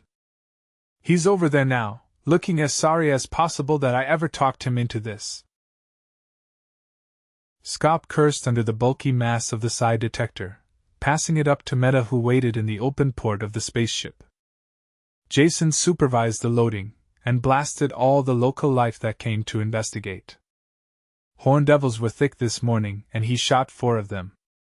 He was last aboard and closed the lock behind him. Where are you going to install it? Meta asked. You tell me, Jason said. I need a spot for the antenna where there will be no dense metal in front of the bowl to interfere with the signal.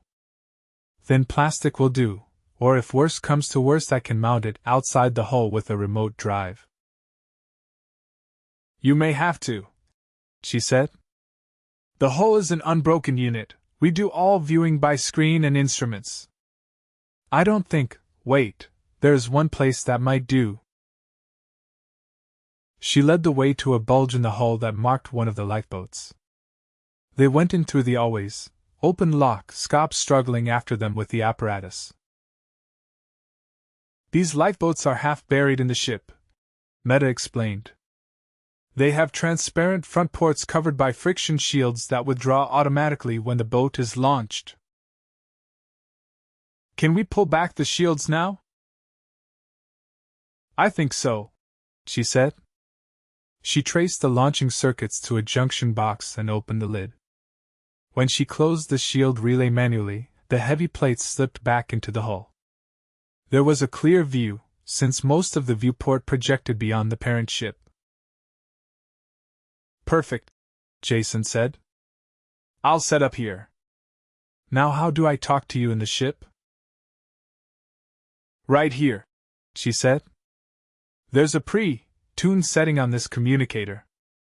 Don't touch anything else, and particularly not this switch. She pointed to a large pull handle set square into the center of the control board. Emergency launching. 2 seconds after that is pulled, the lifeboat is shot free. And it so happens this boat has no fuel. Hands off for sure, Jason said. Now have Husky there run me in a line with ship's power, and I'll get this stuff set up. The detector was simple, though the tuning had to be precise. A dish-shaped antenna pulled in the signal for the delicately balanced detector. There was a sharp fall off on both sides of the input so direction could be precisely determined. The resulting signal was fed to an amplifier stage. Unlike the electronic components of the first stage, this one was drawn in symbols on white paper. Carefully glued, on input and output leads ran to it. When everything was ready and clamped into place, Jason nodded to Meta's image on the screen. Take her up, and easy please. None of your 9G specials. Go into a slow circle around the perimeter, until I tell you differently. Under steady power the ship lifted and grabbed for altitude, then eased into its circular course. They made 5 circuits of the city before Jason shook his head. The thing seems to be working fine, but we're getting too much noise from all the local life. Get 30 kilometers out from the city and start a new circuit. The results were better this time. A powerful signal came from the direction of the city, confined to less than a degree of arc. With the antenna fixed at a right angle to the direction of the ship's flight, the signal was fairly constant. Meta rotated the ship on its main axis, until Jason's lifeboat was directly below. Going fine now, he said. Just hold your controls as they are and keep the nose from drifting. After making a careful mark on the setting circle, Jason turned the receiving antenna through 180 degrees of arc. As the ship kept to its circle, he made a slow collecting sweep of any signals beamed at the city. They were halfway around before he got a new signal. It was there all right, narrow but strong. Just to be sure, he let the ship complete 2 more sweeps, and he noted the direction on the gyro compass each time. They coincided. The 3rd time around he called to Meta. "Get ready for a full right turn, or whatever you call it. I think I have our bearing. Get ready, now." It was a slow turn and Jason never lost the signal. A few times it wavered, but he brought it back on. When the compass settled down, Meta pushed on more power. They set their course towards the native Pyrrus. An hour's flight at close to top atmospheric speed brought no change. Meta complained, but Jason kept her on course. The signal never varied and was slowly picking up strength. They crossed the chain of volcanoes that marked the continental limits, the ship bucking in the fierce thermals. Once the shore was behind and they were over water, Scop joined Meta in grumbling. He kept his turret spinning, but there was very little to shoot at this far from land. When the islands came over the horizon, the signal began to dip. "Slow now," Jason called. "Those islands ahead look like our source." A continent had been here once, floating on Pyrrus' liquid core. Pressures changed, land masses shifted, and the continent had sunk beneath the ocean. All that was left now of the teeming life of that land mass was confined to a chain of islands, once the mountain peaks of the highest range of mountains.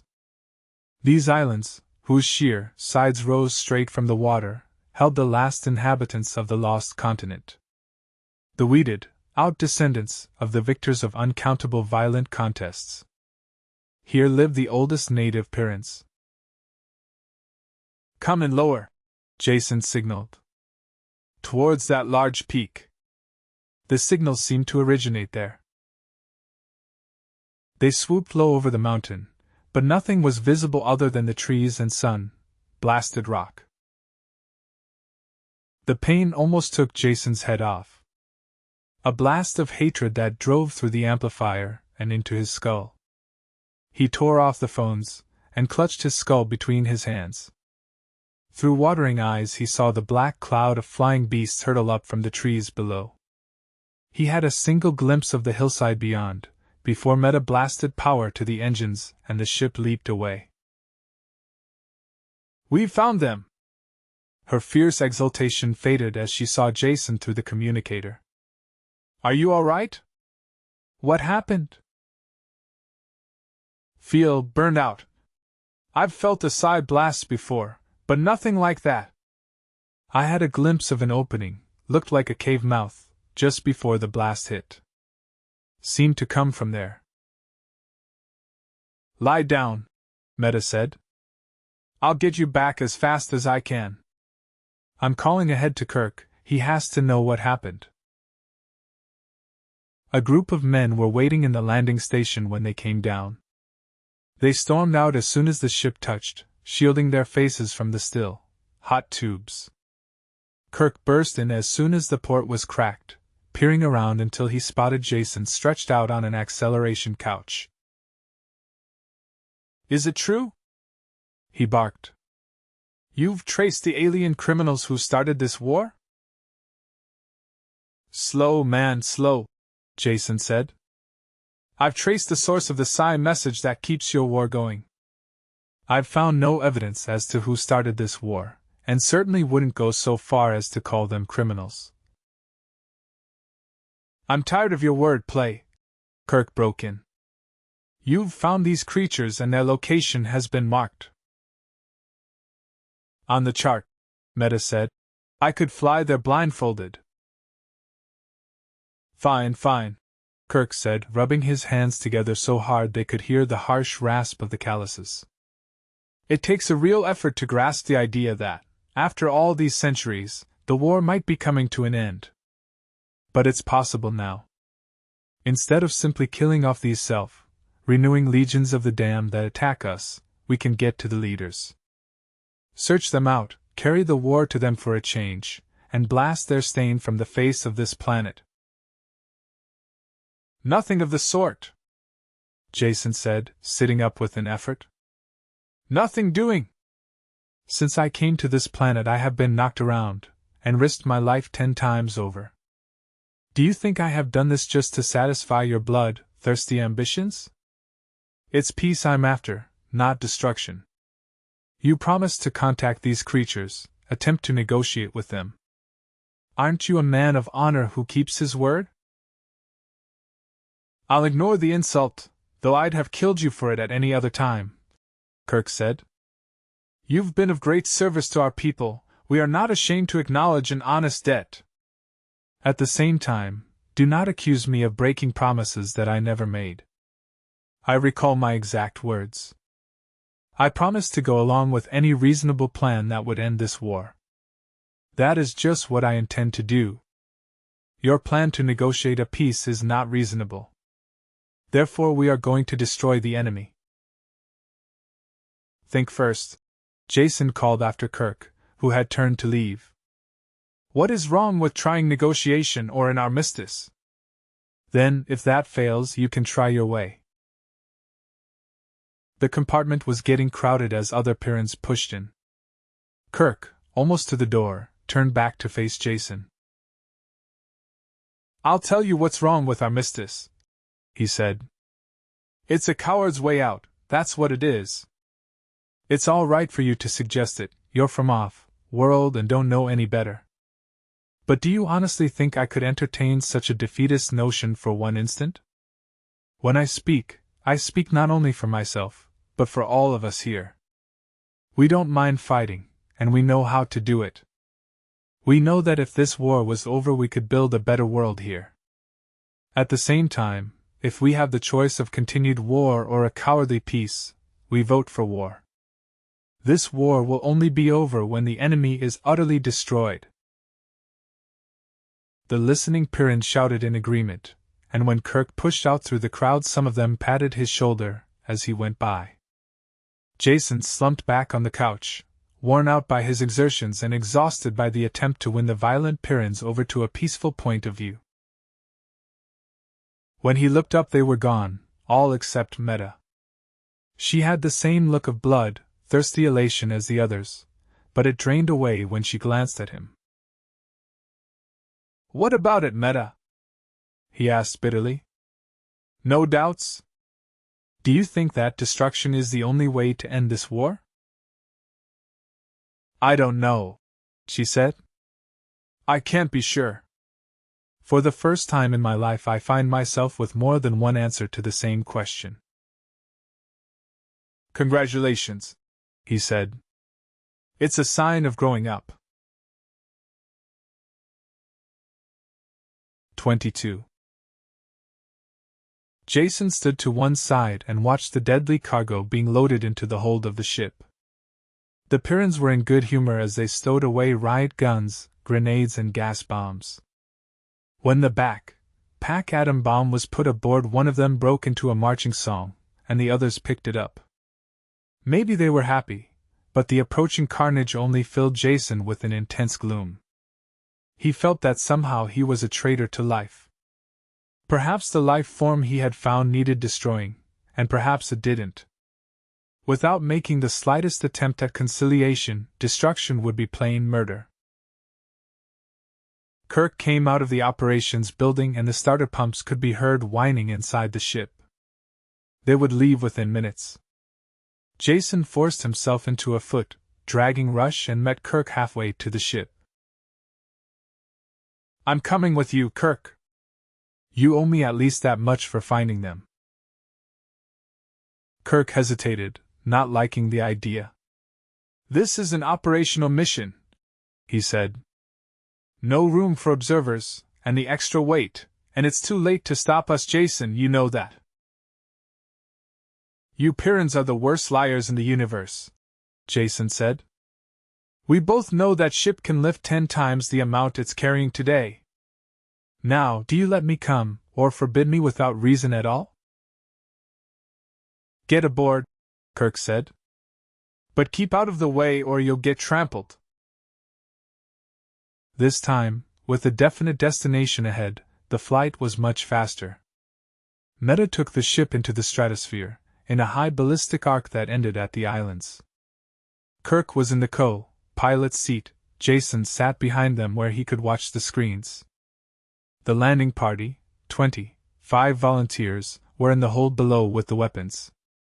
All the screens in the ship were switched to the forward viewer. They watched the green island appear and swell, then vanish behind the flames of the braking rockets. Jockeying the ship carefully, Meta brought it down on a flat shelf near the cave mouth.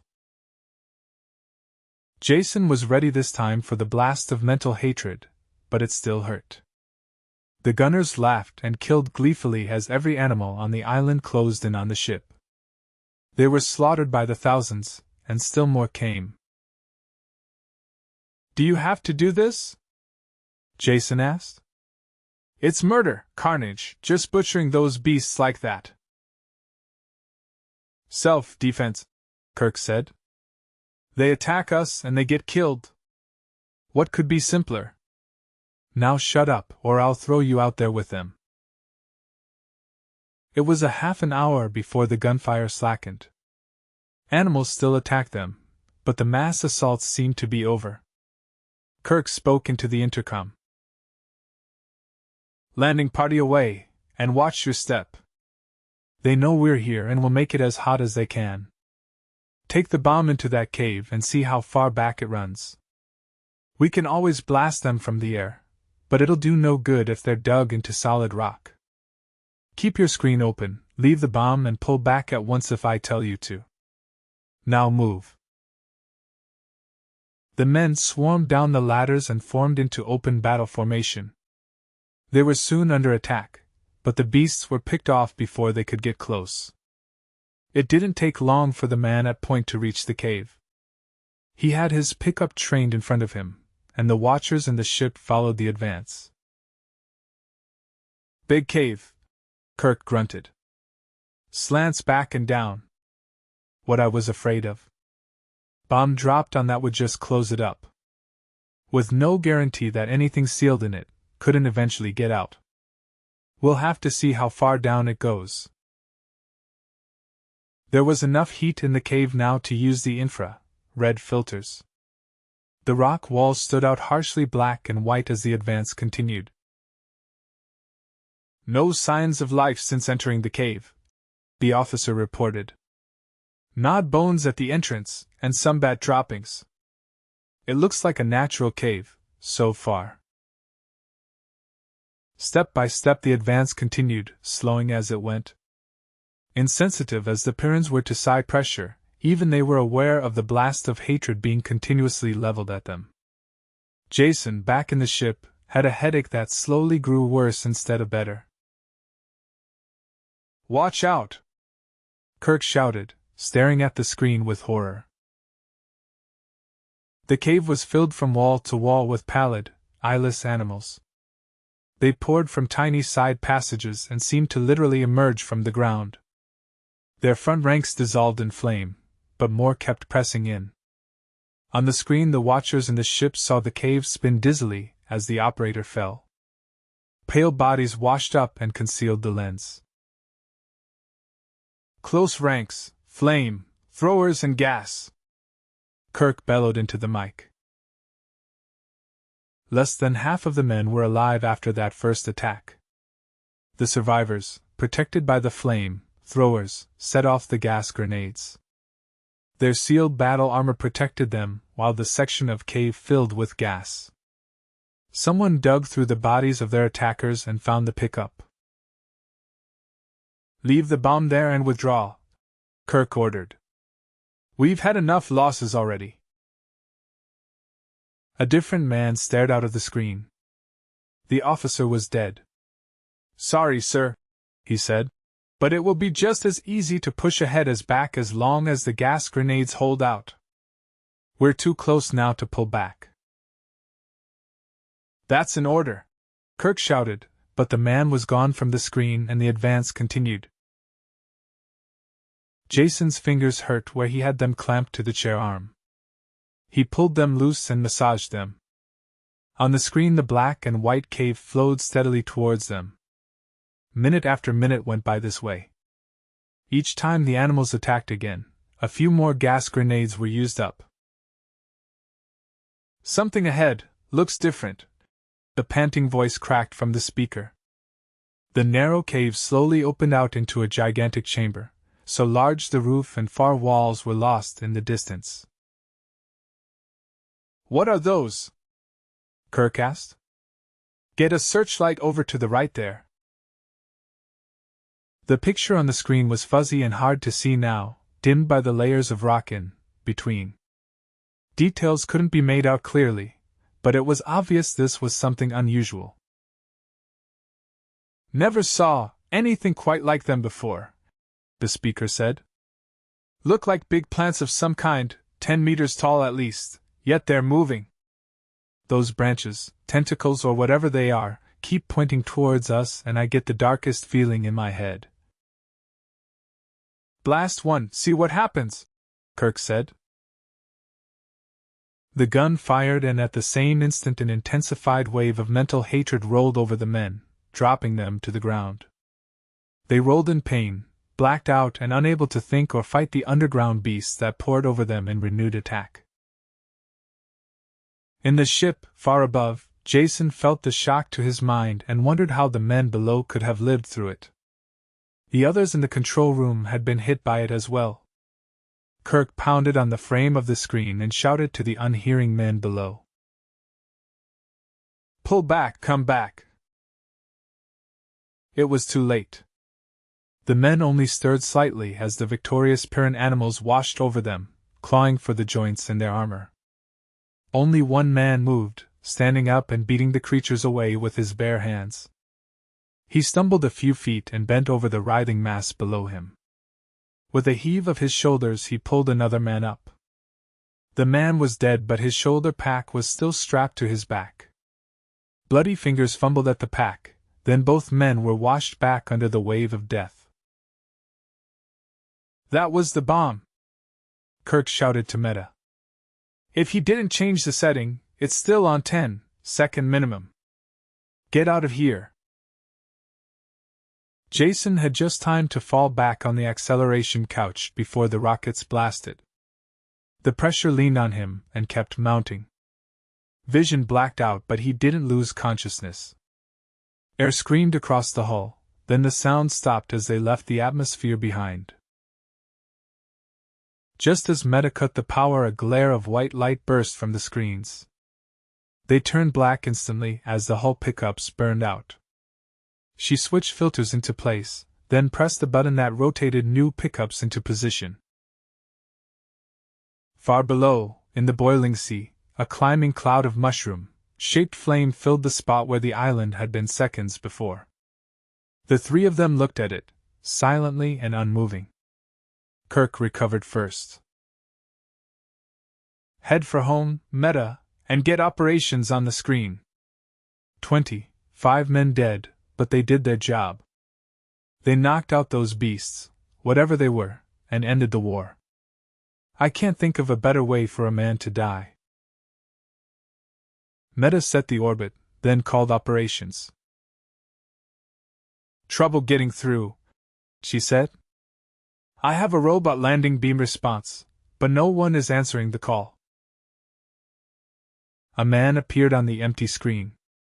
He was beaded with sweat and had a harried look in his eyes. "Kirk," he said, "is that you? Get the ship back here at once.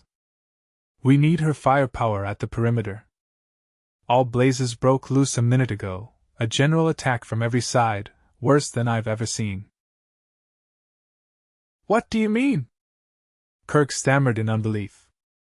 "The war is over, we blasted them, destroyed their headquarters completely. The war is going like it never has gone before," the other snapped back. "I don't know what you did, but it stirred up the stew pot of hell here. Now stop talking and get the ship back." Kirk turned slowly to face Jason, his face pulled back in a look of raw animal savagery. You did it!" I should have killed you the first time I saw you. I wanted to, now I know I was right. You've been like a plague since you came here, sowing death in every direction. I knew you were wrong, yet I let your twisted words convince me. And look what has happened.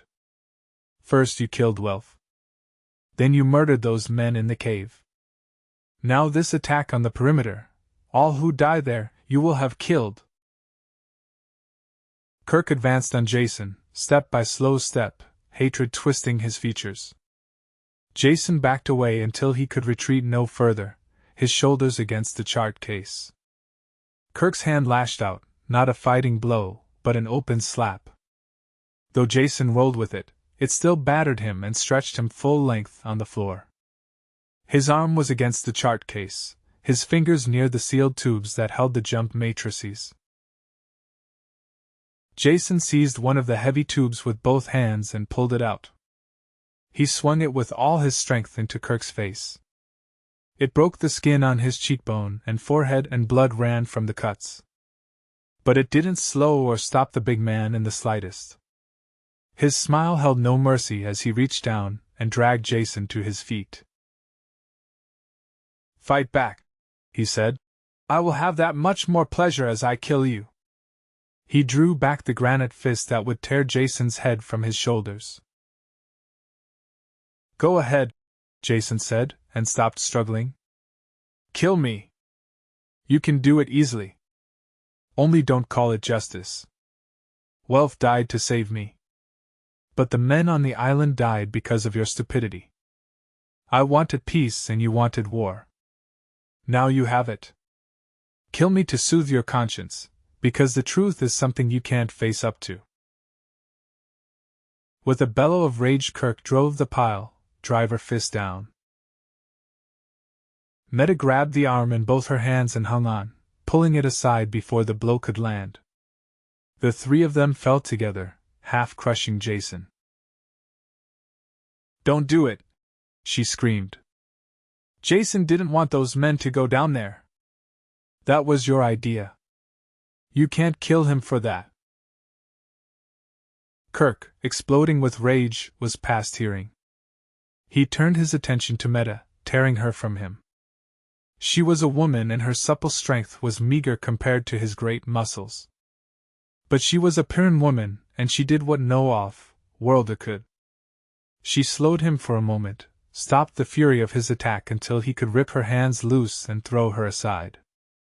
It didn't take him long to do this, but it was just time enough for Jason to get to the door. Jason stumbled through, and jammed shut the lock behind him. A split second after he had driven the bolt home, Kirk's weight plunged into the door. The metal screamed and bent, giving way. One hinge was torn loose and the other held only by a shred of metal. It would go down on the next blow. Jason wasn't waiting for that. He hadn't stayed to see if the door would stop the raging Pyrrhus. No door on the ship could stop him. Fast as possible, Jason went down the gangway. There was no safety on the ship, which meant he had to get off it. The lifeboat deck was just ahead. Ever since first seeing them, he had given a lot of thought to the lifeboats. Though he hadn't looked ahead to this situation, he knew a time might come when he would need transportation of his own. The lifeboats had seemed to be the best bet, except that Meta had told him they had no fuel. She had been right in one thing. The boat he had been in had empty tanks, he had checked. There were 5 other boats, though, that he hadn't examined.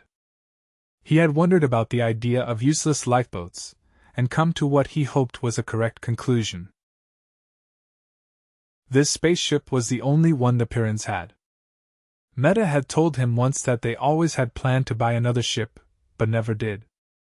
Some other necessary war expense managed to come up first. One ship was really enough for their uses. The only difficulty lay in the fact they had to keep that ship in operation, or the Pyrrhus city was dead. Without supplies they would be wiped out in a few months. Therefore the ship's crew couldn't conceive of abandoning their ship. No matter what kind of trouble she got into, they couldn't leave her. When the ship died, so did their world. With this kind of thinking, there was no need to keep the lifeboats fueled. Not all of them, at least. Though it stood to reason at least one of them held fuel for short flights that would have been wasteful for the parent ship. At this point Jason's chain of logic grew weak. Too many ifs. If they used the lifeboats at all, one of them should be fueled. If they did, it would be fueled now. And if it were fueled, which one of the 6 would it be? Jason had no time to go looking. He had to be right the first time. His reasoning had supplied him with an answer, the last of a long line of suppositions. If a boat were fueled, it should be the one nearest to the control cabin. The one he was diving towards now. His life depended on this string of guesses. Behind him the door went down with a crash. Kirk bellowed and leaped. Jason hurled himself through the lifeboat port with the nearest thing to a run he could manage under the doubled gravity. With both hands he grabbed the emergency launching handle and pulled down. An alarm bell rang and the port slammed shut, literally in Kirk's face. Only his Pyrrhus reflexes saved him from being smashed by it. Solid fuel launchers exploded and blasted the lifeboat clear of the parent ship. Their brief acceleration slammed Jason to the deck, then he floated as the boat went into free fall. The main drive rockets didn't fire. In that moment Jason learned what it was like to know he was dead. Without fuel the boat would drop into the jungle below, falling like a rock and blasting apart when it hit. There was no way out. Then the rockets caught, roared, and he dropped to the deck, bruising his nose. He sat up, rubbing it and grinning. There was fuel in the tanks. The delay in starting had only been part of the launching cycle, giving the lifeboat time to fall clear of the ship. Now to get it under control. He pulled himself into the pilot's seat. The altimeter had fed information to the autopilot, leveling the boat off parallel to the ground. Like all lifeboat controls, these were childishly simple, designed to be used by novices in an emergency. The autopilot could not be shut off, it rode along with the manual controls, tempering foolish piloting. Jason hauled the control wheel into a tight turn and the autopilot gentled it to a soft curve. Through the port he could see the big ship blaring fire in a much tighter turn. Jason didn't know who was flying it or what they had in mind. He took no chances. Jamming the wheel forward into a dive, he cursed as they eased into a gentle drop. The larger ship had no such restrictions. It changed course with a violent maneuver and dived on him. The forward turret fired and an explosion at the stern rocked the little boat. This either knocked out the autopilot or shocked it into submission. The slow drop turned into a power dive and the jungle billowed up. Jason pulled the wheel back and there was just time to get his arms in front of his face before they hit. Thundering rockets and cracking trees ended in a great splash. Silence followed and the smoke drifted away. High above, the spaceship circled hesitantly, dropping a bit as if wanting to go down and investigate. Then rising again as the urgent message for aid came from the city. Loyalty won and she turned and spewed fire towards home. 23. Tree branches had broken the lifeboat's fall, the bow rockets had burned out in emergency blast, and the swamp had cushioned the landing a bit. It was still a crash. The battered cylinder sank slowly into the stagnant water and thin mud of the swamp. The bow was well under before Jason managed to kick open the emergency hatch in the waist. There was no way of knowing how long it would take for the boat to go under, and Jason was in no condition to ponder the situation. Concussed and bloody, he had just enough drive left to get himself out. Waiting and falling, he made his way to firmer land, sitting down heavily as soon as he found something that would support him. Behind him the lifeboat burbled and sank under the water. Bubbles of trapped air kept rising for a while, then stopped.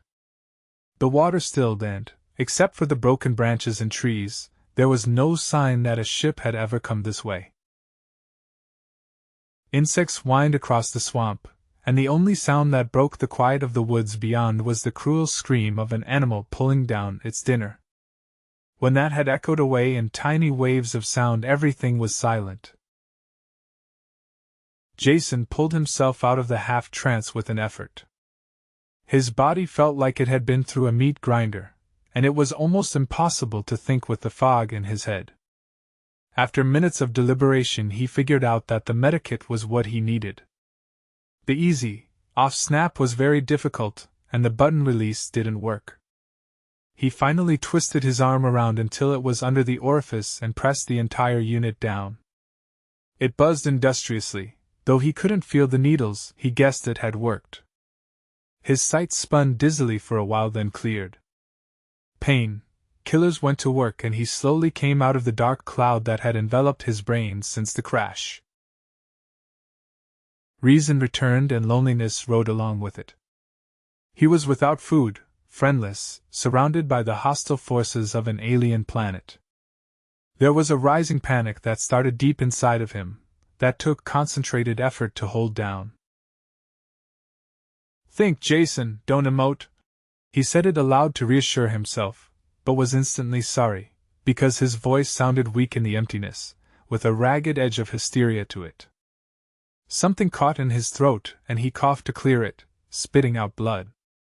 Looking at the red stain, he was suddenly angry. Hating this deadly planet and the incredible stupidity of the people who lived on it. Cursing out loud was better, and his voice didn't sound as weak now.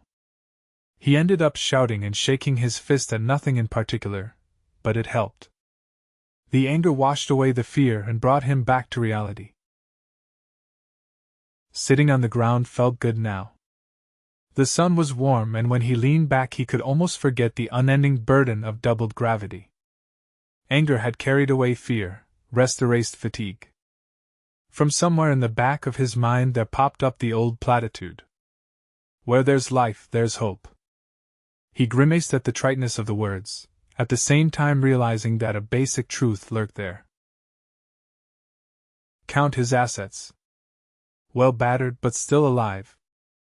None of the bruises seemed very important, and no bones were broken. His gun was still working, it dipped in and out of the power holster as he thought about it.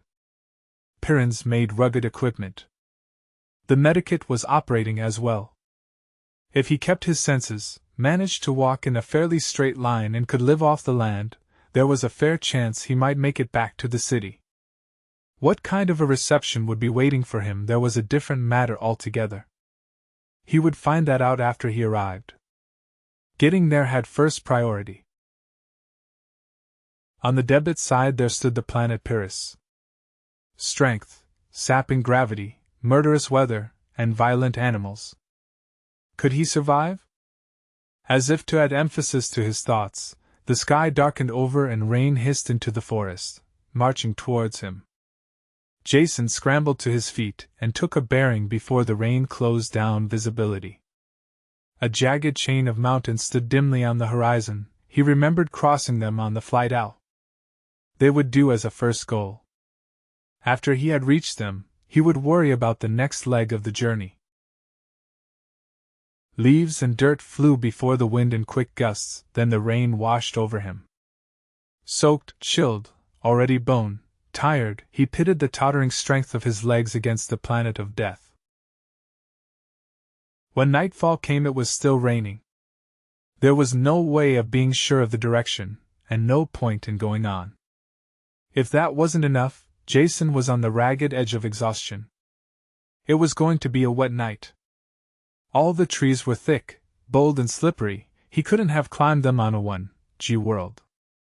The sheltered spots that he investigated, under fallen trees and beneath thick bushes, were just as wet as the rest of the forest.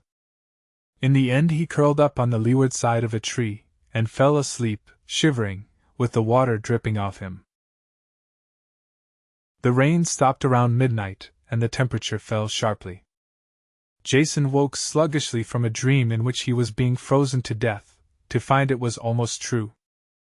Fine snow was sifting through the trees, powdering the ground and drifting against him. The cold bit into his flesh, and when he sneezed it hurt his chest. His aching and numb body only wanted rest, but the spark of reason that remained in him forced him to his feet. If he lay down now, he would die. Holding one hand against the tree so he wouldn't fall, he began to trudge around it.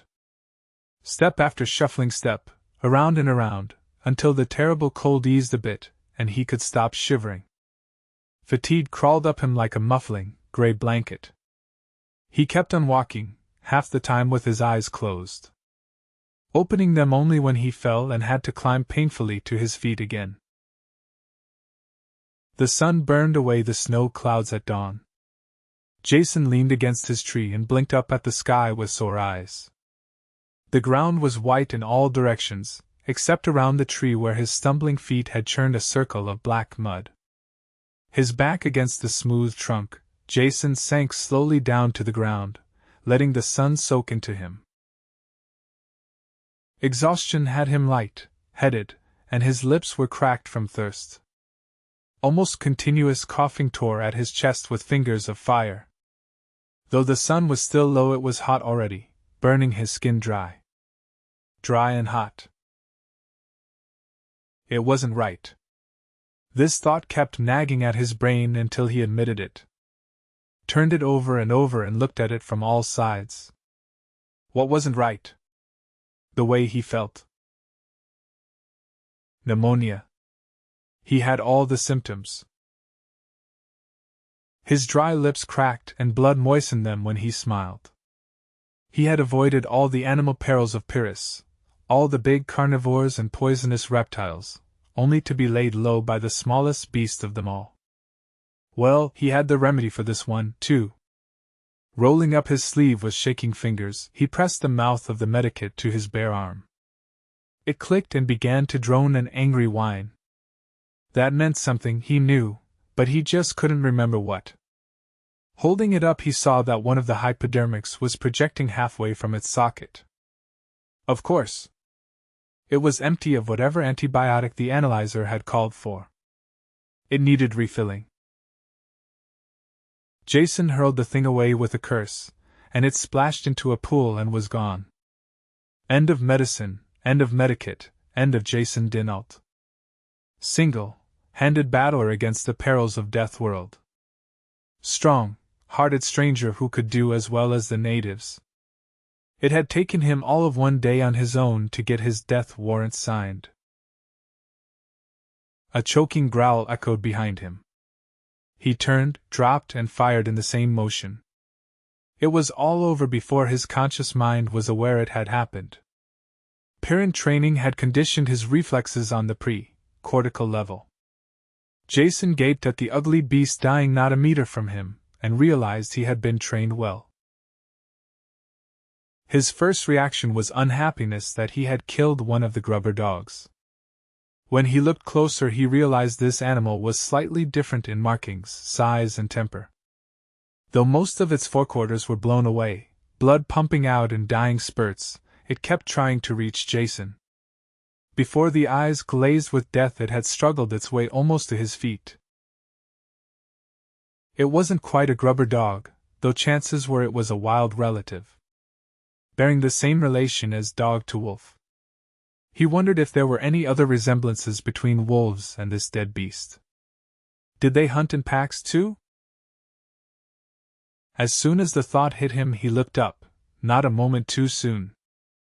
The great forms were drifting through the trees, closing in on him. When he shot two, the others snarled with rage and sank back into the forest. They didn't leave. Instead of being frightened by the deaths, they grew even more enraged. Jason sat with his back to the tree and waited until they came close before he picked them off. With each shot and dying scream, the outraged survivors howled the louder. Some of them fought when they met, venting their rage. One stood on his hind legs and raked great strips of bark from a tree. Jason aimed a shot at it, but he was too far away to hit. There were advantages to having a fever, he realized. Logically, he knew he would live only to sunset, or until his gun was empty. Yet the fact didn't bother him greatly. Nothing really mattered. He slumped, relaxed completely, only raising his arm to fire, then letting it drop again. Every few minutes he had to move to look in back of the tree, and kill any of them that were stalking him in the blind spot. He wished dimly that he were leaning against a smaller tree, but it wasn't worth the effort to go to one. Sometime in the afternoon he fired his last shot. It killed an animal he had allowed to get close. He had noticed he was missing the longer shots.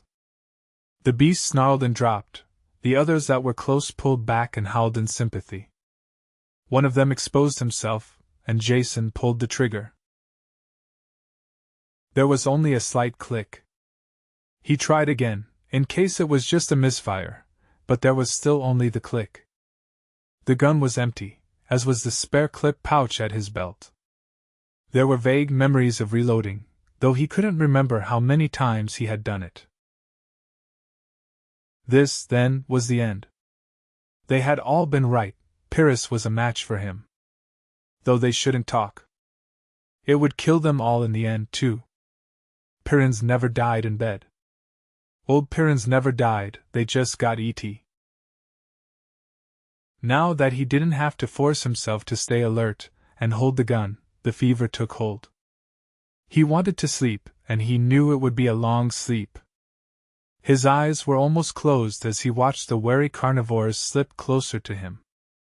The first one crept close enough to spring, he could see the muscles tensing in its leg. It leaped, whirling in midair and falling before it reached him. Blood ran from its gaping mouth and the short shaft of metal projected from the side of his head. The two men walked out of the brush and looked down at him. Their mere presence seemed to have been enough for the carnivores, because they all vanished. Grubbers. He had been in such a hurry to reach the city that he had forgotten about the grubbers. It was good that they were here, and Jason was very glad they had come. He couldn't talk very well, so he smiled to thank them. But this hurt his lips too much, so he went to sleep. 24. For a strange length of time after that, there were only hazy patches of memory that impressed themselves on Jason. A sense of movement, and large beasts around him. Walls, wood, smoke, the murmur of voices. None of it meant very much, and he was too tired to care. It was easier and much better just to let go. About time, Reese said. A couple more days lying there like that and we would have buried you, even if you were still breathing. Jason blinked at him, trying to focus the face that swam above him. He finally recognized Reese, and wanted to answer him. But talking only brought on a spell of body-racking coughing. Someone held a cup to his lips and sweet fluid trickled down his throat. He rested, then tried again. How long have I been here? The voice was thin and sounded far away. Jason had trouble recognizing it for his own. 8 days. And why didn't you listen when I talked to you? Reese said. You should have stayed near the ship when you crashed. Didn't you remember what I said about coming down anywhere on this continent? No matter, too late to worry about that. Next time listen to what I say. Our people moved fast and reached the site of the wreck before dark. They found the broken trees and the spot where the ship had sunk, and at first thought whoever had been in it had drowned. Then one of the dogs found your trail, but lost it again in the swamps during the night. They had a fine time with the mud and the snow, and didn't have any luck at all in finding the spoor again. By the next afternoon they were ready to send for more help when they heard your firing. Just made it, from what I hear. Lucky one of them was a talker and could tell the wild dogs to clear out. Would have had to kill them all otherwise, and that's not healthy. Thanks for saving my neck, Jason said. That was closer than I like to come. What happened after? I was sure I was done for, I remember that much. Diagnosed all the symptoms of pneumonia. Guaranteed fatal in my condition without treatment.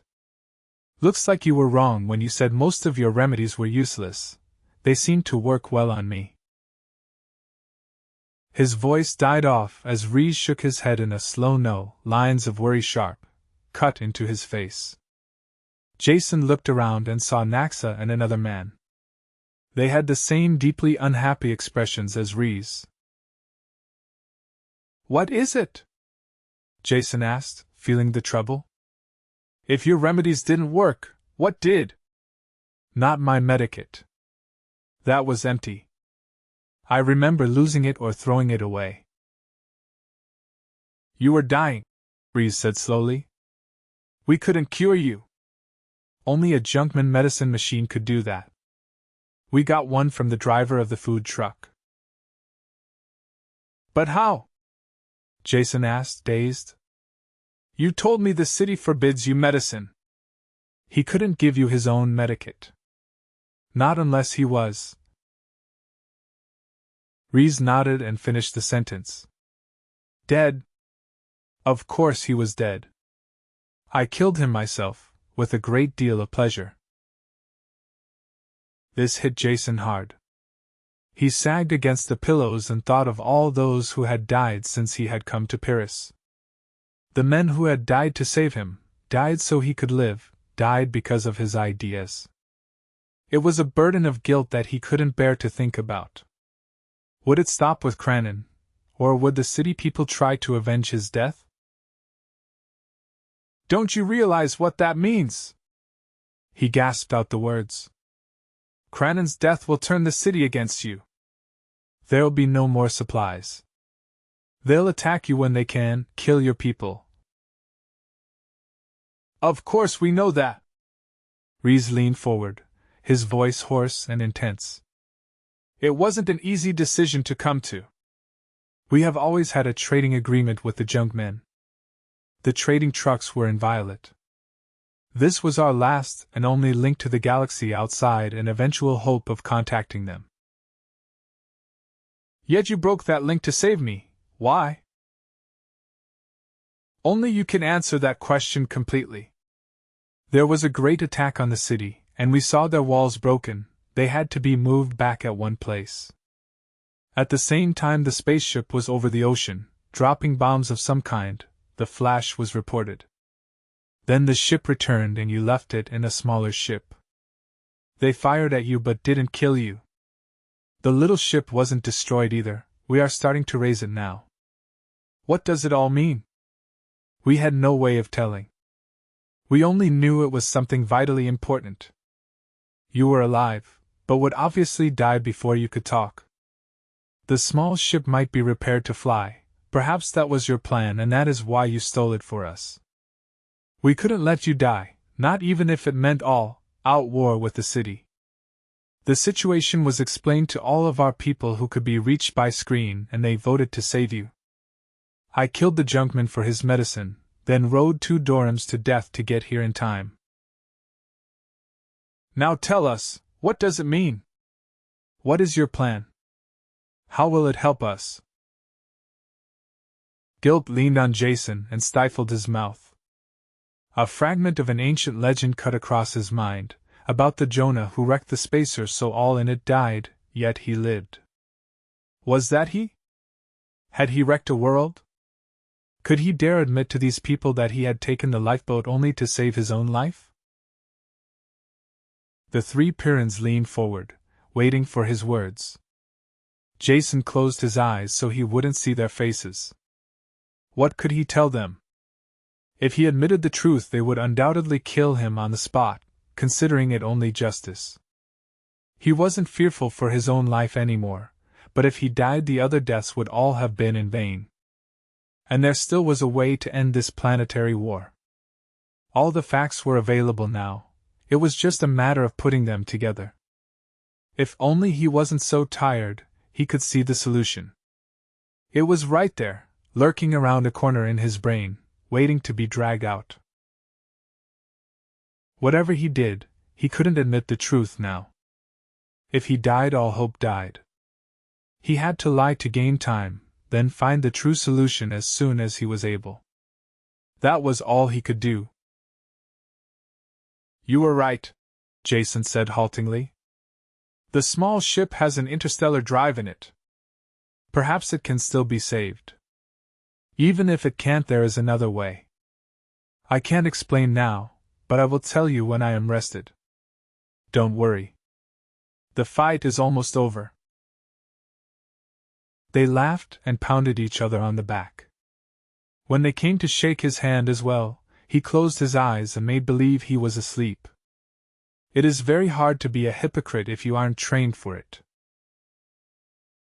Reese woke him early the next morning. Do you feel well enough to travel? He asked. Depends what you mean by travel, Jason told him. If you mean under my own power, I doubt if I could get as far as that door. You'll be carried, Reese broke in. We have a litter swung between two dorms. Not too comfortable, but you'll get there. But only if you think you are well enough to move. We called all the people within riding distance, and they are beginning to gather. By this afternoon we will have enough men and dorms to pull the ship out of the swamp. I'll come, Jason said, pushing himself to a sitting position. The effort exhausted him, bringing a wave of nausea. Only by leaning his full weight against the wall could he keep from falling back. He sat, propped there, until he heard shouts and the stamping of heavy feet outside, and they came to carry him out. The trip drained away his small store of energy, and he fell into an exhausted sleep. When he opened his eyes, the dorms were standing knee-deep in the swamp and the salvage operation had begun. Ropes vanished out of sight in the water while lines of struggling animals and men hauled at them. The beasts bellowed, the men cursed as they slipped and fell. All of the Pyrrans tugging on the lines weren't male, women were there as well. Shorter on the average than the men, they were just as brawny. Their clothing was varied and many, colored, the first touch of decoration Jason had seen on this planet. Getting the ship up was a heart-breaking job. The mud sucked at it, and underwater roots caught on the vanes. Divers plunged time and again into the brown water to cut them free. Progress was incredibly slow, but the work never stopped. Jason's brain was working even slower. The ship would be hauled up eventually. What would he do then? He had to have a new plan by that time, but thinking was impossible work.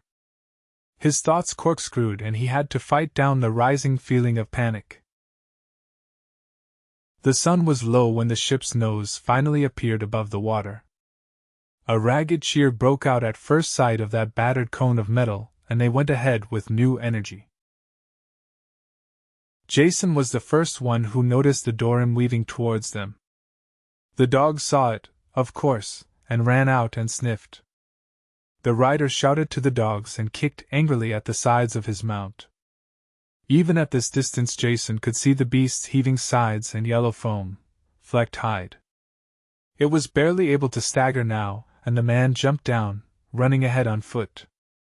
He was shouting something as he ran that couldn't be heard above the noise. There was a single moment when the sound slacked a bit, and the running man's voice could be heard. He was calling the same word over and over again. It sounded like wait, but Jason couldn't be sure. Others had heard him though, and the result was instantaneous. They stopped, unmoving, where they were. Many of those holding the ropes let go of them. Only the quick action of the anchor men kept the ship from sliding back under, dragging the harnessed Dorims with it. A wave of silence washed across the swamp in the wake of the running man's shouts. They could be heard clearly now. Quake! Quake on the way! South. Only safe way is south. One by one the ropes dropped back into the water and the Pyrrans turned to wade to solid land. Before they were well started, Ree's voice cracked out. Stay at work! Get the ship up, it's our only hope now. I'll talk to Hananas, find out how much time we have. These solitary people weren't used to orders. They stopped and milled about, reason fighting with the urgent desire to run.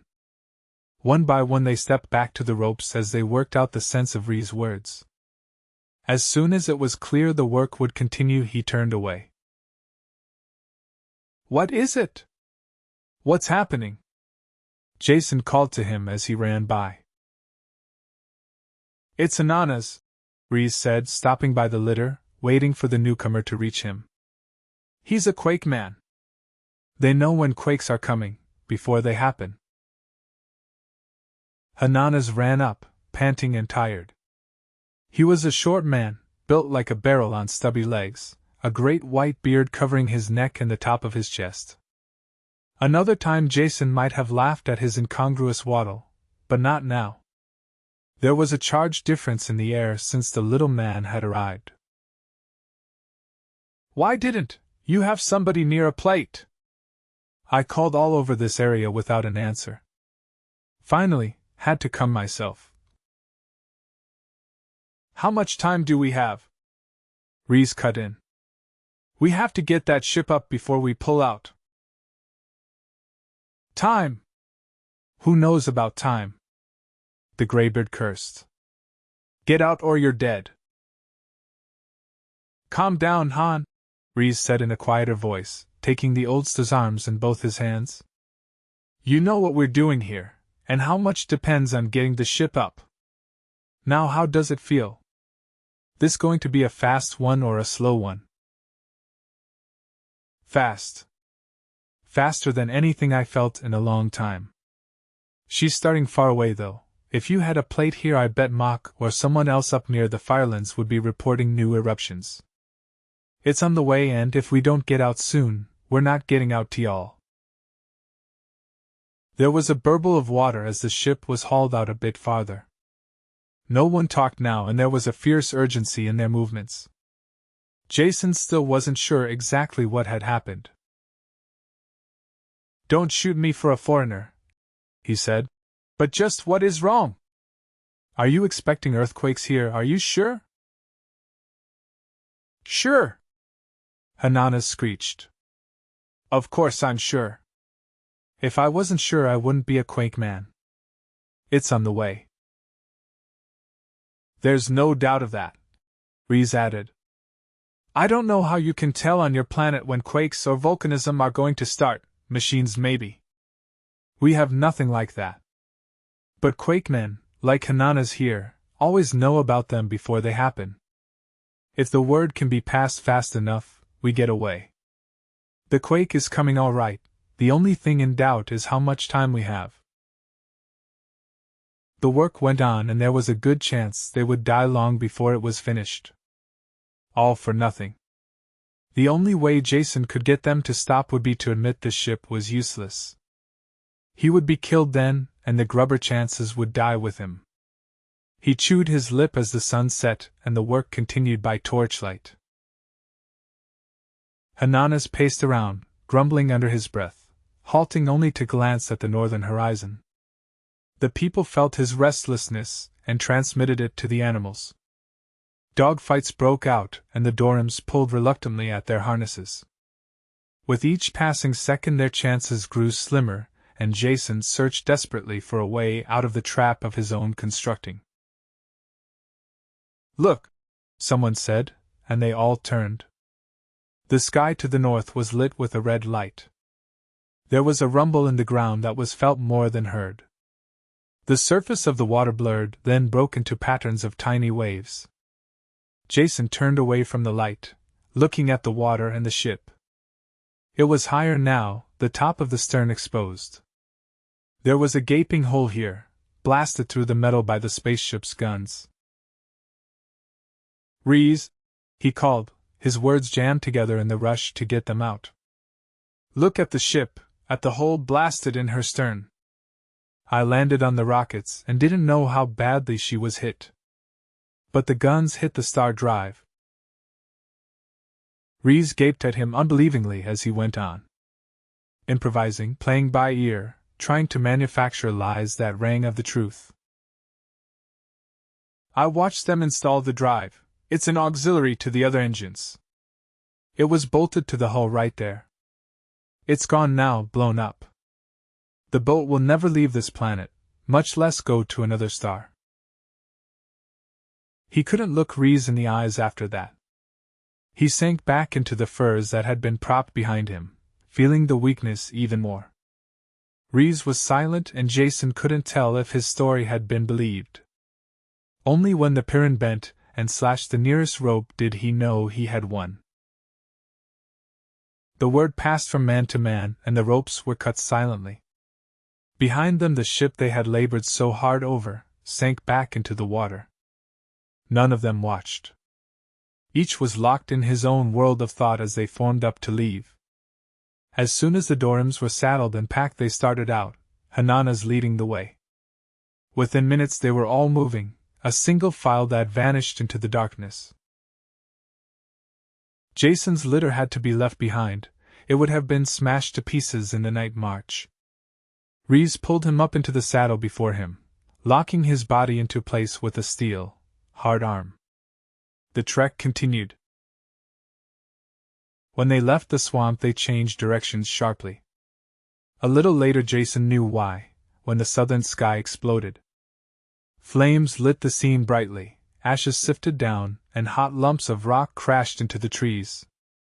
They steamed when they hit, and if it hadn't been for the earlier rain they would have been faced with a forest fire as well.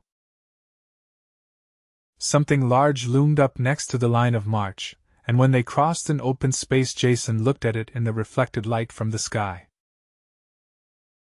"Reese," he choked, pointing. Reese looked at the great beast moving next to them, shaggy body and twisted horns as high as their shoulders, then looked away. He wasn't frightened or apparently interested. Jason looked around then and began to understand. All of the fleeing animals made no sound, that's why he hadn't noticed them before.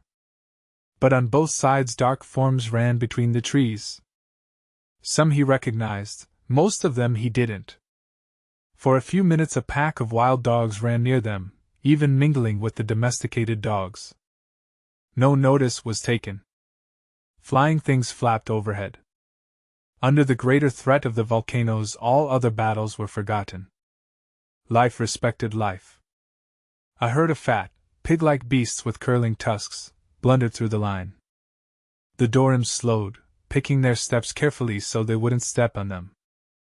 Smaller animals sometimes clung to the backs of the bigger ones, riding untouched a while, before they leaped off.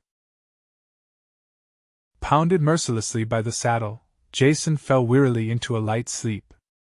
It was shot through with dreams of the rushing animals, hurrying on forever in silence.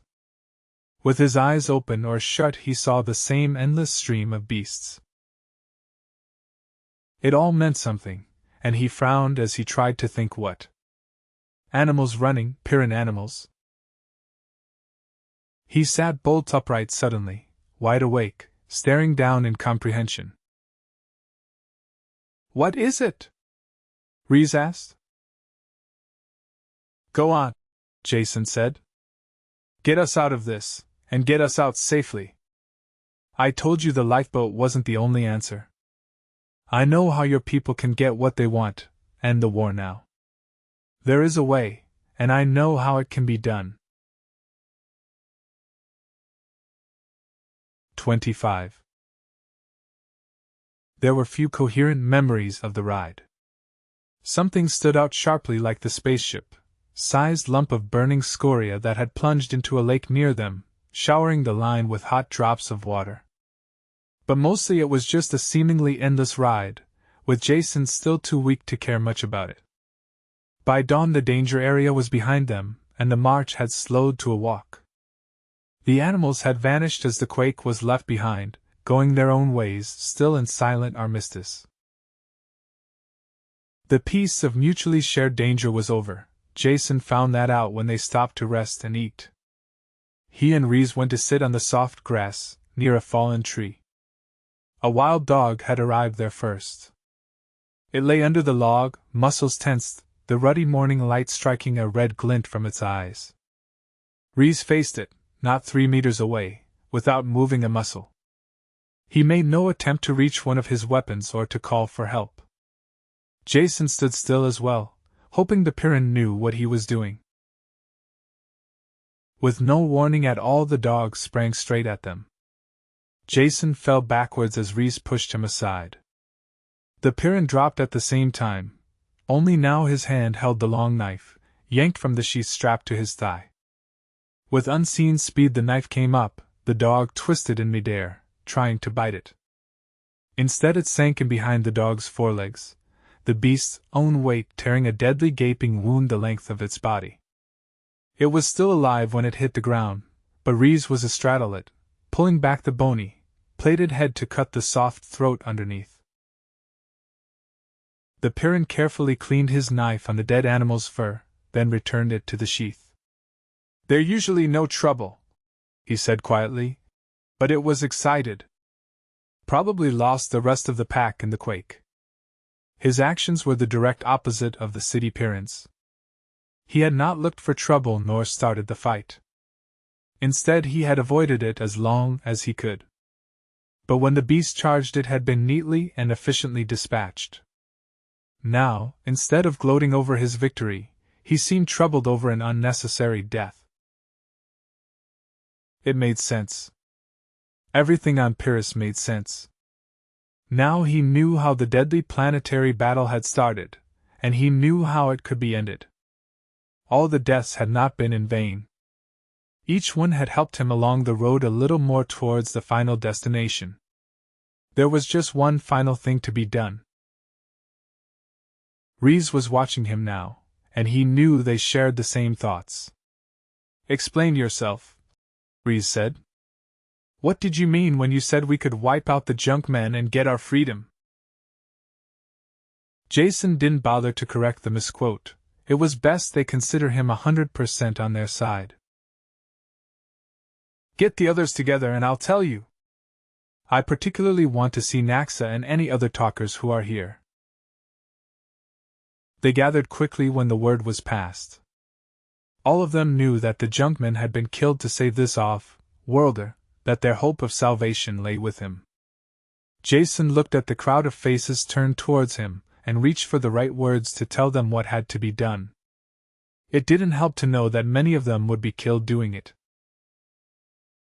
"The small starship can't be used," he said. "You all saw that it was ruined beyond repair. But that was the easy way out. The hard way is still left. Though some of you may die, in the long run it will be the best solution.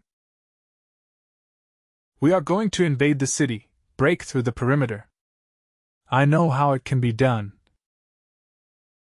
A mutter of sound spread across the crowd.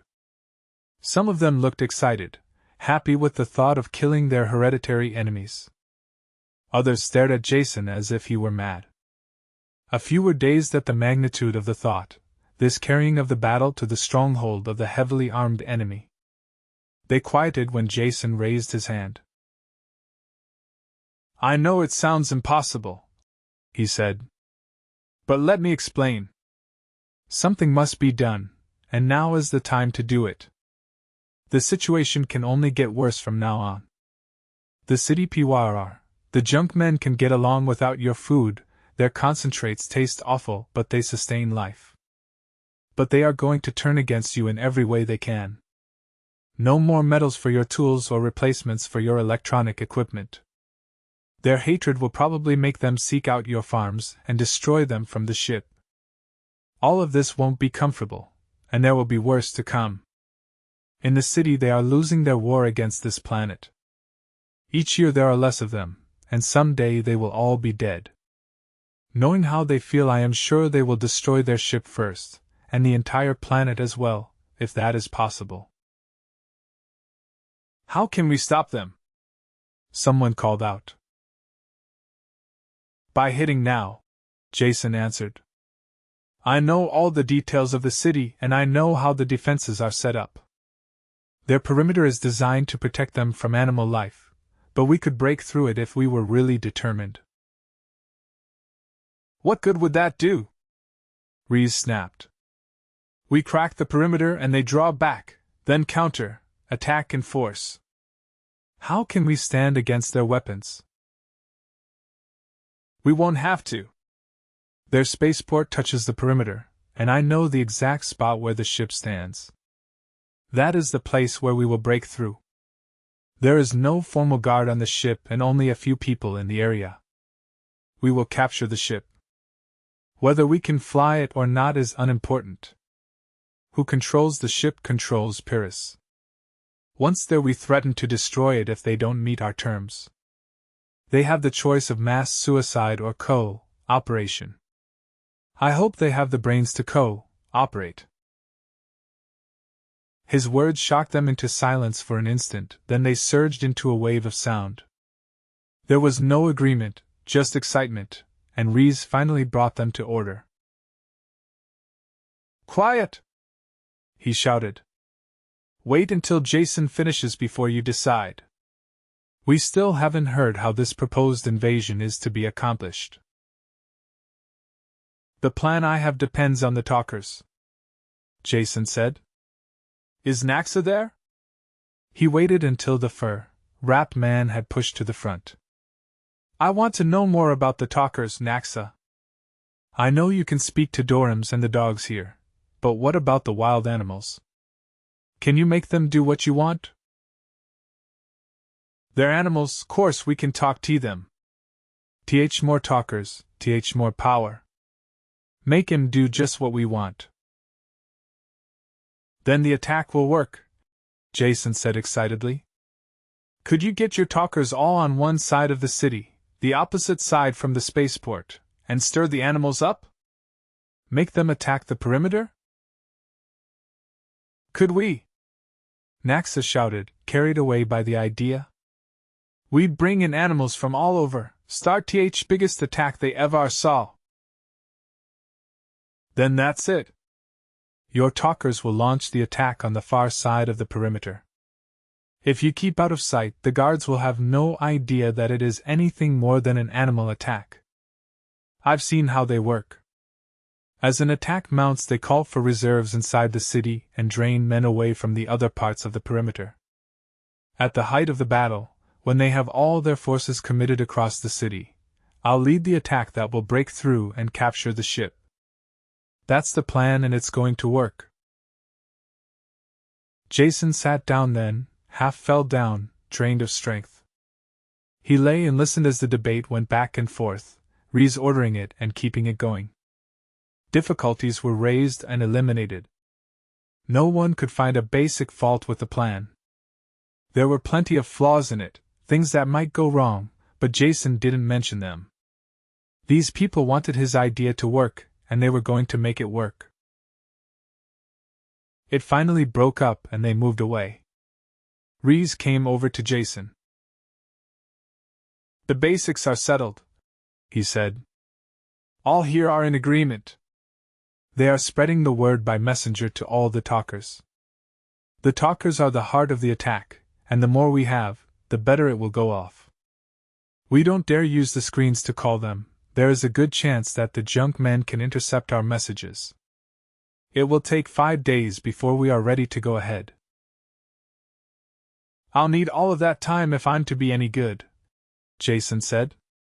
Now let's get some rest.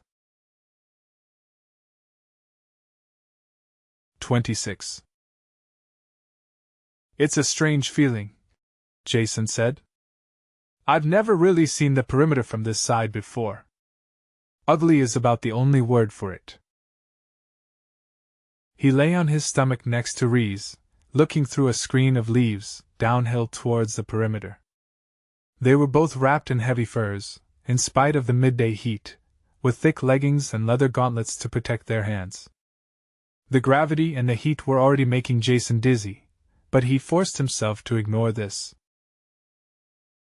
Ahead, on the far side of a burnt corridor, stood the perimeter. A high wall, of varying height and texture, seemingly made of everything in the world. It was impossible to tell what it had originally been constructed of.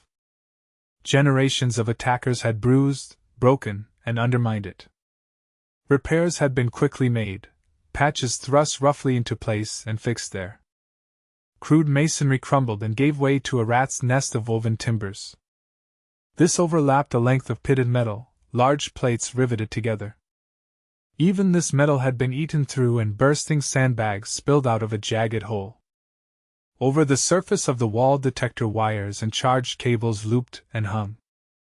At odd intervals automatic flame throwers thrust their nozzles over the wall above and swept the base of the wall clear of any life that might have come close. "Those flame things can cause us trouble," Reese said. "That one covers the area where you want to break in." "It'll be no problem," Jason assured him. "It may look like it is firing a random pattern, but it's really not. It varies a simple sweep just enough to fool an animal, but was never meant to keep men out.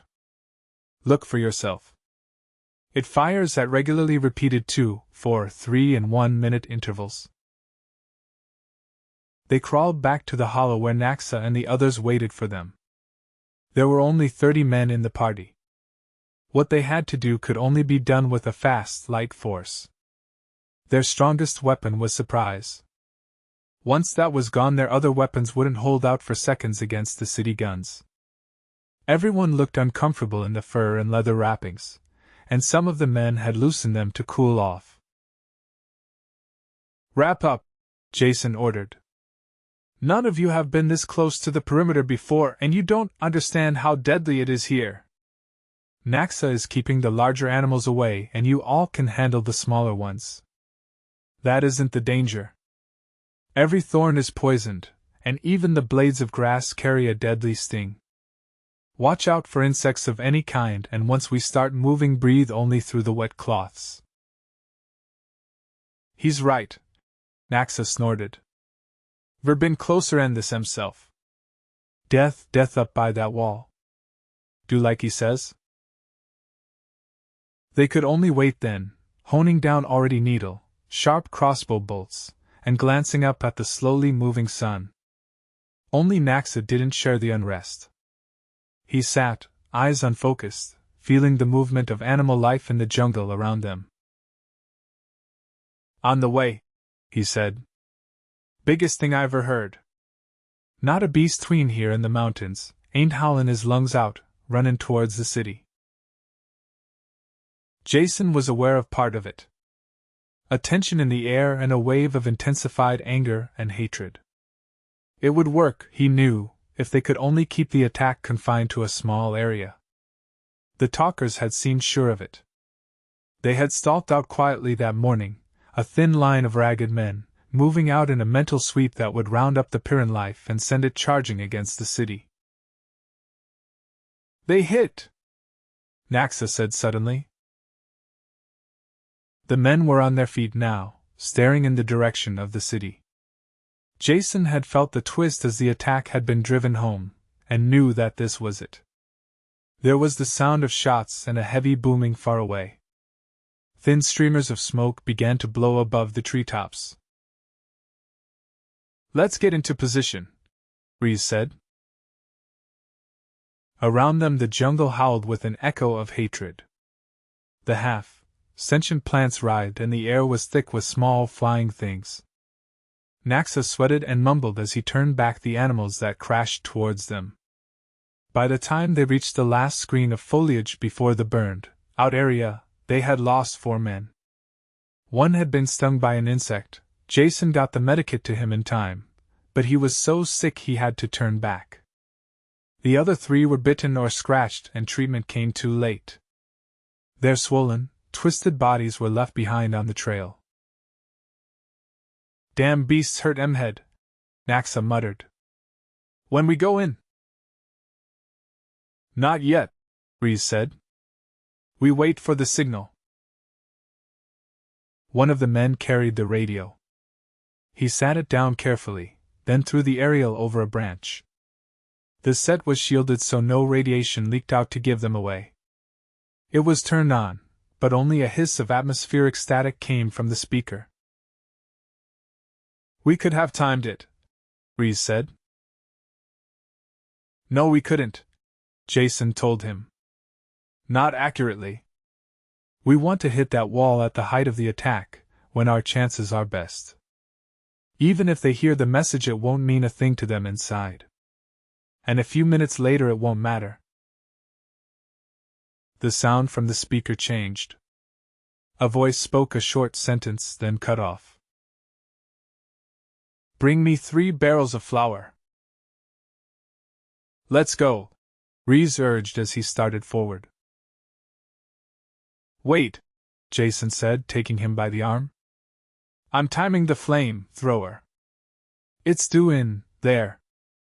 A blast of fire sprayed the ground, then turned off. "We have 4 minutes to the next one. We hit the long period." They ran, stumbling in the soft ashes, tripping over charred bones and rusted metal. 2 men grabbed Jason under the arm and carried him across the ground. It hadn't been planned that way, but it saved precious seconds. They dropped him against the wall, and he fumbled out the bombs he had made. The charges from Crannon's gun, taken when he was killed, had been hooked together with a firing circuit. All the moves had been rehearsed carefully, and they went smoothly now.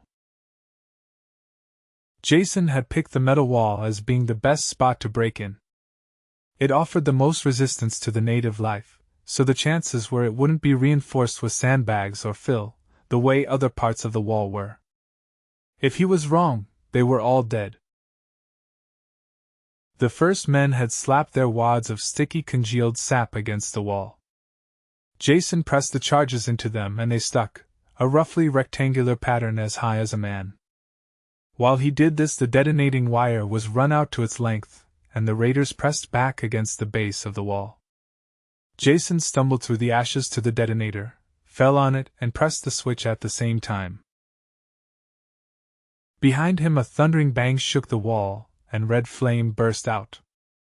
Reese was the first one there, pulling at the twisted and smoking metal with his gloved hands.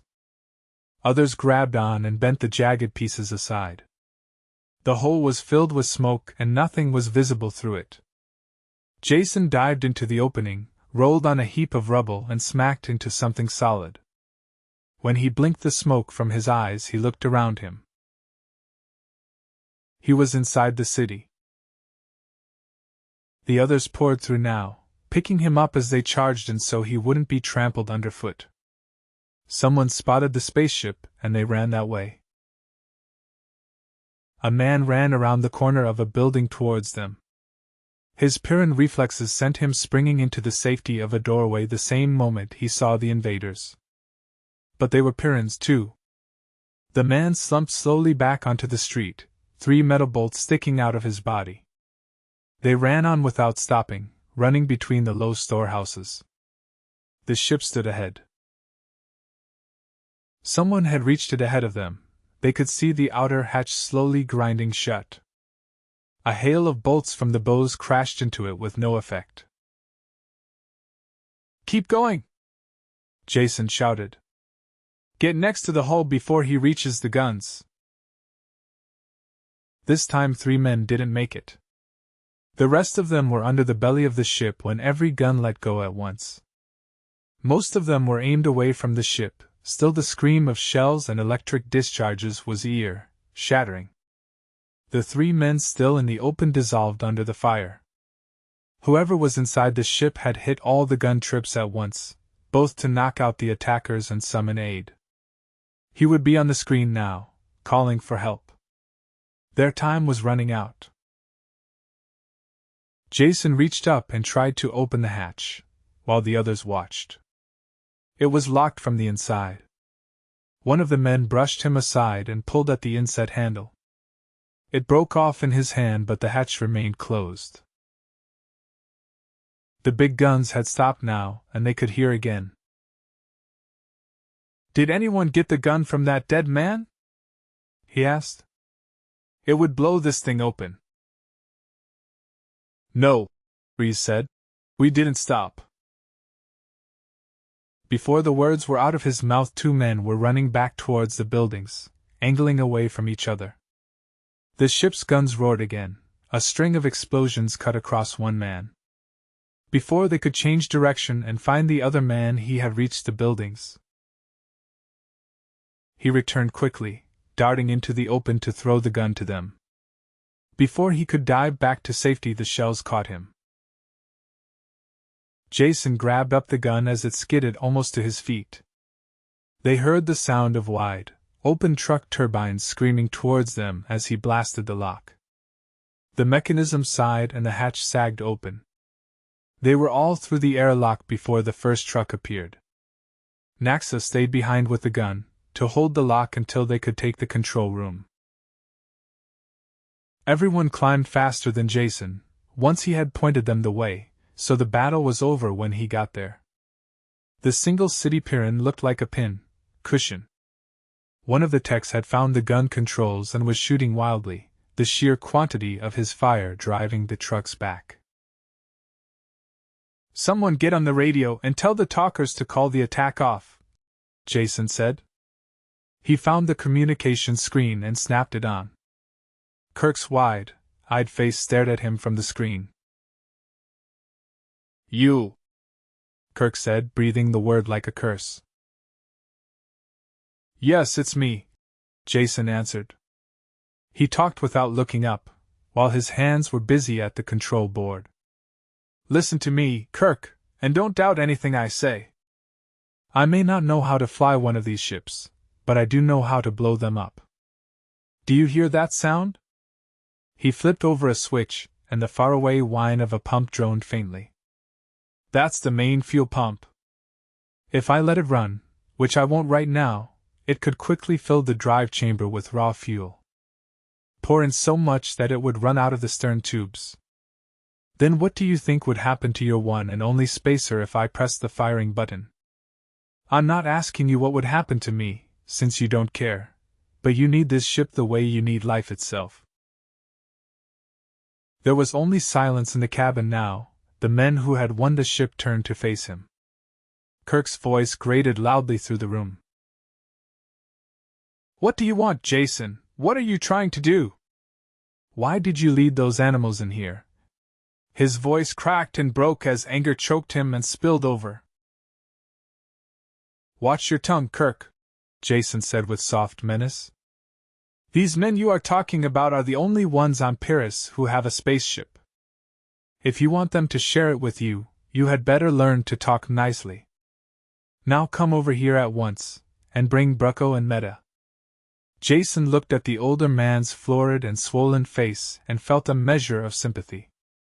"Don't look so unhappy, it's not the end of the world. In fact, it might be the beginning of one. And another thing, leave this channel open when you go. Have it hooked into every screen in the city so everyone can see what happens here. Make sure it's taped too for replay." Kirk started to say something, but changed his mind before he did. He left the screen, but the set stayed alive, carrying the scene in the control room to the entire city. 27. The fight was over. It had ended so quickly the fact hadn't really sunk in yet. Reese rubbed his hand against the gleaming metal of the control console, letting the reality of touch convince him. The other men milled about, looking out through the view screens or soaking in the mechanical strangeness of the room. Jason was physically exhausted, but he couldn't let it show. He opened the pilot's med box and dug through it until he found the stimulants. 3 of the little gold pills washed the fatigue from his body, and he could think clearly again. "Listen to me," he shouted. "The fight's not over yet. They'll try anything to take this ship back, and we have to be ready. I want one of the techs to go over these boards until he finds the lock controls. Make sure all the air locks and ports are sealed. Send men to check them if necessary. Turn on all the screens to scan in every direction, so no one can get near the ship. We'll need a guard in the engine room. My control could be cut if they broke in there. And there had better be a room search of the ship, in case someone else is locked in with us." The men had something to do now and felt relieved. Reese split them up into groups and set them to work. Jason stayed at the controls, his hand next to the pump switch. The battle wasn't over yet. "There's a truck coming," Reese called. "Going slow." "Should I blast it?" the man at the gun controls asked. "Hold your fire," Jason said, "until we can see who it is. If it's the people I sent for, let them through." As the truck came on slowly, the gunner tracked it with his sights. There was a driver and 3 passengers. Jason waited until he was positive who they were. "Those are the ones," he said. "Stop them at the lock, Reese, make them come in one at a time. Take their guns as they enter, then strip them of all their equipment. There is no way of telling what could be a concealed weapon. Be specially careful of Brucko. He's the thin one with a face like an axe edge. Make sure you strip him clean. He's a specialist in weapons and survival. And bring the driver too. We don't want him reporting back about the broken airlock or the state of our guns." Waiting was hard. His hand stayed next to the pump switch, even though he knew he could never use it. Just as long as the others thought he would. There were stampings and muttered curses in the corridor. The prisoners were pushed in. Jason had one look at their deadly expressions and clenched fists before he called to Reese. "Keep them against the wall, and watch them. Bowman, keep your weapons up." He looked at the people who had once been his friends, and who now swam in hatred for him. Meta, Kirk, Brucko. The driver was Scop, the man Kirk had once appointed to guard him. He looked ready to explode now that the roles had been reversed. "Pay close attention," Jason said, "because your lives depend upon it. Keep your backs to the wall, and don't attempt to come any closer to me than you are now. If you do, you will be shot instantly. If we were alone, any one of you could undoubtedly reach me before I threw this switch. But we're not. You have Pyrrhus reflexes and muscles, but so do the Bowmen. Don't gamble. Because it won't be a gamble. It will be suicide. I'm telling you this for your own protection. So we can talk peacefully without one of you losing his temper and suddenly getting shot. There is no way out of this. You are going to be forced to listen to everything I say. You can't escape or kill me. The war is over. And we lost, and all because of you, you traitor! Meta snarled. Wrong on both counts, Jason said blandly. I'm not a traitor because I owe my allegiance to all men on this planet, both inside the perimeter and out. I never pretended differently. As to losing, why, you haven't lost anything. In fact, you've won. Won your war against this planet, if you will only hear me out.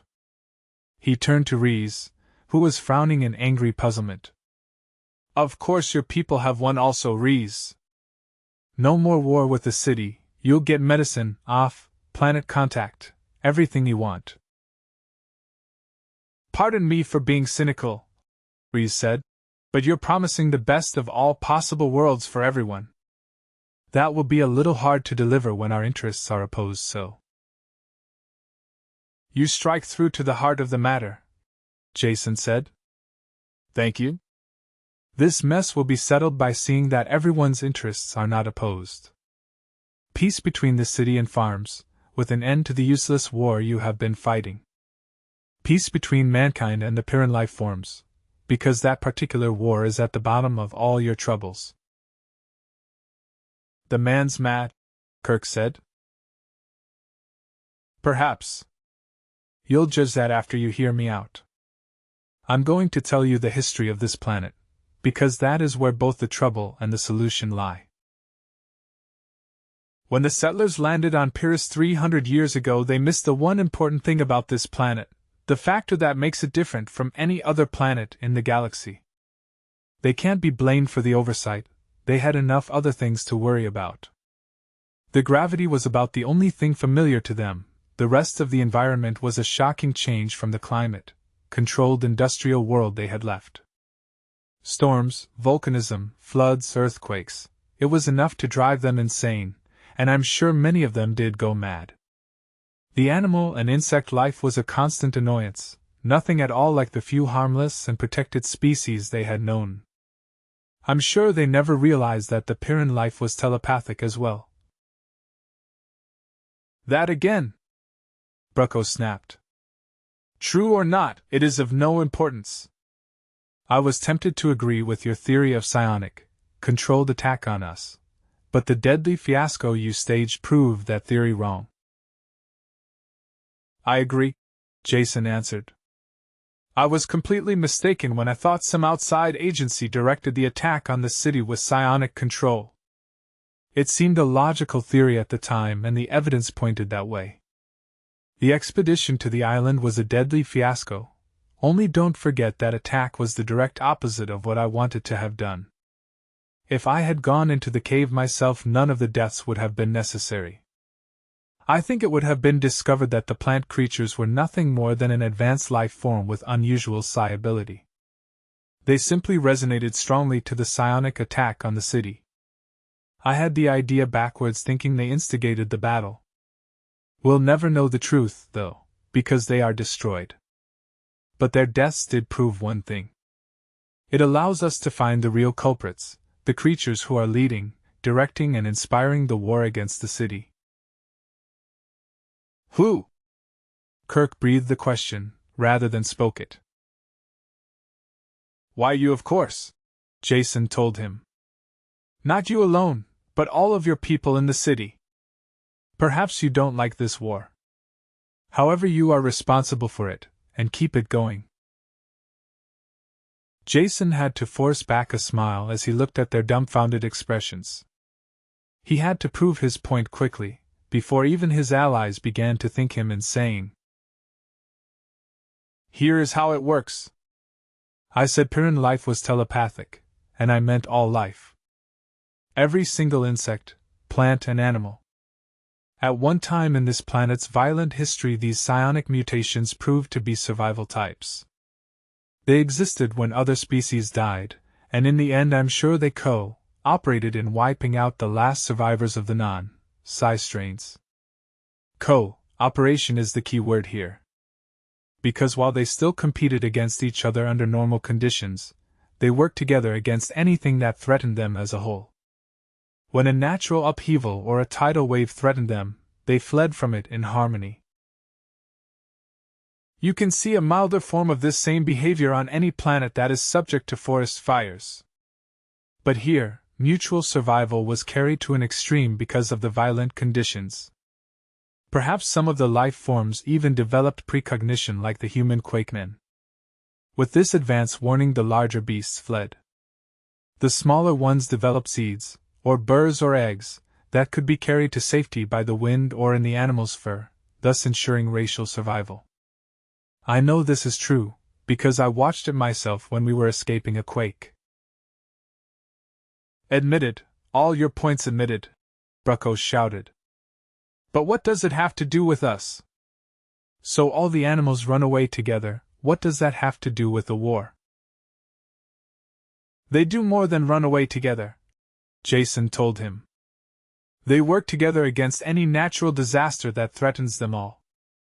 Someday, I'm sure, ecologists will go into raptures over the complex adjustments that occur here in the advent of blizzards, floods, fires, and other disasters.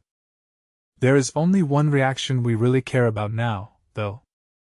That's the one directed towards the city people. Don't you realize yet, they treat you all as another natural disaster? We'll never know exactly how it came about, though there is a clue in that diary I found, dating from the first days on this planet. It said that a forest fire seemed to have driven new species towards the settlers.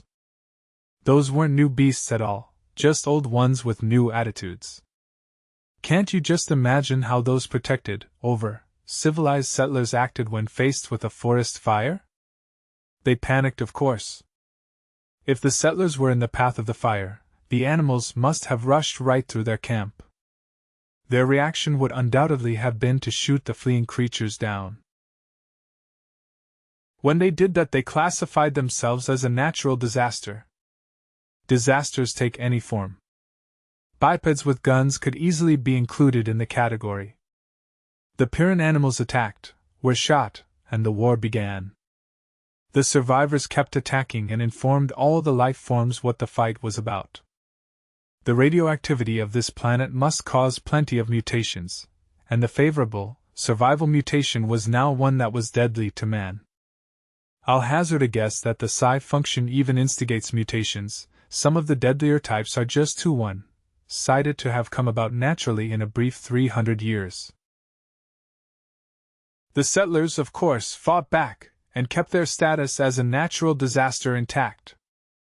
Through the centuries they improved their killing methods, not that it did the slightest good, as you know. You city people, their descendants, are heirs to this heritage of hatred. You fight and are slowly being defeated. How can you possibly win against the biologic reserves of a planet that can recreate itself each time to meet any new attack? Silence followed Jason's words. Kirk and Meta stood white-faced as the impact of the disclosure sunk in. Brucko mumbled and checked points off on his fingers, searching for weak spots in the chain of reason. The fourth city Pyrrhan, Scop, ignored all these foolish words that he couldn't understand, or want to understand, and would have killed Jason in an instant if there had been the slightest chance of success. It was Reese who broke the silence. His quick mind had taken in the factors and sorted them out. "There's one thing wrong," he said. "What about us?" "We live on the surface of Pyrrus without perimeters or guns. Why aren't we attacked as well? We're human, descended from the same people as the junk men." "You're not attacked," Jason told him, "because you don't identify yourself as a natural disaster. Animals can live on the slopes of a dormant volcano, fighting and dying in natural competition. But they'll flee together when the volcano erupts. That eruption is what makes the mountain a natural disaster. In the case of human beings, it is their thoughts that identify them as life form or disaster. Mountain or volcano. In the city, everyone radiates suspicion and death. They enjoy killing, thinking about killing, and planning for killing. This is natural selection, too, you realize. These are the survival traits that work best in the city. Outside the city, men think differently. If they are threatened individually, they fight, as will any other creature. Under more general survival threats, they cooperate completely with the rules for universal survival that the city people break. How did it begin, this separation, between the two groups? Reese asked. We'll probably never know, Jason said. I think your people must have originally been farmers, or psionic sensitives who were not with the others during some natural disaster. They would, of course, act correctly by Pyrrhan standards and survive. This would cause a difference of opinion with the city people who saw killing as the answer. It's obvious, whatever the reason, that two separate communities were established early, and soon separated except for the limited amount of barter that benefited both. I still can't believe it, Kirk mumbled. It makes a terrible kind of truth, every step of the way, but I still find it hard to accept. There must be another explanation. Jason shook his head slowly. None. This is the only one that works. We've eliminated the other ones, remember? I can't blame you for finding it hard to believe, since it is in direct opposition to everything you've understood to be true in the past. It's like altering a natural law. As if I gave you proof that gravity didn't really exist, that it was a force altogether different from the immutable one we know, one you could get around when you understood how. You'd want more proof than words. Probably want to see someone walking on air. Which isn't such a bad idea at that, he added, turning to Naxa. Do you hear any animals around the ship now? Not the ones you're used to, but the mutated, violent kind that live only to attack the city. Place is crawling with them, Naxa said.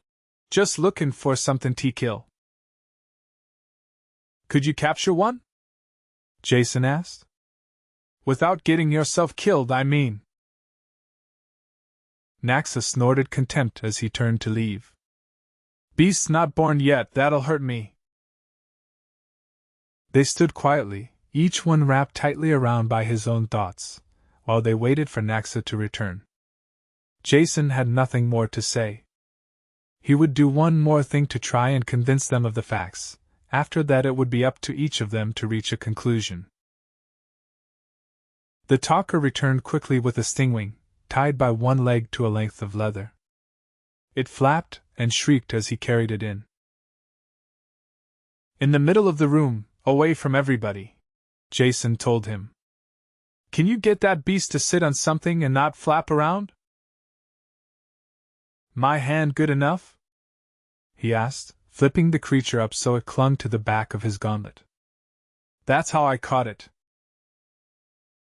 Does anyone doubt that this is a real stingwing? Jason asked. I want to make sure you all believe there is no trickery here.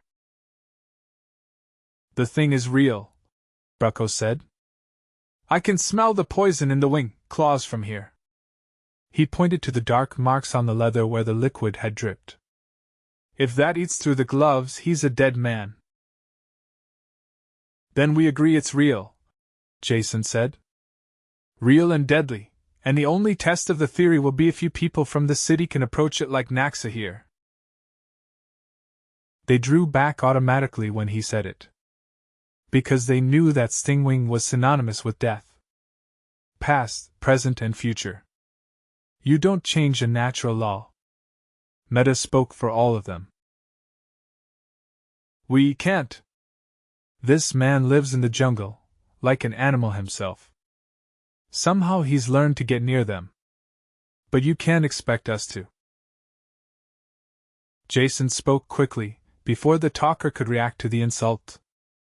Of course I expect you to. That's the whole idea. If you don't hate the beast and expect it to attack you, why it won't. Think of it as a creature from a different planet, something harmless. I can't, she said. It's a stingwing. As they talked, Brucko stepped forward, his eyes fixed steadily on the creature perched on the glove. Jason signaled the bowmen to hold their fire. Brucko stopped at a safe distance and kept looking steadily at the stingwing. It rustled its leathery wings uneasily and hissed. A drop of poison formed at the tip of each great poison claw on its wings. The control room was filled with a deadly silence. Slowly he raised his hand, carefully putting it out over the animal. The hand dropped a little, rubbed the stingwing's head once, then fell back to his side. The animal did nothing except stir slightly under the touch. There was a concerted sigh, as those who had been unknowingly holding their breath breathed again. How did you do it? Meta asked in a hushed voice. What? Brucko said, apparently snapping out of a daze. Oh, touching the thing. Simple, really. I just pretended it was one of the training aids I use, a realistic and harmless duplicate. I kept my mind on that single thought and it worked. He looked down at his hand, then back to the stingwing. His voice quieter now, as if he spoke from a distance. It's not a training aid, you know. It's real. Deadly. The off-worlder is right. He's right about everything he said. With Brucko's success as an example, Kirk came close to the animal. He walked stiffly, as if on the way to his execution, and runnels of sweat poured down his rigid face. But he believed and kept his thoughts directed away from the stingwing, and he could touch it unharmed. Meta tried but couldn't fight down the horror it raised when she came close. I am trying, she said. And I do believe you now, but I just can't do it. Scop screamed when they all looked at him, shouted it was all a trick, and had to be clubbed unconscious when he attacked the bowman. Understanding had come to Pyrrus. 28. What do we do now? Meta asked. Her voice was troubled, questioning. She voiced the thoughts of all the Pyrrans in the room, and the thousands who watched in their screens. What will we do? They turned to Jason, waiting for an answer. For the moment their differences were forgotten. The people from the city were staring expectantly at him, as were the crossbowmen with half-lowered weapons. This stranger had confused and changed the old world they had known, and presented them with a newer and stranger one, with alien problems. Hold on, he said, raising his hand. I'm no doctor of social ills. I'm not going to try and cure this planet full of muscle-bound sharpshooters. I've just squeezed through up to now, and by the law of averages I should be 10 times dead. Even if all you say is true, Jason, Meta said, you are still the only person who can help us. What will the future be like? Suddenly weary, Jason slumped into the pilot's chair. He glanced around at the circle of people. They seemed sincere. None of them even appeared to have noticed that he no longer had his hand on the pump switch. For the moment at least, the war between city and farm was forgotten. I'll give you my conclusions, Jason said, twisting in the chair, trying to find a comfortable position for his aching bones. I've been doing a lot of thinking the last day or two, searching for the answer. The very first thing I realized was that the perfect and logical solution wouldn't do at all. I'm afraid the old ideal of the lion lying down with the lamb doesn't work out in practice. About all it does is make a fast lunch for the lion. Ideally, now that you all know the real causes of your trouble, you should tear down the perimeter and have the city and forest people mingle in brotherly love. Makes just as pretty a picture as the one of lion and lamb. And would undoubtedly have the same result.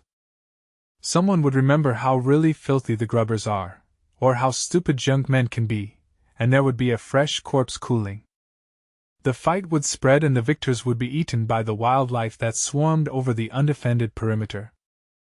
No, the answer isn't that easy. As the Pyrrans listened to him, they realized where they were, and glanced around uneasily. The guards raised their crossbows again, and the prisoners stepped back to the wall and looked surly. See what I mean? Jason asked. Didn't take long, did it? They all looked a little sheepish at their unthinking reactions. If we're going to find a decent plan for the future, we'll have to take inertia into consideration. Mental inertia, for one. Just because you know a thing is true in theory, doesn't make it true in fact. The barbaric religions of primitive worlds hold not a germ of scientific fact, though they claim to explain all.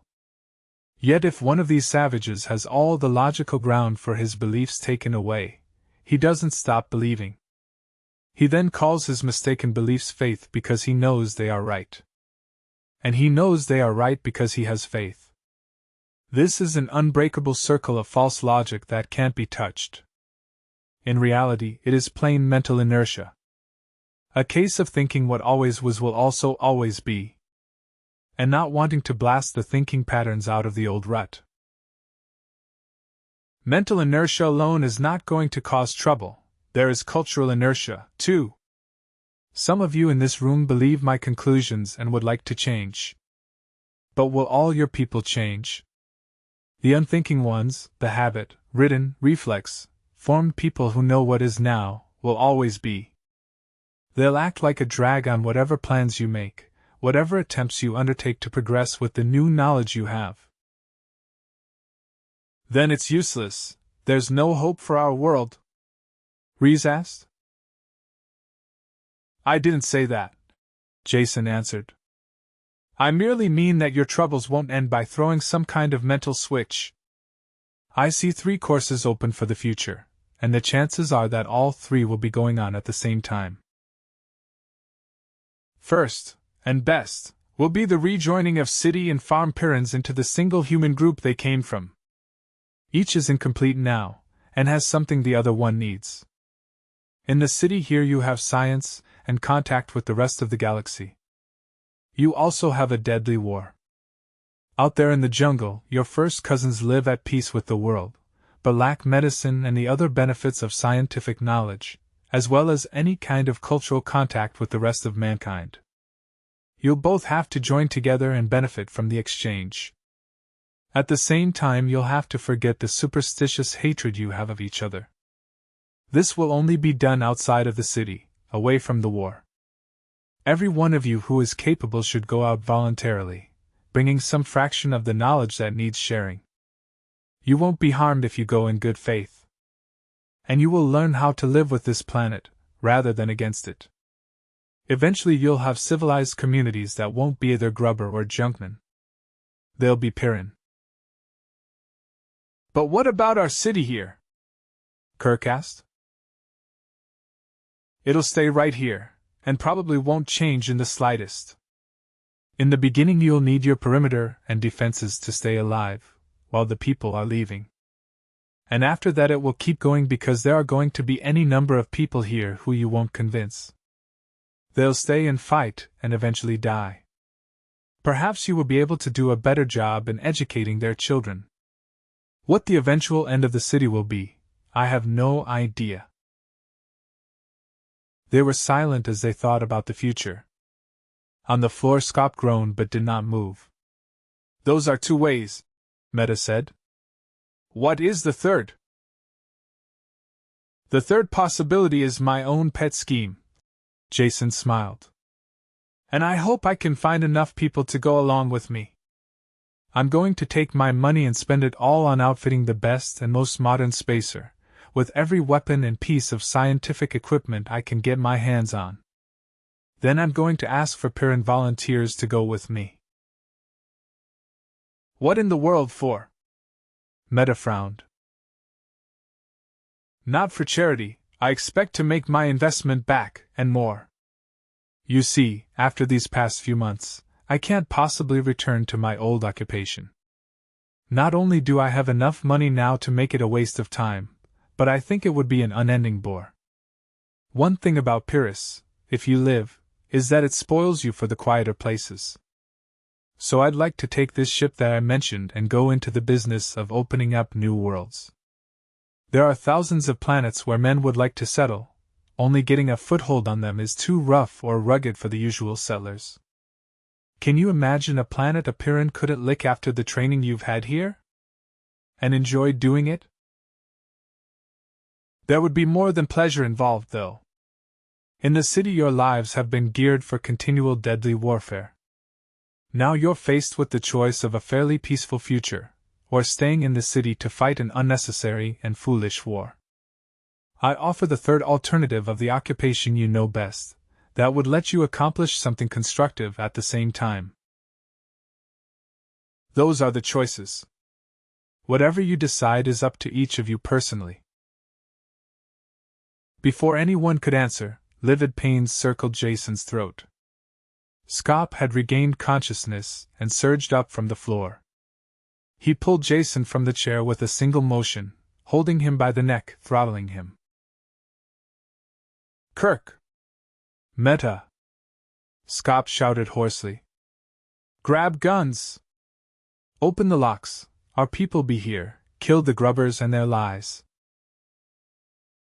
Jason tore at the fingers that were choking the life out of him, but it was like pulling at bent steel bars. He couldn't talk and the blood hammered in his ears. Meta hurtled forward like an uncoiled spring and the crossbows twanged. One bolt caught her in the leg, the other transfixed her upper arm. But she had been shot as she jumped and her inertia carried her across the room, to her fellow Pyrrhon and the dying off-worlder. She raised her good arm and chopped down with the edge of her hand. It caught Scop a hard blow on the biceps and his arm jumped spasmodically, his hand leaping from Jason's throat. What are you doing? He shouted in strange terror to the wounded girl who fell against him. He pushed her away, still clutching Jason with his other hand. She didn't answer. Instead she chopped again, hard and true, the edge of her hand catching Scop across the windpipe, crushing it. He dropped Jason and fell to the floor, retching and gasping. Jason watched the end through a haze, barely conscious. Scop struggled to his feet, turned pain-filled eyes to his friends. "You're wrong," Kirk said. "Don't do it." The sound the wounded man made was more animal than human. When he dived towards the guns on the far side of the room, the crossbows twanged like harps of death. When Brucko went over to help Meta, no one interfered. Jason gasped air back into his lungs, breathing in life. The watching glass eye of the viewer carried the scene to everyone in the city. "Thanks, Meta, for understanding, as well as helping." Jason had to force the words out. "Scop was wrong and you were right, Jason," she said. Her voice broke for a second as Brucko snapped off the feathered end of the steel bolt with his fingers, and pulled the shaft out of her arm. "I can't stay in the city. Only people who feel as Scop did will be able to do that.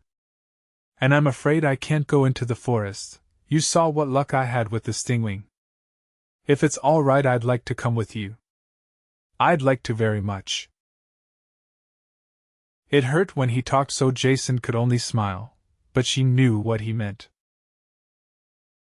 Kirk looked down in unhappiness at the body of the dead man.